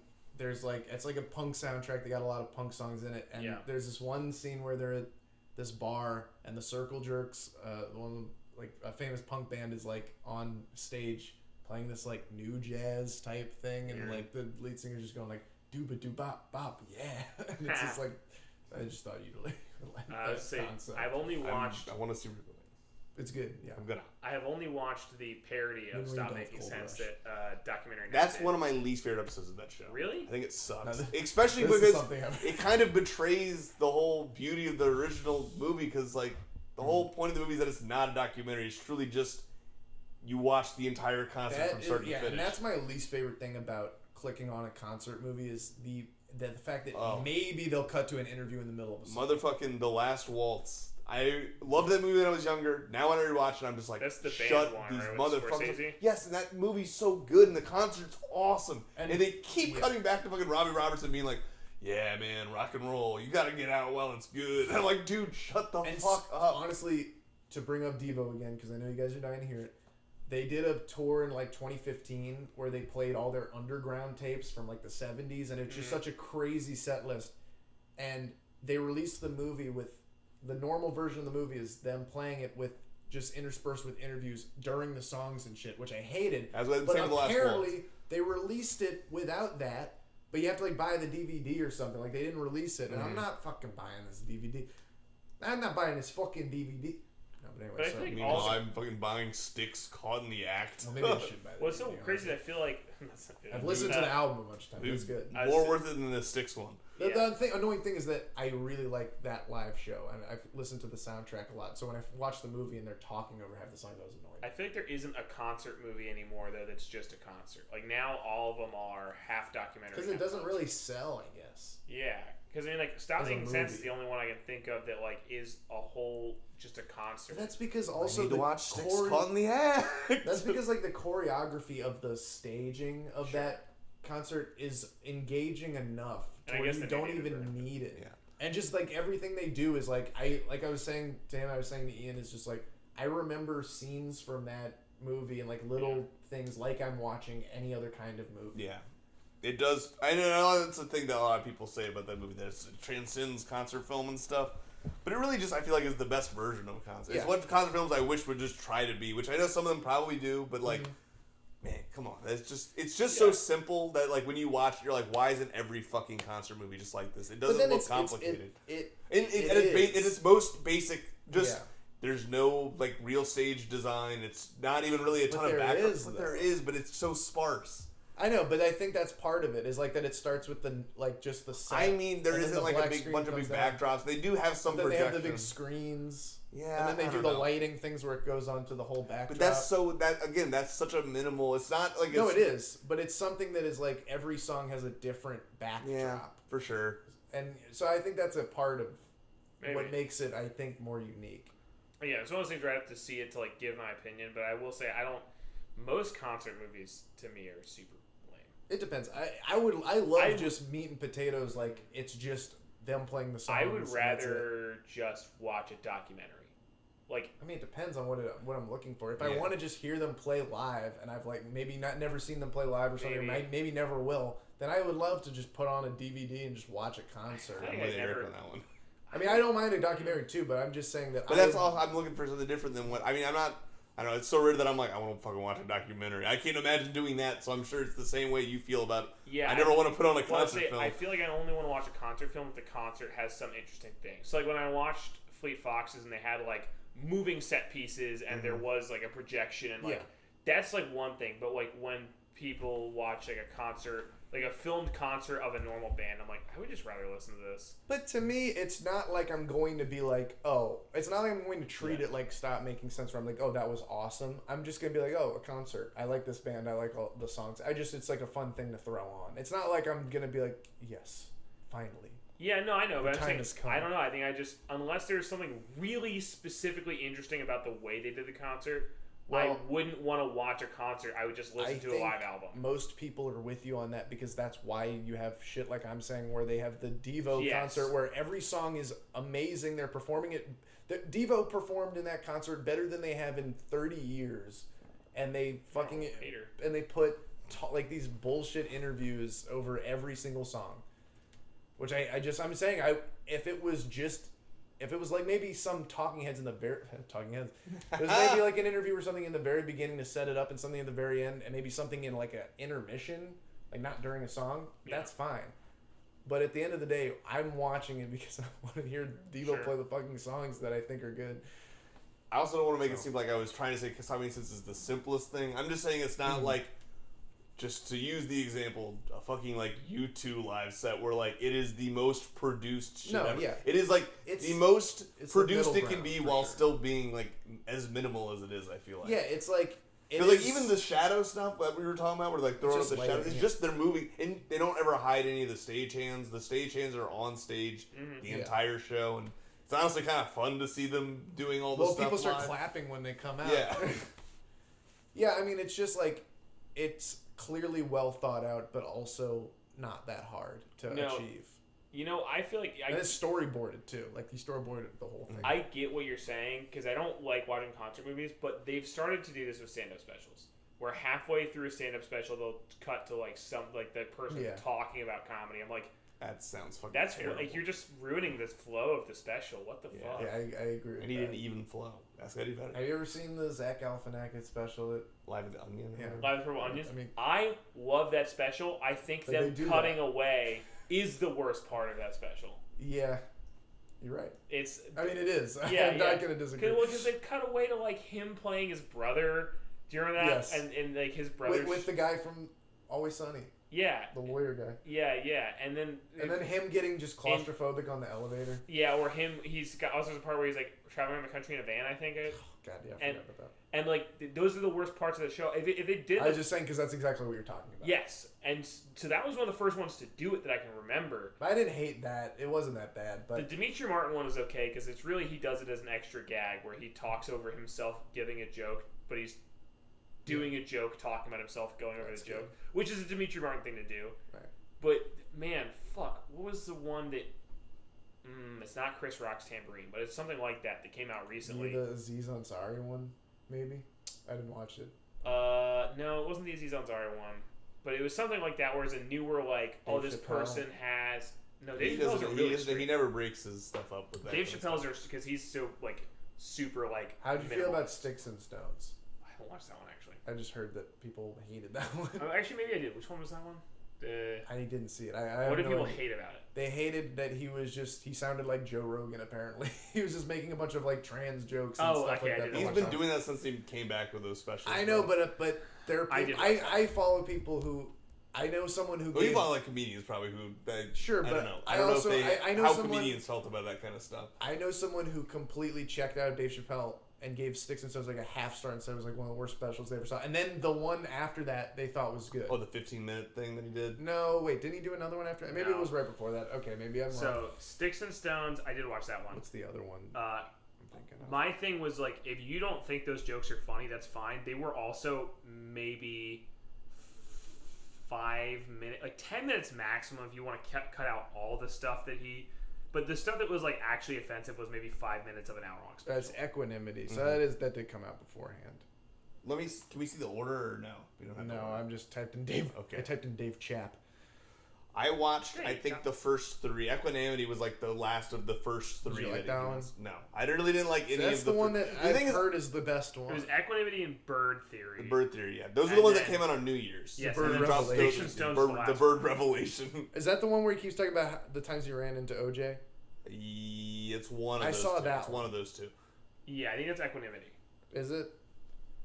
I think so. I don't remember which one it is. I think it is Equanimity. but Equanimity is because he's got the. I remember the punchline is that one. It's It's just like either- he doesn't even want to take a picture with OJ Yes. by the last time It's he either sees it. Equanimity or Bird Theory because it is. I don't remember. Yeah, It's but I the only one where he's watched got the one. jumpsuit on. Okay, well I only 'Cause I was watched just one. watching this the other day, actually. I only watched whatever the first of those two was, and I thought it was okay, and didn't watch the other one. And I haven't seen any of them since. But anyway, yeah, Sticks and Stones was the one. Sticks and Stones is the one that people got really mad at. Yeah, it was like. I don't know if people generally got really mad at it. I just know, I feel like a lot of maybe people they did. have. I don't know, but I just know I know personally people who said that it was. I Like, feel awful. like it was 5 minutes of an hour-long special that people like really zoomed in on. Maybe I just know that the person I'm talking about said like it was a problem with the entire special. No, I don't know. I don't. Like, I feel like I don't know. I feel like he's definitely trying to be more edgy in these newer specials than he ever has in the other I ones. think you should go back and watch Chappelle's Show. I watched the I have. special and I I watched For watched- What It's Worth and the one he did before that. Those are two of the best comedy specials of all But I'm time. saying, how recently did you watch Chappelle's Show? Within like the last few years. I mean, before he started doing all these newer specials. It's not like he wasn't saying stuff like this.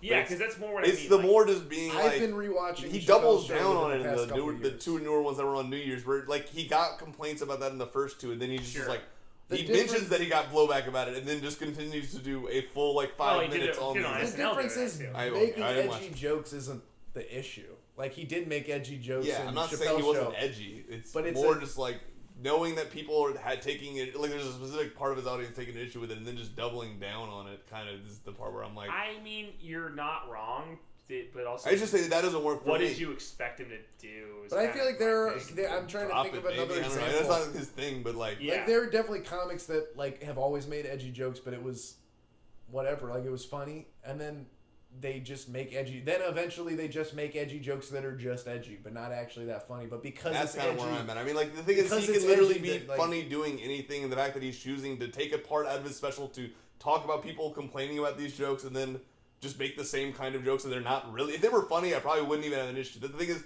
I don't find it really that funny. That's fine. On top of just being just it was shit that I'm like it come felt on, man. like look, it's like when Louis C.K. came back with that special where he didn't come out with the- All right, Yeah, he had does an have a new email special. it was the right? leaked one, not that one. Yes. It was before that. But he It did was put out the- a new one or whatever right, that my but brother I'm not even apparently talking watched. about that one. Is the Clark can't record these trumpet parts, but apparently has time to watch the new Louis C.K. but special. it was the leaked one He's canceled.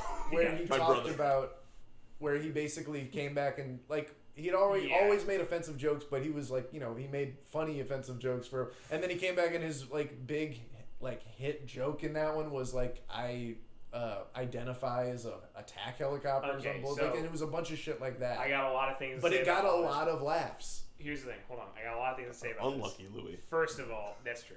But Yeah. the leaked set of his Yes. was him at an open mic. If somebody's It recording was a something, 50-minute set though. no, what? Yes, it was. The I attack listened to the helicopter whole one? thing. It was He a kept 50 popping up at like and open mics and that to do wasn't an sets and open stuff. mic. You're wrong. Which one am I He thinking? did that at I don't know. Okay, I well, there didn't was hear one it. where they recorded it. Oh, sorry, the one that was the recording in an open mic was the one where he complained about the Marjorie Stoneman Douglas thing. Maybe I didn't see. I don't even know what that is. Wait, what is that? The school shooting kid. No, that was in the one I'm talking about too. That was 100% an open mic then. I don't know. I know that he played. Because I'll say. I know that he played a club. I mean, I don't know if it was an open mic or what, but I know he played a club. And people were there to see him, and everyone was super jazzed and psyched about it. And it was like maybe the best reception I've ever heard from him. Okay, well, also I can't speak to that. I don't know if we're talking about the same thing. I only talk about the thing that I saw, which was if it was a set at it was at a club. And people are gonna love this. They're gonna love this. It's a set at a club, and clubs have open mics. I don't know why people are like, "Well, is it a club?" Yeah. No, I was mainly saying that because everyone was super happy that he was there. Yeah, because Louis C.K. showed up, and it was like no. But people were clearly there for like it was the. Did you interview people? Like, how do you know they were clearly there for him? I just remember that being the case. I feel like I've seen a lot of footage of him where people are mad that he's there. So the fact that he's saying that they're otherwise, I think, is maybe speaking to the fact that they knew that he was there. Yeah, if Louis C.K. just showed up, he was like canceled. It was like the height of that point. Like people would have been mad. Like it was the best reception I had ever heard from him. Ever in my life. I haven't heard. You keep saying from him, and it's just making me think that he like is applauding. He was laughing at himself. Yeah, that's right. I haven't heard this thing because I'm trying to get to a point and I can't get to it. We'll get to it. I'm sorry. The thing that I saw where he was complaining about the Marjorie Stoneman Douglas kid was I don't know about the thing you're talking about. That was an open mic, and that frustrated me when people complained about it because it's a fucking open mic. If you go to an open mic and you're bad, that's kind of the point because you're trying to work. More people were complaining not that it was an open mic and it was a bad joke, just that it was Louis C.K. performing at it. It was at Parkland. It was at Parkland, and it was a. That's Parkland. No, that isn't. But it was a show that people bought tickets to. It wasn't an open mic. He's got it pulled up on Google right now. I'm trying to find even more things here. I heard it was an open mic. Well, then, in that case, or we're reading otherwise. You should have. I guess you shit where you eat then, Louis. Sorry, but I don't know. The thing about Dave Chappelle is like because it was a comeback set. He billed it as a comeback set. He billed it as a comeback set. Yeah, he came on someone's back. It was kind of like, honestly really toned down. Yeah. He asked first, and then I offered to come into plants, if they said no. That's awful. I didn't even know that. Is it one? They were like he's like, can I jack off in front of you? And they were like, I guess so. And then he finished on a plant on like a house plant in the green room. I didn't hear that. That's true. That's crazy. Or at least that's one of the stories. The plant sued. Should have. He's the only one that sued. Wait. Did you listen to that set? My point is not the whole thing. My point is that set, and it was like 50 minutes. I did listen to the whole thing. I don't know. I'm sorry. I got a real rush out of seeing this like refresh at 136. That's awesome. I love that movie.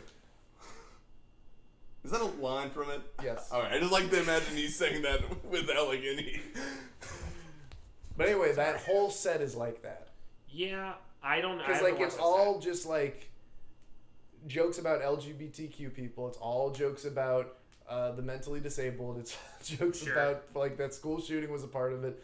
Like, that's what the whole thing felt like. He was doing edgy jokes because his audience was now, like, the people who like him at the height of his canceled time. Let me say this. Was edgy people. I don't know fucking anything about Louis C.K. But I'm not trying to say that. I'm not even. I know. But he is my uncle. Hold on. Right. I'm trying to get to a point. But, I'm sorry. So, I don't know. I can't track that against his other sets. When I say I've watched one Louis C.K. set in my whole life, and I paid half attention to it, I don't like him. I haven't seen. I've only seen one of the however many new Dave Chappelle sets. I did not see Sticks and Stones. Okay. I was just saying that is the way that people took issue with it. It seemed like that was a similar thing. Okay, so I don't know about Sticks and Stones. I thought that it was a fairly minor part of that special. Mm-hmm. Other people may disagree with me. I know. I'm sorry that I'm stopping us. I just want to clarify. I knew you were going to. I just know which one of these specials it was. I'm very so confused. He's thrown out the Sticks title. and Stones was the one that the most recent. Okay, the most recent full set. Okay, gotcha. And I think it was a fairly minor part. And also, I watched the Dave Chappelle show. Or sorry, the Chappelle show, not the Dave Chappelle show, but the Chappelle show, literally 2 nights ago. Mm-hmm. It completely tracks with Sticks and Stones. Yeah. I feel like the big issue is not that.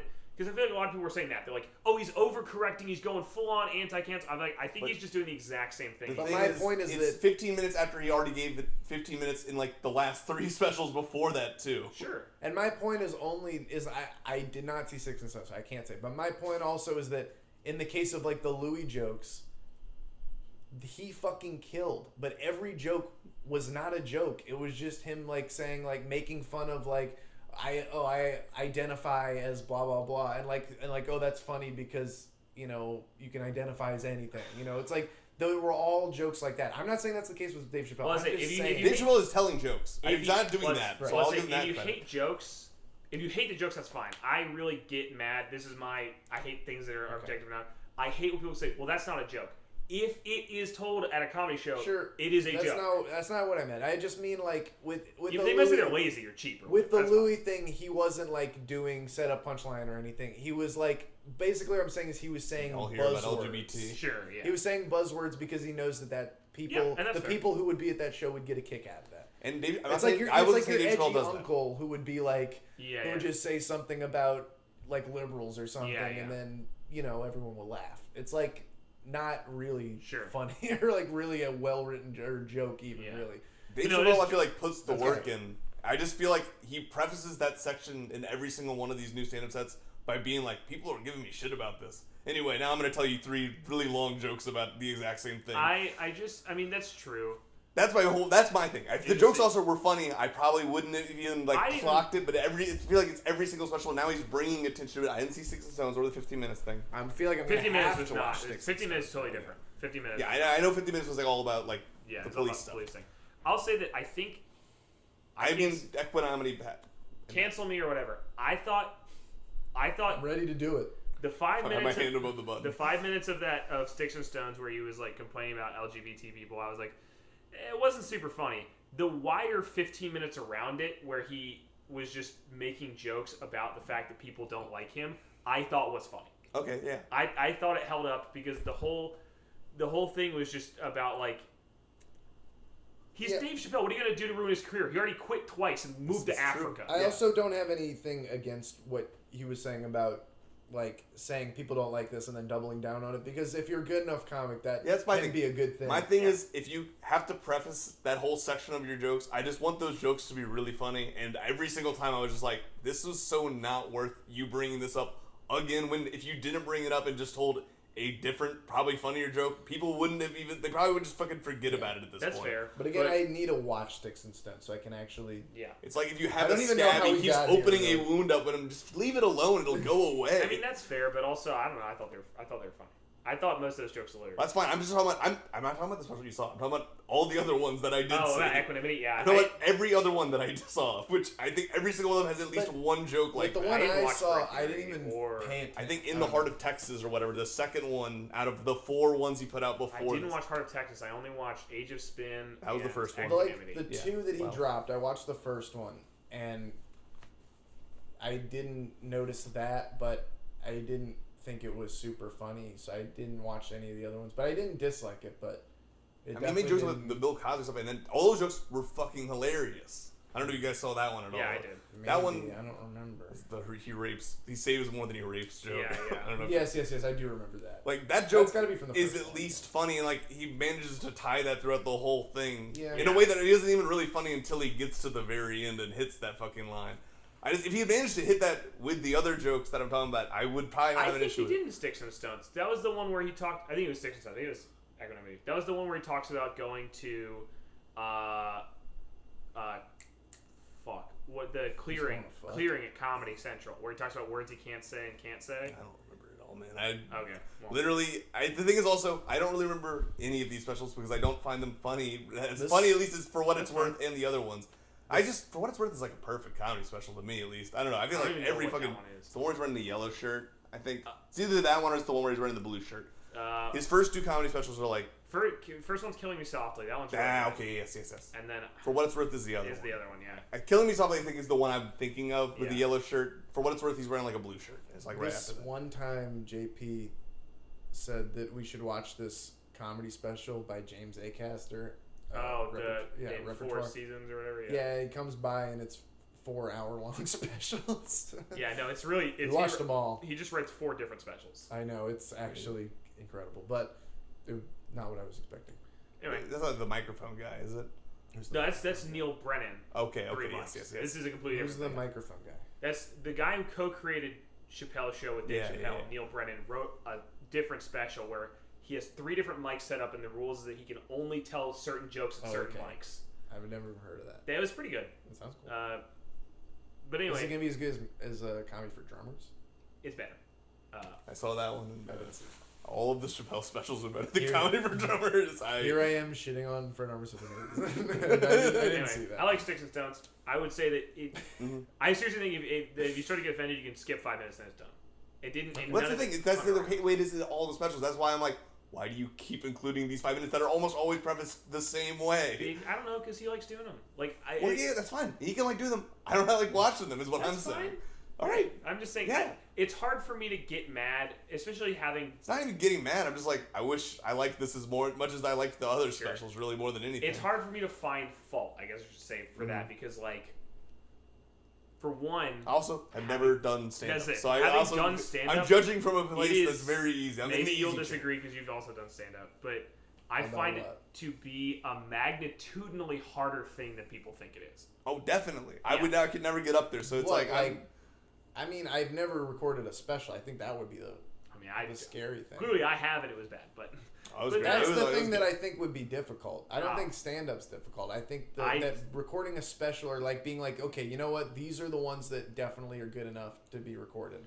Well, I think specifically writing enough jokes and going through the process of working through enough jokes that you have an hour of filtered, purified comedy is But I feel like once you get going, you kind of don't even need the written stuff anymore. You can just kind of get going. I strongly disagree. I mean, and maybe Dave Chappelle, because he does kind of riff. Maybe you disagree, but I mean, you'll see some specials where I'm like, I find this guy as soon as I ditch the stuff I wrote down, it gets a lot better. I find that I am bad, but I could never do it either way. So I applaud both of you in that regard. I just mean the fact that the guy. I haven't done it in a while. The fact that the guy put out 5 specials over. I'm in open mics again right now.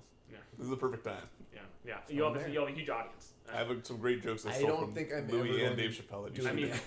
The thing is, he put out 5 specials over 3 years. I'm like, that's just a fucking. Oh, that is crazy. Honestly, when you say it like that, I'm honestly not really shocked that he has a segment like that in every single one of the specials. You think about that, you're like, oh, okay, so he fucks up 5 minutes of every special. Okay, but that's what tracks. Annoys me is that I get that. the other specials I feel like already. Well, it's just whatever. It's different. It's different. He's a different man. Yeah, but I mean, that's just the guy produced. Kind of just sound. Well, no, what am I saying? I always make comparisons. And then when I start talking, I'm like, why am I saying this? Yeah, that's fair. So anyway. Yeah. Anyway, so I thought the special was pretty good. Sorry for drawing attention to my bad thought. Yeah, I don't know. I feel like the difficult thing would be you know what? Because I feel like if it's a special, then I won't want to riff. Because I'll be worried to riff. Because I'll be like, I better stick to the shit that works. Yeah. And I think that one of Dave Chappelle's... Because then if you riff and the riff isn't good, then it's good. That's what's recorded. But I think Chappelle's strength is he actually does riff more than other people during his specials. And his riffs are usually pretty on target. I'm sure they are. I mean, I'm not saying... I'm just saying I'd be afraid to riff if I knew that it was a special. I mean, it's tough to do. It all stems back from the PTSD I got from Keller Live, too. I tried to do a riff that wasn't written. Me and Keller did this riff in dead silence. And we just kept going, trying to win it back. This is on film, too. And it's on film. But basically, there was a dead body on stage. And me and Keller were doing this bit about harvesting their organs. And we thought it would be shocking enough to get a laugh at first. And then it was dead silence. And then we kept going with it, trying to bring it back. And after a minute, we were like, give up. Abort this bit. We gotta go. I just went to the back of the stage, went back to my little corner. I don't want that to happen again. Last thing I'll say about Chappelle, because I was thinking about this the other day, is I feel like at least, because I was watching his SNL thing, is a lot of his jokes are things where if you take them at a factor of do I think this is a good thing for him to say? It's no. No, and that's not my thing. That's not what I'm trying to say. I'm not trying to sell him he should be saying certain things. It just is if you got to preface a section in your special, I hope it's really funny. I think he doesn't need to preface it. But he shouldn't. He should just go into the joke. I just hate that he fucking has to bring it up every single time. I think that, like you were saying, as opposed to the Louis thing, which again I haven't watched, but it seems like at least when Dave Chappelle has a fucking joke like that or an opinion like that, even if I think it's a shitty opinion, it's one where he clearly has a perspective of I've thought about this, and the way my brain works brings an interesting conclusion to this. Whereas I think that if the dude's just Louis just see bottom of the barrel. I fucking identify as a cactus. I'm that's stupid. Yeah, right. Maybe if you say it ironically, it's kind of funny, but I think that you like turned around on your own shit example. if somebody went up and did a parody of Louis C.K. and went, I identify as a cactus, I would think that's kind of funny. Here's my impression of Louis C.K. Yeah. There was one guy. I jacked off on a cactus. How was that? Did I tell you about this that time I did the Lance Banks thing? There was one guy there who walked out and he just said, like, want to hear an impression of Ray Romano getting fucked up the ass? Yeah, you did. And they just went, he like just made a noise. And I was like, what in the world? That's pretty funny. It was funny. I was just like, why did he do Reminds that? me of Louis' joke about that Yeah, it's so... sitting on the dock of the bay parody. Which every time the sitting on the... when they're like having it's like the round table comedy discussion with him, Chris Rock, and who's the fourth? It's Jerry he was Seinfeld. just talking about like an old I know, parody song. I right? just can't believe they all find it. Like honestly, every time I go Sitting back on to the like, dock. I can't believe they found this room of 4 professional. Yeah, British Ricky, Office. who's the other guy? Well, that's a classic though. It's not really The, though. like classic parody, yeah. I definitely think it's like one everybody knows. I feel like, or at least I don't know. Maybe not. I've never now, heard but that parody. I only know it from the context of that I've scene. just heard it from a bunch of people. I don't know. It's not like hilarious. It's just like I get it. It's I don't even remember this. I watched that special. I don't even remember. I guess even the whole point is just that he's talking about it as like a fucking shitty ass parody too. It's just crazy to me that they're busting up that hard at that. But it's like I don't know. It's like I guess I know. I guess I can't really say anything that will change. I remember when I watched it, I used to think that was like super funny, but now I'm just like, am I only laughing because these guys all think it's funny? Because it really isn't that funny, even like. No, it's not like hilarious, but that's kind of the thing. It's like a primal just gets a laugh out of you, and Yeah. that's all it is. I It's mean, not that's also- smart. It's definitely not smart. But That's it's like the Jimmy Fallon breaking thing on like SNL is like there's a level of which like this is kind of funny as a joke, but then there's like, well, I guess it's even enhanced by the fact that the But that's people not are even what I'm reacting so saying. funny. I don't find that funny. I did find it funny on the new episode with Chappelle when they were breaking during the Aunt Jemima Uncle Ben sketch. Like, I think every single person breaks in that scene at least once. And that's good still. no, I don't can be specifically funny. mean that Jimmy is funny, but I think that's like the concept I of don't even find like watching. when he breaks funny. I just like you're derailing the fucking scene. No, I'm just saying that when somebody laughs, it's like normal to like even if you don't think it's funny on its own, but it's like okay, you react to them laughing. And you go, I "This is pretty always- funny." But it's different the way they're laughing at this fucking in that one thing. They're like, oh, and Ricky Gervais is there, so it's like literally ear piercing. But then everyone else is also laughing. They're like all out of breath. But and I shit. also- I'm just like, oh, I always hated Jimmy Fallon breaking, but then I heard him talk about it, and I don't know if it's true, but He has like super bad stage fright. he had super bad stage fright, and he felt bad every single time he broke, Yeah, and he always apologized to everyone after it. So it made me feel like man, like I don't know. I felt like I always hated him for it. And it was like I never hated him for it. I didn't hate him for it, but I was always like, oh my god, I fucking hate every bit he's in because he does it, Yeah. which is still true. But I felt like it was. I just wish I don't know. he was also funny. On top of that, he's not. Oh, yeah, he's not. I don't know. No. Jimmy That's Fallon's the not biggest sin of Jimmy It's Fallon's just- greatest sin. That's true. That's Jimmy Fallon's greatest sin. Actually, his greatest sin is fucking keeping the roots at the fucking Tonight Show every single night. That's bullshit. So that is true. That's the most But they overqualified. still do group. so much stuff. I don't know. Kind of, but like, They're collaborating with people like all the time. They're just not But when releasing though? their own albums. I don't know. I Black mean, Thought puts out a lot of stuff now, but like that's only within the last year. I He just never feel had like for years they've been just collaborating with artists and being like backing bands for Yeah. artists, but Maybe. not I like don't know. I releasing feel like they their haven't own done stuff. that since at least since they switched to Tonight Show from Late Night with Jimmy Oh Fallon. no, I feel like they definitely haven't. think they have. They've They've had like one album since. but then. it's I don't not even- stuff. It's not stuff like a band featuring the Roots. Like they have done backing band stuff with like a shitload of bands. Like not featured in the I know, title. but I'd I'm have just to look curious it who you're up. talking about. I'd have to look. I know We're that at 4 fucking hours 11 Quest. minutes, just so you know. Wait, what? We're at 4 hours 11 minutes. Awesome. We gotta get to 5. Alright. Are we really about to go to 5 again? I mean, what the fuck am I gonna do at 2 a.m. at this point? I mean, I might as well. You don't have to stay, Grant. But yeah, well, we don't have to. I was just saying no, at this no. point. I mean, Everyone my else is my down. night's gone now. I mean, it's not like I'm gonna do anything when I get home. My night's gone. I mean, I don't mean it in a bad way. I'm just saying, like, when I get home, I'm not gonna do anything. We'll cut off at 5 exactly. What? We'll cut off at 5 exactly. Okay, good. I didn't realize Guess it it had would been be- that fucking long. That's I know. insane. That is I'm crazy. embarrassed because the first hour flew by and then I felt like, all right, I definitely can kind of feel where we're at. But once you said it was 4 hours, Yeah, I'm that is crazy. embarrassed. I get embarrassed every time we get over if we get over this map. But talk about just it getting a primal laugh. I feel like that's stuff like Danny like spitting if all you over were himself. that and Yes. like if you were to like analyze like Jackass, like it's not it's not is so funny. good though.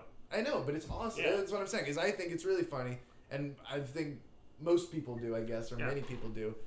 But But it's not, if you went and like was like this isn't funny. Like it wouldn't be funny. If you I will like, fully admit I know. forgot that when they're telling that story about that parody, that Louis is specifically just trying to be like, I saw this really shitty open mic guy do it, and he said that was the funniest thing he ever heard. When That's I was crazy. forgetting that it wasn't something that Louis C.K. just said, and then everyone Yeah. fucking busted up at that. Yeah, I haven't even seen that. Well, that's the only part I really remember from that roundtable discussion, which, in hindsight, why would I ever fucking watch that? I don't really like... I like half of those people, and I feel like I liked watching that at the time. at the time, but I Who's also in like there? all Who's those in there? comedians. It's Jerry Seinfeld, Chris Rock, You Ricky ever seen Gervais, this? and Louis C.K. What And was the third person you said? Ricky Gervais, Louis C.K.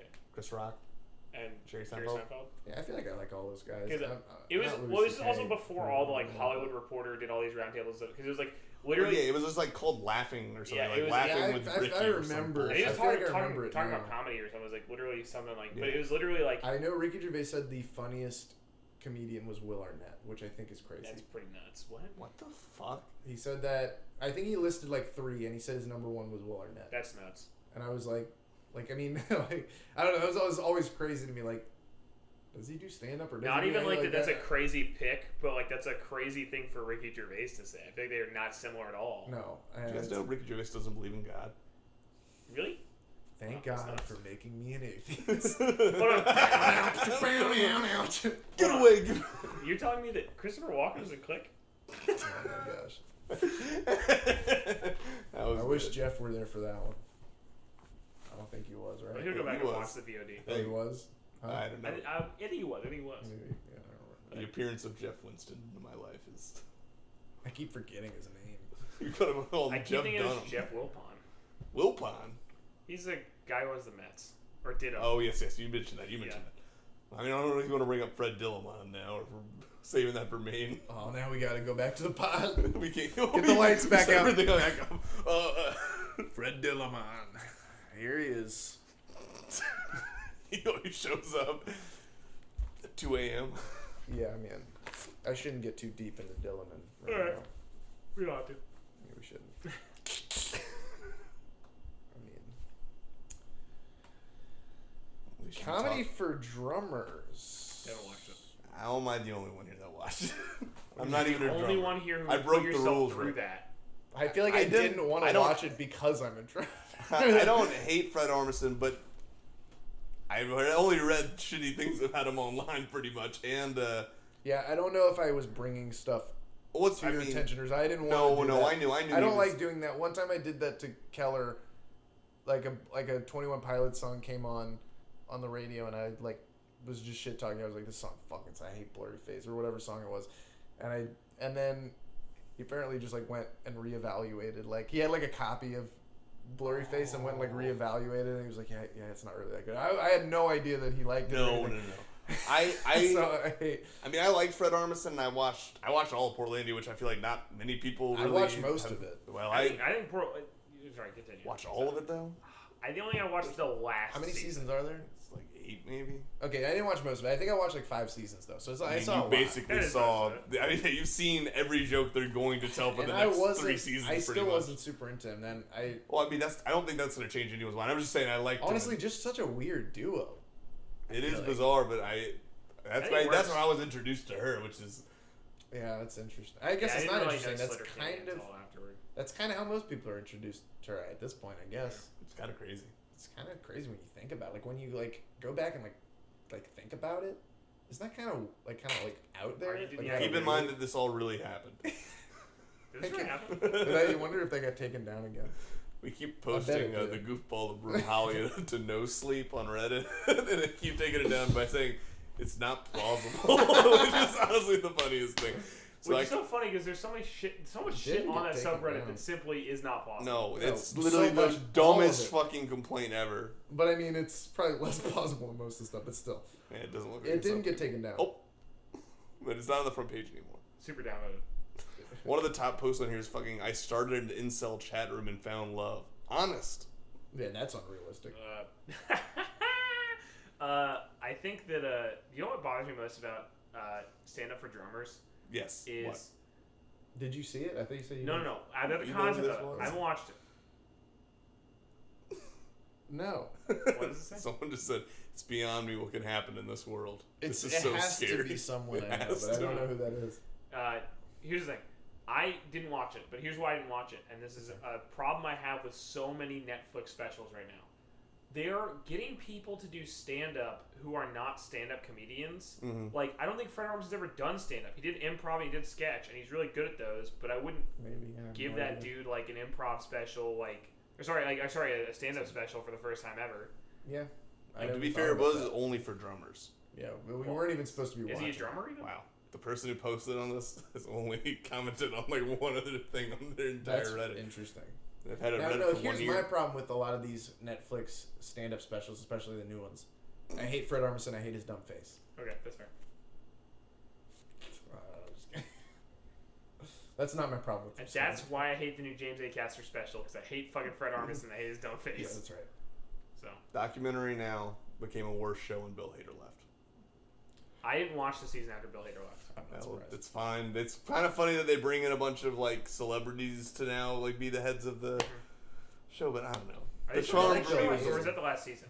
huh? Are they still doing that show, or is that the I last think season? they're doing it still. I mean, it doesn't like it. It's not like it gets bad ratings. I think it does probably fine, especially as far as IFC content goes. I would fucking be trying to hold on to that show if I was IFC. I don't know what else they have going for them. Yeah. Bill Hader's pretty They good. canceled fucking Cox's show, John C. McGinley's show, Is the it- I Ted didn't versus know. Evil or something. Oh yeah, I don't know. There was a lot of ads for it. It's the only reason. Marin. I don't Aaron was on there. Yeah. Yeah, The that's Birthday been off for What Boys. was that years. Hank Azaria show was on there? Oh yeah, Is it Brockmire. Birthday Boys. Brockmire. Not on anymore. That's been No, off that for was years, that got right? canceled after 2 seasons. Yeah, that's what I thought. And Marin's been off for a while, right? It's been off Canceled, for I feel like 5 the years. year after fucking Birthday Boys got canceled. Does Comedy Bang Bang still come on IFC? No, Comedy Bang Bang. That The ended a TV few shows years have been ago, done too. for a while. I only saw like the first 2 seasons or something like that. There's only 2 seasons, I think. There's 5 seasons of that show, and this Is the there first 5 season. of the TV show? Yes, there's the first season's 10 episodes, then the next one's 20 episodes, and then I think the next I one's probably like didn't watch that whole season. the third season's like 40 episodes or something God damn. truly insane, Really? and then yeah, it's That's like double the crazy. length of the other seasons. Holy It's something crazy like shit. that. I don't think maybe it's not 40, but it is like. I'm gonna have to see how. I'm many. sorry. I feel like now I've completely said No, something. that just sounds crazy. I sounded crazy when I was saying it too. So that's what I'm doubting. Sounds crazy when I was watching it. They did extend the order. I know it's longer than the first and second season, I think, but I don't know if It's it's gonna be 40. like 13 episodes. It's not. I swear to fucking God, it's not. There's 110 episodes of the whole show, so That's nuts. just fucking. I'm scrolling Okay, down. cool. There's 20 episodes of season In this- 3. All right. There's 20 episodes of season 2. There's 10 in season 1. So there's just 20 in every single one until the last one again. No, in season 4 they have 40 episodes. Okay, that's That's what I thought. nuts. You're right. Which is crazy. That's And season That's- 5 has 20. the crazy So part it's because just I'm that pretty one sure season. Reg Watts leaves halfway through the 4th season, if I'm not mistaken, which is fucking bonkers. That's insane. Very weird. Even less than that. I don't even. It's weird. Yeah, it is weird. The world is crazy. It's amazing what can happen in this world. I didn't even watch the first season of that show. I watched like 5 episodes. And I was like, No no, I way. don't like this. I think it's pretty good. Me? The Connie Bang Bang? Yeah. I love it. I think it's awesome. I watched it all multiple times. I liked the podcast. I just didn't like. I don't know. Somebody didn't. Now that I've I've listened to the never listened to the podcast, I podcast. wish that the show was more like the podcast because they're. It's weird to even say this on fucking about the show Comedy Bang Bang. It's too restrained.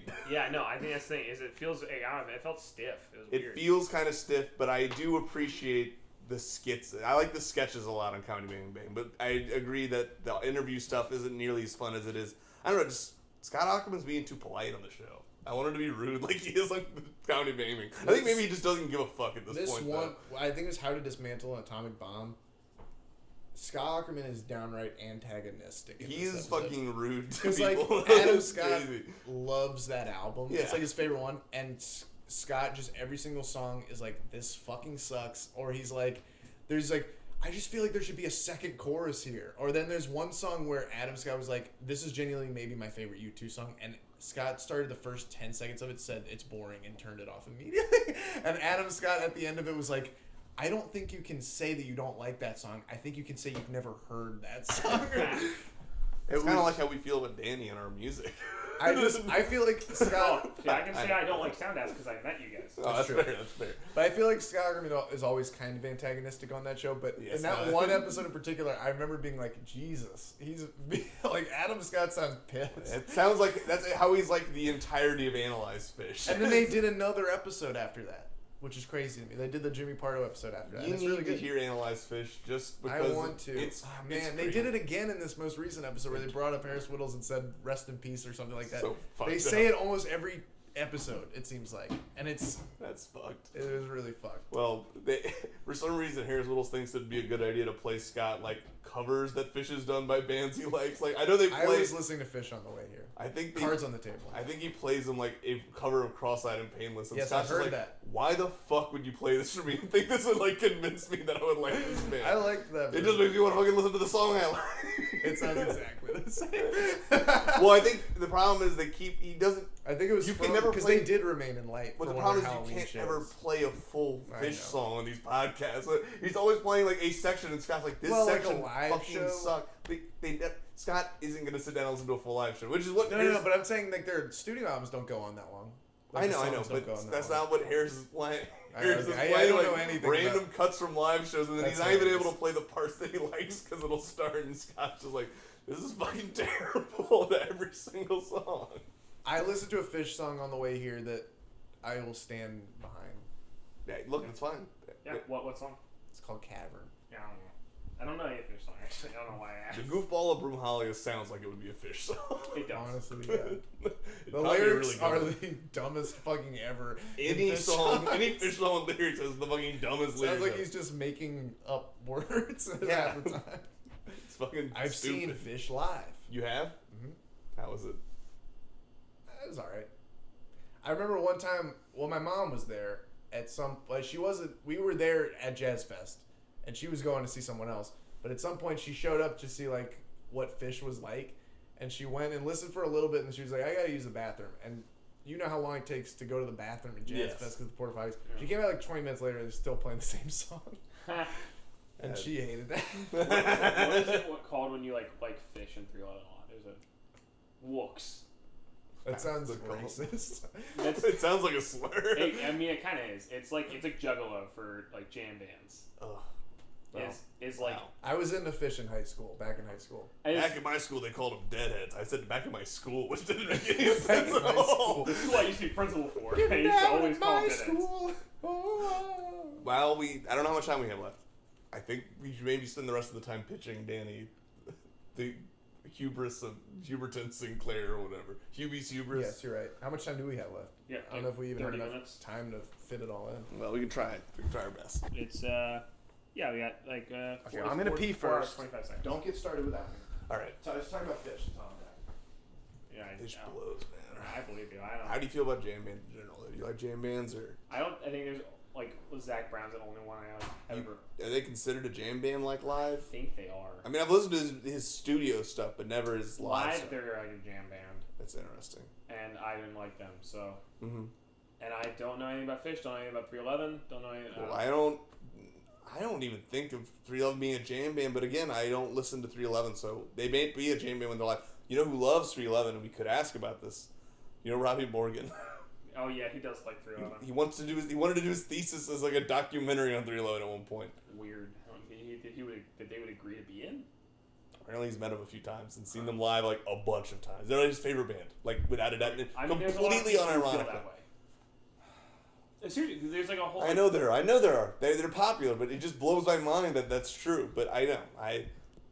Well, before the podcast was ending, he did express interest in possibly being on it, but I didn't even know if you on Spacepod. on Space Talk Pod, about 311. but not about 311. But I'm sure he would love to. I mean, he would do that. We can get him on. I just didn't know if that was. I didn't know how you felt about it. I didn't want to extend the invite. Robbie. I like Robbie. I know just some people. I know he can rub people the wrong way sometimes. He can Robbie people the wrong way. Oh. He's gonna be Robbie listening Morgan. to this. He like. Oh yeah, I hope he listens to the Yeah, he fucking makes it to 4 hours, Oh, 30 this is like minutes. some guy you actually know. Yeah, he's in grad school. yeah. Oh, we're talking about. No, Valley Grabby. Well, he said he wanted to be on the podcast at some point. When he replied to the post about the creepypasta episode. Yeah, I don't like Yes. jam bands. I was saying. Oh yeah. Hey, wait. Question: did you consider 311 a jam band? I don't know. Okay. Well, I then haven't listened to enough 311. I've I- heard Or like their some- live stuff. For No, that we yeah. matter. can get Robbie on the podcast, and I'll ask him how he feels about 311 being categorized as jam band, and then he can leave. I didn't even know Fish was a jam band when I started getting into them. Sure. I just heard some of their songs and I liked them. Well, because their like studio albums are very tricky. You wouldn't think that they are a jam band. None of their songs are long. Well, that's on what I'm saying their about studio albums, 311. for the This most part. Zach Brown band is like you hear him and you go like, that's not. They don't sound like a jam band. Then you see him live, you're like, oh yeah, I see how. they Like call literally, what with Fish, like some of their popular albums are just like 10 to 12 normal length rock songs. that. Yeah. Yeah. And then you see them live, and they're 20-minute just dumbass jams. But they don't sound like the songs. Exactly. What is another jam band outside of the Grateful ones? Dead. I mean, that's like the most Yeah. notable example. I mean, the Allman Brothers, I guess, we're talking like Dave older. Matthews is Dave considered- Matthews, yes, Dave definitely Dave Matthews. Sure. Was this simultaneous? Yeah, well. It's like Riot, I guess, is a jam band. Anyway, like I mean, besides couldn't say. Dave Matthews and like Fish, I can't even think of like a jazz or a jam band that's like still around. Yeah. I mean, Grateful Dead's still fucking. I guess they're still. John Mayer had like a trio that was kind of a jam group. That's right. And I mean, he was with And Grateful they Dead did the too. Grateful Dead thing for a Yeah. second. Well, he was just with Grateful Dead. He was with the remaining members. He was with them just, romantic. Yeah, but I mean, Jerry Garcia's not around, so I just like I'm like But Cherry Garcia still is. Jerry Garcia still is, and Still it's my rocking least out. favorite Ben and Jerry's flavor. were we? Touch of Grey. When were we doing that? Was that with Michael? That we were. We did like a Touch of Grey parody or something. Probably, I don't know.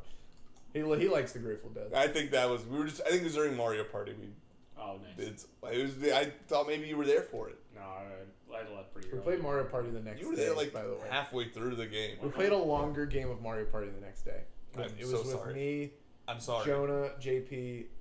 Well, I'm glad and everyone did Michael. get to go over there and see him. I honestly wish you would have been able to see those shitty Mario Party. You know how like I was saying about JP, like I wouldn't want to play this with Yeah. JP. JP showed up saying I don't never really play Mario Party. He did. Michael has said he's been playing Mario Party his whole life with like a shitload of different people. He said Someone that played it his whole life. He said he did fucking terrible when we played against him. That's He got what he fucking was beat by two people who don't That's play what the he was game at all, and saying. someone who hates the That's game. what he's saying. He's saying he was never that good at it, and the people who were new to it always win. He said JP had a bigger lead than he's ever seen playing the game, and I agree. Hey, that was the night after fucking Solis had fucking like 300 coins and like. That was I left when JP that happened. That was JP funny. ended up with like 300 something coins and like over 10 stars. That's insane. And like literally, what would happen is like the star would move and it would go right in front of him, or it would go right behind Jonah. And I hated it because he thought it was hilarious. Because he would like, there was a time when I was like finally gonna get my 1 star, and he it was, wouldn't like, let he you. already had 9, and he was like, he used the thing to roll twice so that he could get it first. I was like, JP, and he did it like laughing his ass off, and no one else was like, this is Yeah, funny. I would laugh. I know it's like, but he was just being, he was just like, I was like, why That's is so devious. I know. I was like, why are you thinking that I'm going to find this funny? That you're just taking like I literally stopped playing after I just It's gave not it to about you Solis. funny. He's hoping that- him funny. I get it. I Trying to get get it. that primal laugh out of you. I get it. But it was like that was the point when it was like, okay, there's no point I in me used playing to- this game anymore. Little inside story on this guy. I used to watch competitive Mario Party. That's Oh, awesome. That's crazy. Yeah, so I like that's why I like when you guys when you were saying take time to read the instructions. I know the instructions to about 90% of those games. Like That's awesome. Well, it was less that I Glad was you saying you were refused to reading the play. instructions, and it was more just you telling me you didn't read the instructions. I wasn't saying that. That Someone was was saying that, but I don't remember who. It was absolutely Danny telling me that I didn't read the oh, I instructions. was I And I well, wouldn't have won the game most of the time. no, I was making fun of you but they were the ones who were like, "Don't speed past the instructions." Eric No, I started definitely wasn't saying that. I was the one clicking start half the time. Oh, sorry, I guess they were yelling at you. They were yelling They at were me because yelling he at kept me clicking. because I kept clicking. No, I that kept was- saying learn by doing. Yeah, I wasn't. But And then then, of course I fucking lost. Yeah, no, I wasn't legitimately like you should read the instructions. I was you mostly did better just, than Michael did. That's true. It was actually. Sorry. I was just saying I was mostly just repeating that anytime somebody did something wrong. You go, you should have read the instructions. It was kind of embarrassing how poorly I was like in last by a lot in that second Mario Party, and then as soon as JP took the 1 star I was finally gonna get from me, I was just like, Celeste, you start playing. She came in second. Oh. Celeste. So she basically won. Were you there because when she took Celeste gave Michael all my coins? Or Yes. did you? Okay, that was fucked up. And then I managed to like fucking. I stole Michael's star. He ended up. He immediately Michael went to complained last about place. that the entire time. Because he said, yeah, because of course that was something Celeste did, but he took it out on me. And he kept saying, Who made us play Mario Party in the first place? Michael. Yes. yeah, well, that's why I was I was punishing that happy- person. I was happy But I to think play I Underground all agreed night. with him. I wanted to play it, and I'm. Oh yeah. No, I'm glad we played I it. don't know who else. I wouldn't have ever played it if it hadn't been you guys wanting to play it. Yeah. That was the one I thought it was circumstance in fun. which I wanted to play Mario I Party. know. Yeah, I don't want to Yeah, play. Mario it. Party you have to play with friends, otherwise it's super lame. I hate I playing with actually friends, think though. playing with friends is worse because you kind of like them less after it. I feel like No, I people- don't. I didn't care Yeah. that one time when we were playing. I kind of just didn't care about it. But by the time I really didn't even care the second night until I was like finally gonna get a star, and JP was just like, it'd be hilarious if I do the double block and get another star that I don't need because I'm definitely gonna win. I have like 9 stars, and he has 0. That's So I was- awful, but it is pretty kind of funny. funny. Yeah. It is funny. I mean, I'm not denying that. I was just like, But that now- was but definitely he like, did, why would I he keep likes playing? JP less now. I do like JP less. Yes, that's right. Yes. So I like JP less every time I play Mario Kart with him. The other day I brought up Ann Pans and he didn't even know what I was talking about. Yeah, one of those. I don't know why he would. I don't know. I don't know if it would ever come up. I don't know. I guess I've Bad never thing. mentioned it to him, and I've also You didn't even ask him if he never wanted to be on posted it. about it. You should be on it. Alright, sure. Well, all right, maybe not. I don't know what it is. It's a podcast. We don't really have an agenda. We don't have really anything in Okay. particular to talk Okay. about. We're also talking about the Metamorphosis or QB Halloween. Yeah, we're in kind of a weird patch because even though I'm starting this Andrew WK thing, we're also kind of we've been planning to listen to all the Tears for Fears albums on advance. Oh no. But I guess you could show up and not know anything about that. We don't want to make it the focus, so it doesn't really matter. So you could come to any. Okay. I mean, we're doing one like. No, we're doing ours tomorrow, and then me and JP are doing one the next day. You're always free to join Okay. if you want to come on Friday. Okay. Or it might also. When it are might we be going to Saturday. hang out that's not an event or something or a recording? We can. Look, my weekend other than that is open. I was more just teasing you because of what you were saying. So at you the time. didn't want to hang out, is what I'm hearing. Yes. Okay. So that Now that, it's that been might your be choice why. now. No. I'm serious. Here's what I'm gonna do. I'm gonna give you this information. You can do what you want with it. I'm free on Saturday and Sunday. I cannot this Saturday and Sunday. Saturday I'm actually working. You a did gig. what you wanted with it. Okay. Actually, Saturday night I can be. Okay. All right. What are we doing? Whoa. Yeah, hold on, wait. You're not invited. Whoa. I said I was free on Saturday to Danny. Yeah. And he said, do with that information what you will, and so I'm going to disinvite Grant. That's what I'm doing with that information. Disinvite. I wasn't even invited. It's the worst I part. might be recording Amp Pants on Saturday because I don't know if it's Friday or Oh, Saturday. now he's all busy all of a Yeah, sudden. no. But I think I'm gonna do it earlier if that is the case. So I will be free on Saturday. I'm busy till like 4. I have to go do a gig, but This economy. Gig. and this it literally How in this many economy. gigs? One that just runs from 10 to 2 plus breakdown. Nice. So nice. Well, anyway, how much longer we got? We gotta explain this thing. Okay. It's like probably 30. What do you guys think about jam bands? We have way less. We got 25 minutes All left. right, listen. So Hubie. So we call it. So our Huberton Sinclair spec script. So Netflix, right, announces that their next Adam Sandler film. Right. Yes. We know it's going to happen, but what will it be? This Well, is we what- have an this idea. is This is what what it it will should be. be. Adam Sandler plays Huberton Sinclair. Right. Sold. All right. Oh, get has it? Greenlit. That's probably how it goes. So when I Reese play pitches it. Huberton Sinclair. No, so he plays Huberton Sinclair, who was once an English professor, a distinguished English professor. Is this college movie? You already pitched this to me. The whole thing, though?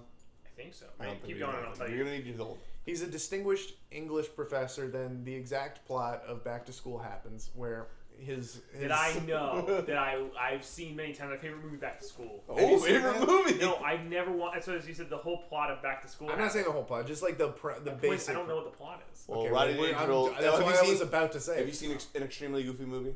Yes. It's that. It's the exact same plot as Okay, that. got Or it. Goofy's plot. Yeah. At So least. basically, is that No, maybe there should be an extreme sports element to our movie. maybe.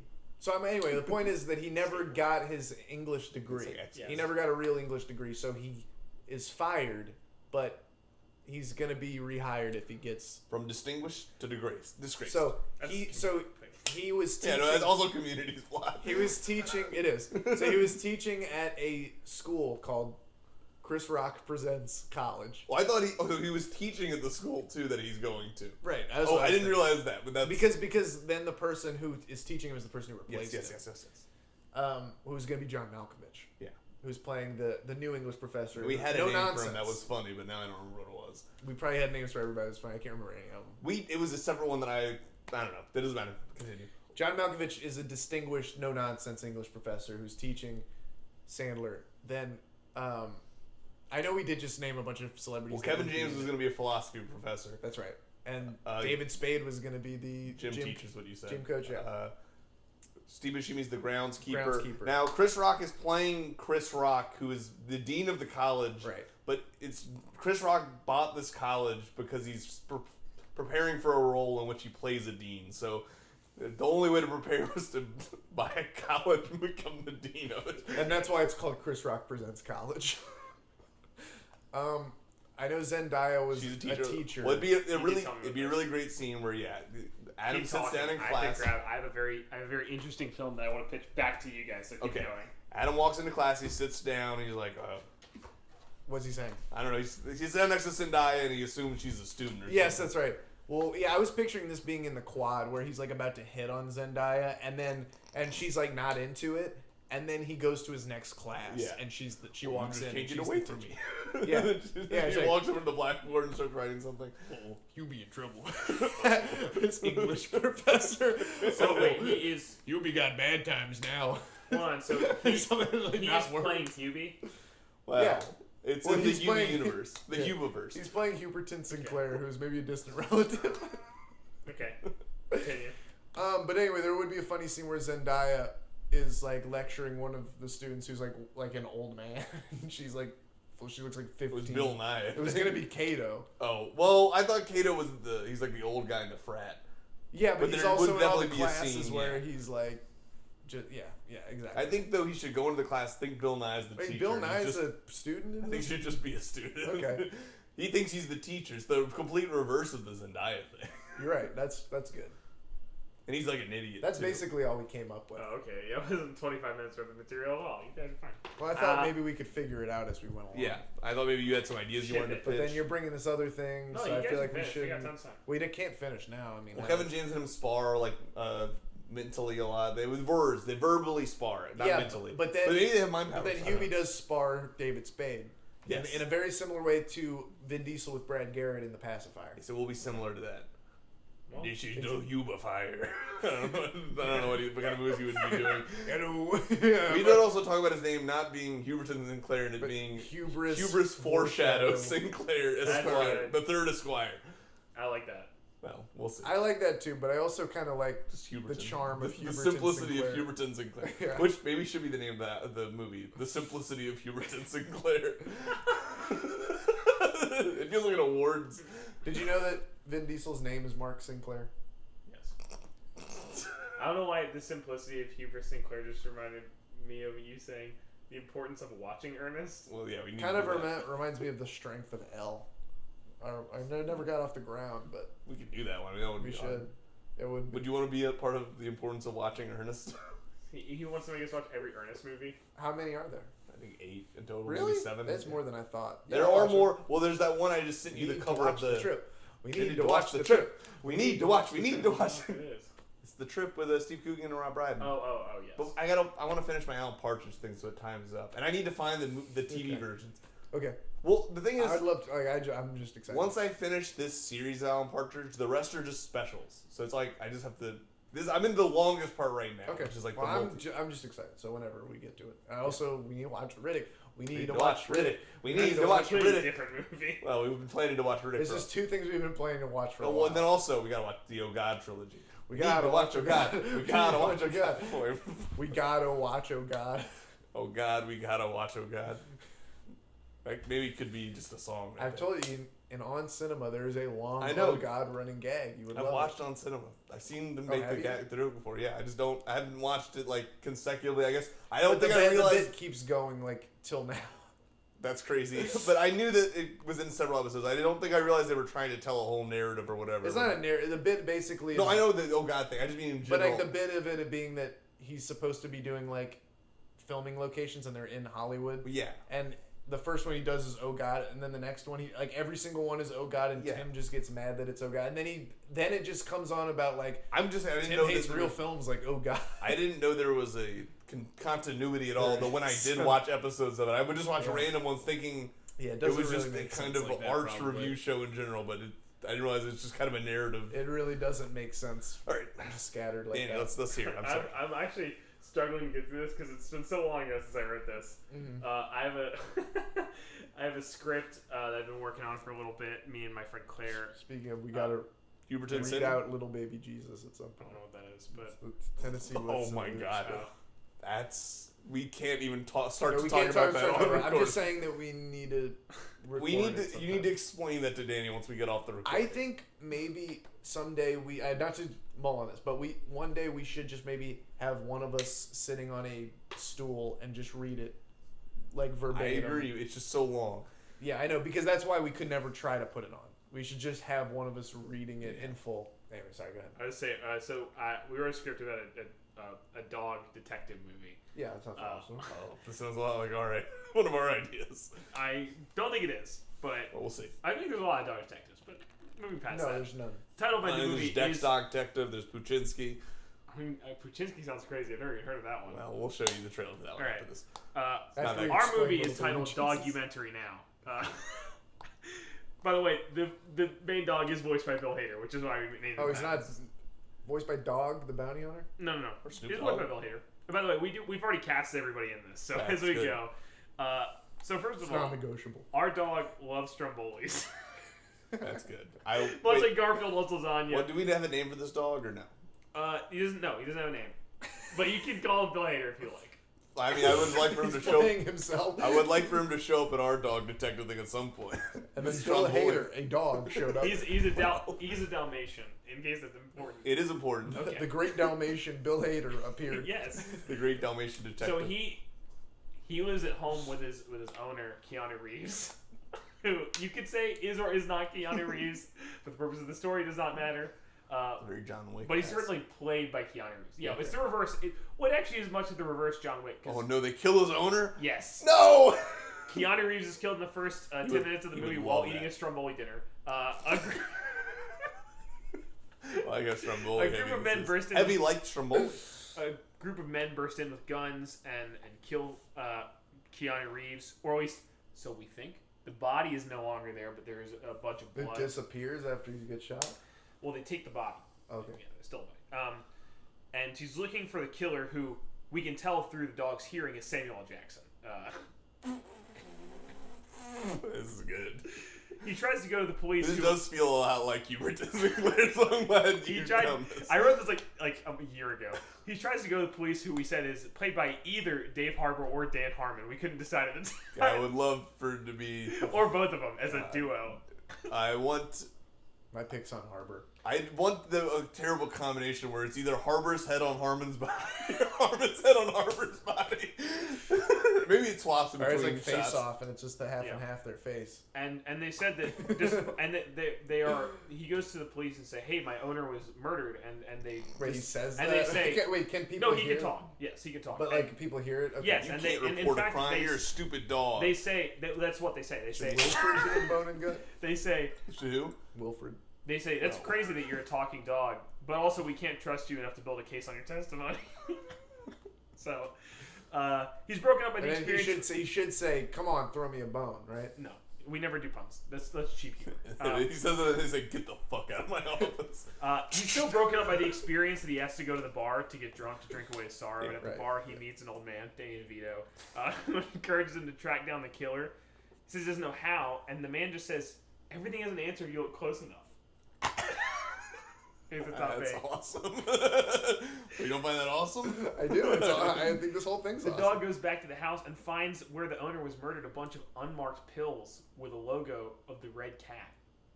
This This is is exactly sounding like like our idea. Is it really? Yeah. That's great. I honestly think we should just steal it. So we can finish this chapter. The dog finds a polydactyl red cat who lives nearby. Wait, who's sorry. played by polydactyl means has multiple toes. Okay. Yeah. Thank No. you. And by the way, it's played by Kate McKinnon. That's awesome. This does sound like something we came up with now for sure. My favorite movie. Asked if they've seen the logo, the cat says that there is a similar logo in a local disco. So then the dog has to dress up like a human to get into the disco. Despite the fact that nobody cared about the fact he was a talking dog before, now he has to dress up. And inside to get the information he wants, he has to win a dance contest. And then we said it should either be to Mr. Blue Sky by ELO or Hit 'Em Up by Tupac. One of those two. It should be a mashup. We said absolutely zero Witch Doctor. And by the way, Absolutely zero Witch Doctor. uh, Like the fucking Alvin and the Chipmunks song. yeah.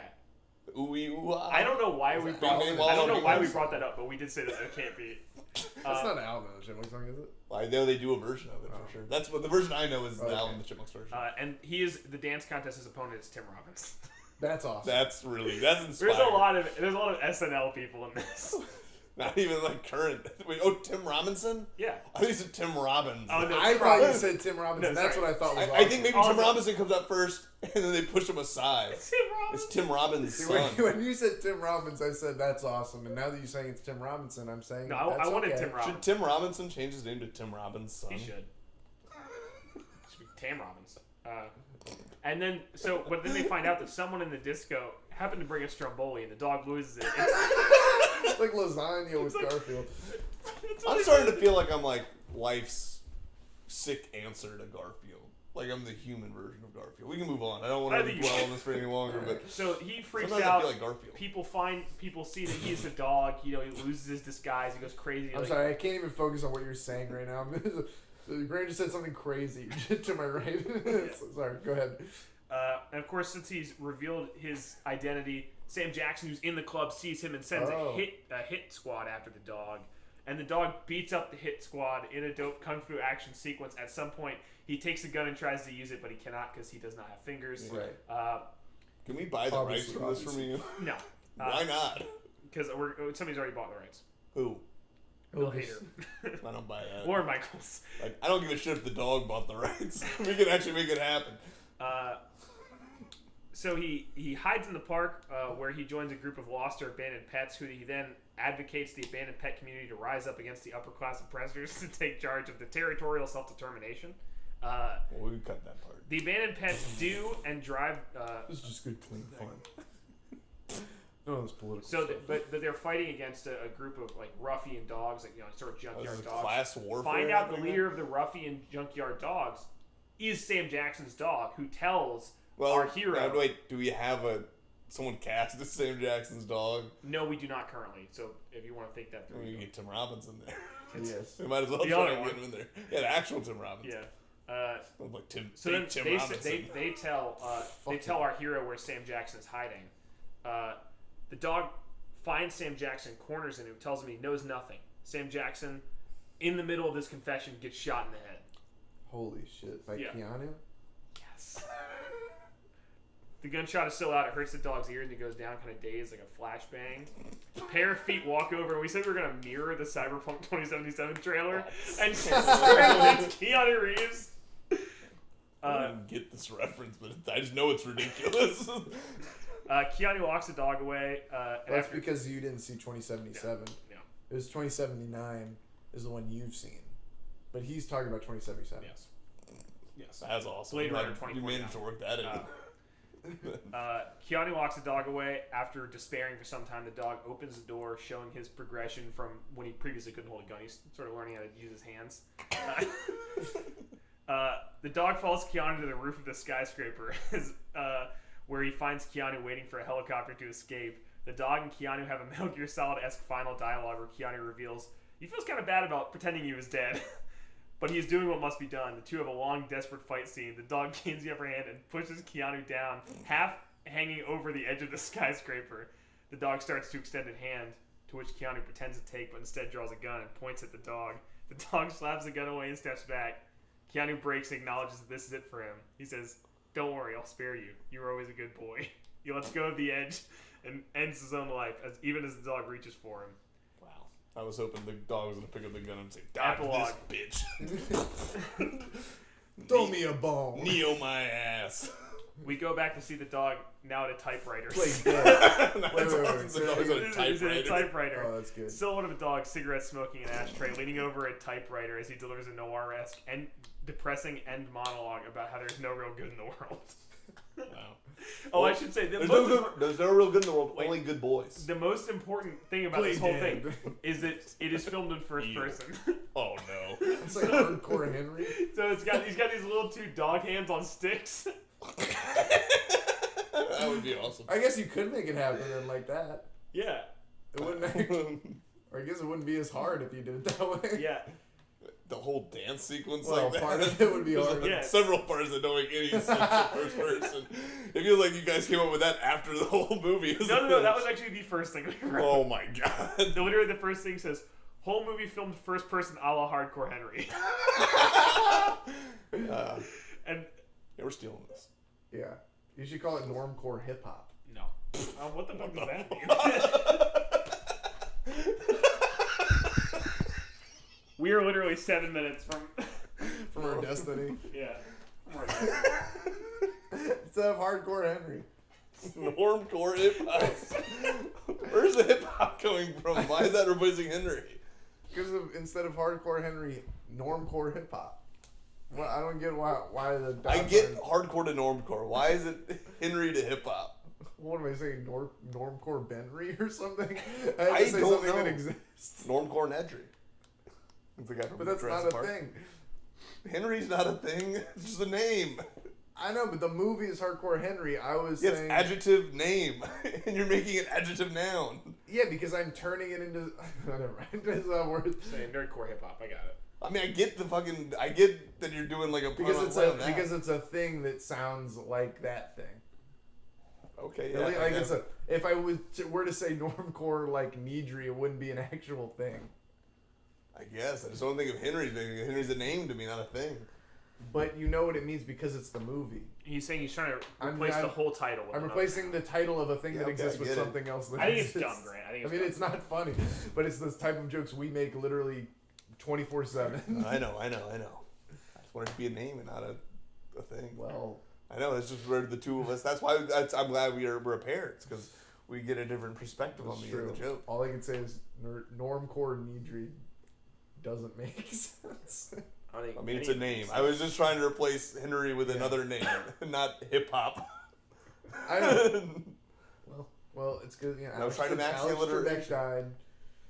Jesus fucking Christ. Yeah, he can't be in the movie now, unfortunately. Fuck. So. I was really wanting to hear him as the voice of Sam Jackson's dog. That would be good. Alex Trebek.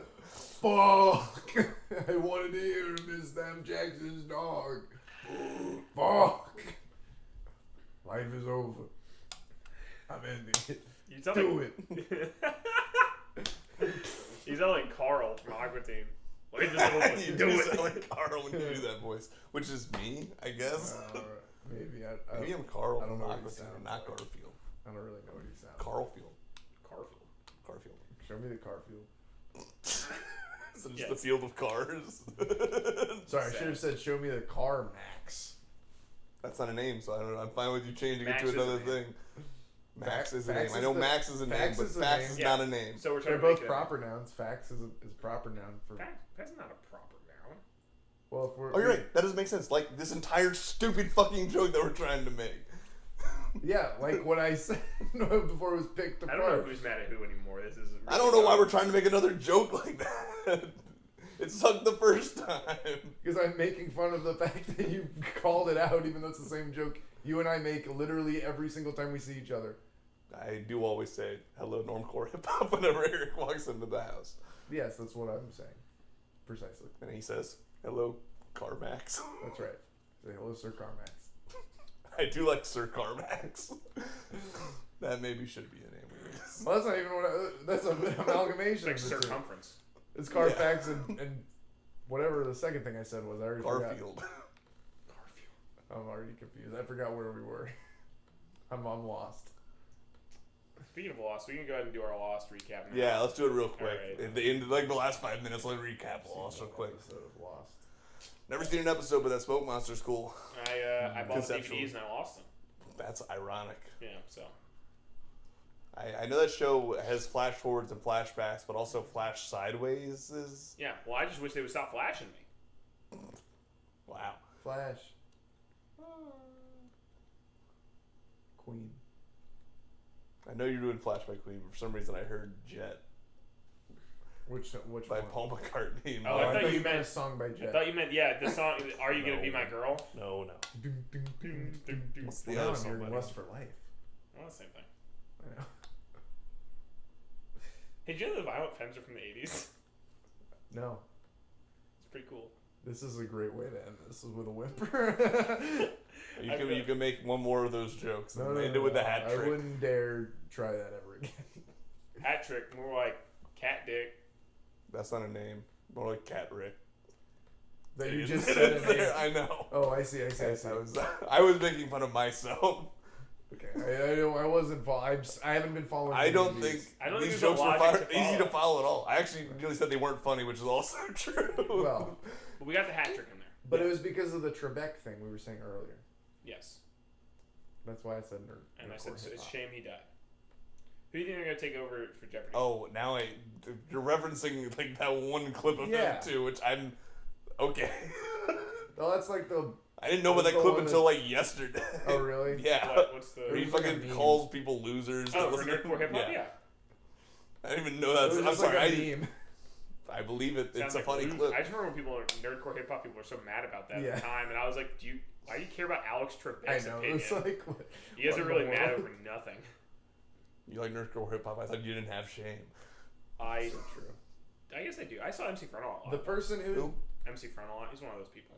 The Nerdcore people. There's some guy I don't MC know because Chris? I never really caught like watched Jeopardy like frequently enough to know any of the people who were on it. There was some guy who apparently won a lot who has been doing a lot of the introductions for the different bits, like when they cut away. Yeah. That I think they've been kind of prepping him to be the new host for a while. Interesting. But I don't know who that is off the top of I my read head. somewhere they were fucking preparing Keenan Thompson to take over Lorne Michaels' position on SNL. Oh yeah, they've been What? saying that. That I heard that that would was- actually be all right. I would just I anybody. mean, it would but make Lorne. he's been on him. Anyone longer but than Lorne. anyone Even else. Bjorn? Yes. If Bjorn. That would be bad if I was suddenly I in mean- charge of SNL. It would be. If you guys, I think SNL should really just let the GeekSpace team write a season. I think we'd kill it. I think honestly, you're right. It would be better, probably more consistent season. Eric's got a real fucking burner of a parody song he's ready to fucking drop on. Did I Which look, one? It takes a boom. Oh yes, right. how long is SNL? It's an hour. Yeah, I could make the movie I just fucking pitched in an hour. Yeah, but that's one We could episode. do that live. You gotta do a whole season. We Yeah, can do that's that what I'm live? Yeah. What are you saying? Yeah, I mean that's all the people in there are all SNL. They got it. We got Adam Sandler hosts one episode. We're like, Adam, we got this great idea. Okay, I like good ideas. I'm Does just he? kidding. I hate those. Come back to me when you got a shitty idea. He throws eggs at us. Adam, and we like slide over the script to Huberton Sinclair. Oh, Huberton, that's a good name. I could get used to this. I could get used to this. Do you think that We he should made, do a Secrets to My Success parody with Adam Sandler. I don't remember what the do you think that he made So, Hubie Michael Halloween for the reason he was saying, Yes. as far as like Uncut Gems, where he's like, I'm gonna make the worst. No, Oh, no. He He made that before Uncut Oh, Gems. okay. But the next That one. is what people seem to think. Well, I think maybe what I was gonna say is maybe he knew that Hubie Halloween was coming out, and so when he knew that he wasn't gonna win, he decided to say that because he knew that movie was gonna be fucking awful. I mean, it's better than. I feel like it's better than Several most of the Adam shitty Sandler. Adam Sandler. Definitely towards the top of the ones What I've was the seen. one he did recently with Jennifer Aniston? A murder mystery. Yes, I watched that because like I was like in a hotel and I was like on TV. I And said it was fine. I it didn't was see it. it was like meh. Like I wouldn't go out of my way to watch it. Hubie was a fine time. Yeah, I liked Hubie a lot. I thought you were talking about Murder Mystery. I haven't seen murder mystery. I know that I don't. It's not necessarily what everybody thinks, but I think Hubie was. I mean, it I think is it the was very season of Halloween. I feel like it's the perfect thing to throw on. I definitely It's agree. fine. Alright, I'll nice, throw it on. It's a nice little watch. I'll throw on. I mean, did you watch it? Should have. I mean, you did just say it's the worst thing ever. Yeah. They said it could be. Well, I was more saying, do you think that's why he said that? No, I don't think so. No. I think it's better than like 8 Crazy Nights at the very least, which I think is the worst think thing it's he's better ever made. than most of the Sandler comedies I can think of, with a couple exceptions, personally. But that's just me. He's an expert. I'm an He knew expert. Walken was in Click. I watched Sandy Wexler. He did. He was talking about Sandy Wexler. I never watched any Wexler, but It seems like nobody's seen that Did you guys one. see? Like Did you guys watch The Cobbler? I haven't seen The Cobbler. I need to. Have you seen The Do-Over? That's the No, guy that like no. that was his. I think follow up to Spotlight was The Cobbler. No, it wasn't. It was the one he did before Spotlight. It's the guy that did Spotlight did The Cobbler. Oh, And then I after thought you that- meant Adam that's Sandler. crazy. I was like, Adam Sandler was not in Spotlight. I would fucking remember this. Yes, you would. I didn't see that movie. Adam Sandler and the Michael did Keaton role. That Spotlight? movie, that'd be I sick. can't remember his name, but he also did a movie called Tom Timmy McCarthy. Failure. Yeah, Timmy Failure Mistakes Were Made is another Wow. movie that guy made. That sounds sick. Yep. It's okay. It's got Wallace. If you want to see Wallace Shawn and like a fucking. Oh, I know Kobe, about this We movie. talked about this movie I think before too. Yeah, that looked I good. love Wallace Shawn. It's not that good. You It's saw something it? watching it. Yeah, it's not. Isn't that good. Wallace Did I not Shawn- fucking have it in my thing? Yeah, you did. I just didn't notice. Isn't, not to bring it all back to my boy Woody Allen, but isn't Wallace Shawn in his new movie that he's like the star of that new Maybe. Woody Allen movie? I don't know. I thought you watched that one. Which one? No, which not Woody Allen that. movie? Not Rainy Day in New York. The one he's filming right He's now. doing another one right now. He was filming another one over the summer. That dude is always making movies. I know, but I just feel like he had such a hard time even getting Rainy Day out that I didn't know if he was. I don't know. I didn't know. I didn't know. I do want to get this on the after show because I thought it was so funny. Very Ralph. Maybe. That's one that just That's came out fucking last terrible. year. Who are you saying? Wallace There's Shawn. Wallace Shawn, isn't it? Hillary Clinton playing herself in this way. This is a documentary. It is. Okay. I was like, what the I was fuck? like, what the fuck? That makes sense. No, this is a documentary. So that's not going to be what you're talking about. Woody Allen made a documentary. Or was he in It's it? pretty weird. He's making a few, apparently. This Well, last... is this an actor though? This is an actor. Oh, I'm wrong. It's Yeah, not you're the right. same You're Woody right. Allen? You're absolutely right. Yeah. What the fuck? Rifkin's Festival. That with thing, I Wallace think, is- Shawn. yes. That's right. Yeah. That makes sense, I feel like. I feel like Wallace Shawn in a Woody Allen movie makes sense. Right? I mean, that's Probably it's already I happened. think in Probably 2020 it just seems weird that, first of all, Wallace Shawn is starring in anything, and then Pretty it's a Woody poster. Allen movie. But decent poster. anyway, I was going to say, I did want to say the Rainy Day in New York thing, that I sent you guys the advertisement, and they stripped Woody Allen's name off of it. Yeah. And Yes. they were I just saw like, oh my god, Timothy Chalamet's new movie with Timothy Chalamet and Elle Fanning. and Jude, and Jude Jude Law and Law, everybody, Liev Selena Schreiber. Gomez. and Liev Schreiber, Who and sells tickets? yes, Selena Liev Schreiber. Gomez. I had a dream about Liev Schreiber the other night. Anyway, weird. Weird. There was nothing except that he was in it. Before we go, I'm sorry.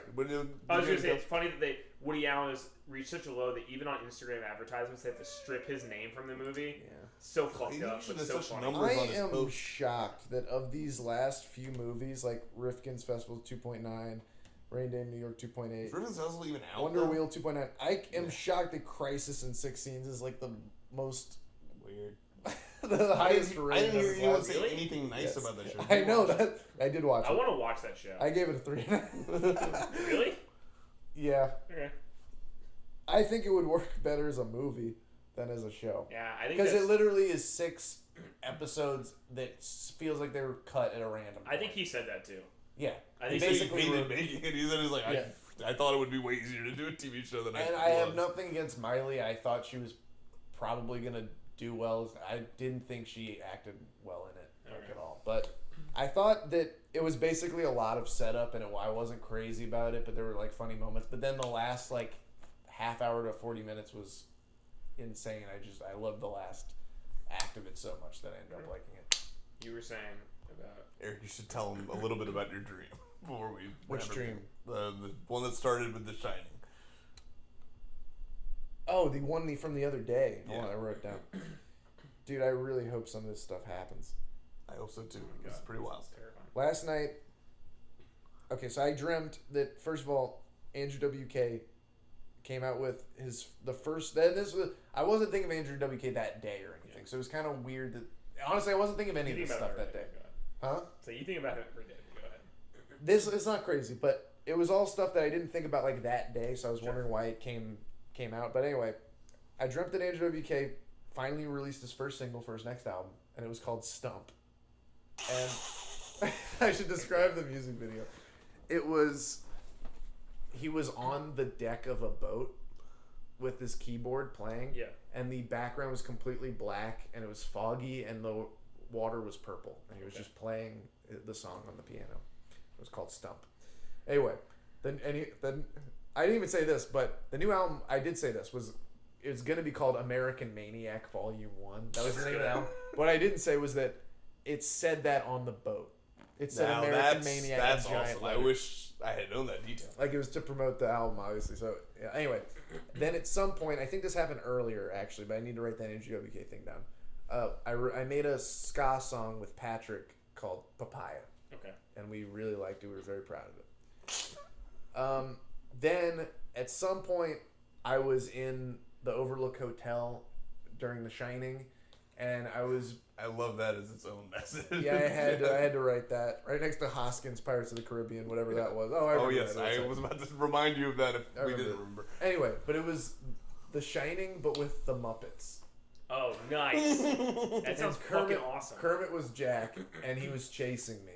And then I went into a certain room, and then that part of the dream was over, and now I was just in a room watching a U2 performance with Grant. On cable. And it sucked. Like, it was awful. Like, it wasn't... It didn't suck because of... Yeah. A YouTube performance of what? Like, U2 playing a song. Oh, U2, yes. No, U2. And it No, sucked. you misunderstand. U2. It sucked, but not just because, like, I thought it was boring U2. It sucked because you couldn't hear anything Bono was saying, and they had to keep starting over because, like, they were having technical difficulties. And at some point, I remember Bono saying something along the lines of, like, this is really embarrassing, or like something like that. And I tried to explain it to my mom for some reason today when I was on the phone with her. Also, this is what I thought of when I heard Muppets The Shining. that's awesome. disgraceful. Yes. That's good. That's perverted. It is fucked up. But then also, there's a separate text in Eric's description that just said, Jack Torrance was Kermit. Which is awesome. It's true. Well, I guess that's the after show. Yeah. That's how it ends. That's how it ends. And I hope it all comes true. Where are we at? 5 hours and 9 minutes. We went over by nearly 10 minutes. All right, go to 6 hours. So you can find 9 minutes, just cut out in the middle of that. No. Maybe that whole... There's just a weird cut. I'm sure people will notice. Wait, how long was... You said an hour and a half was the last one? It was... Oh, the one that you and I did was like, Yeah. like an hour and a half. So you guys have... And there's a one before that was like nearly the 12 That we never hours. put up. There was the hurricane, yeah. So we're not going to put the hurricane one? I didn't say we... Okay. Yeah, we So wouldn't. you I guys just have said, like 12 hours of after show, basically, around. Yes. Yeah, we have probably... We have half the actual length of our podcast. actual podcast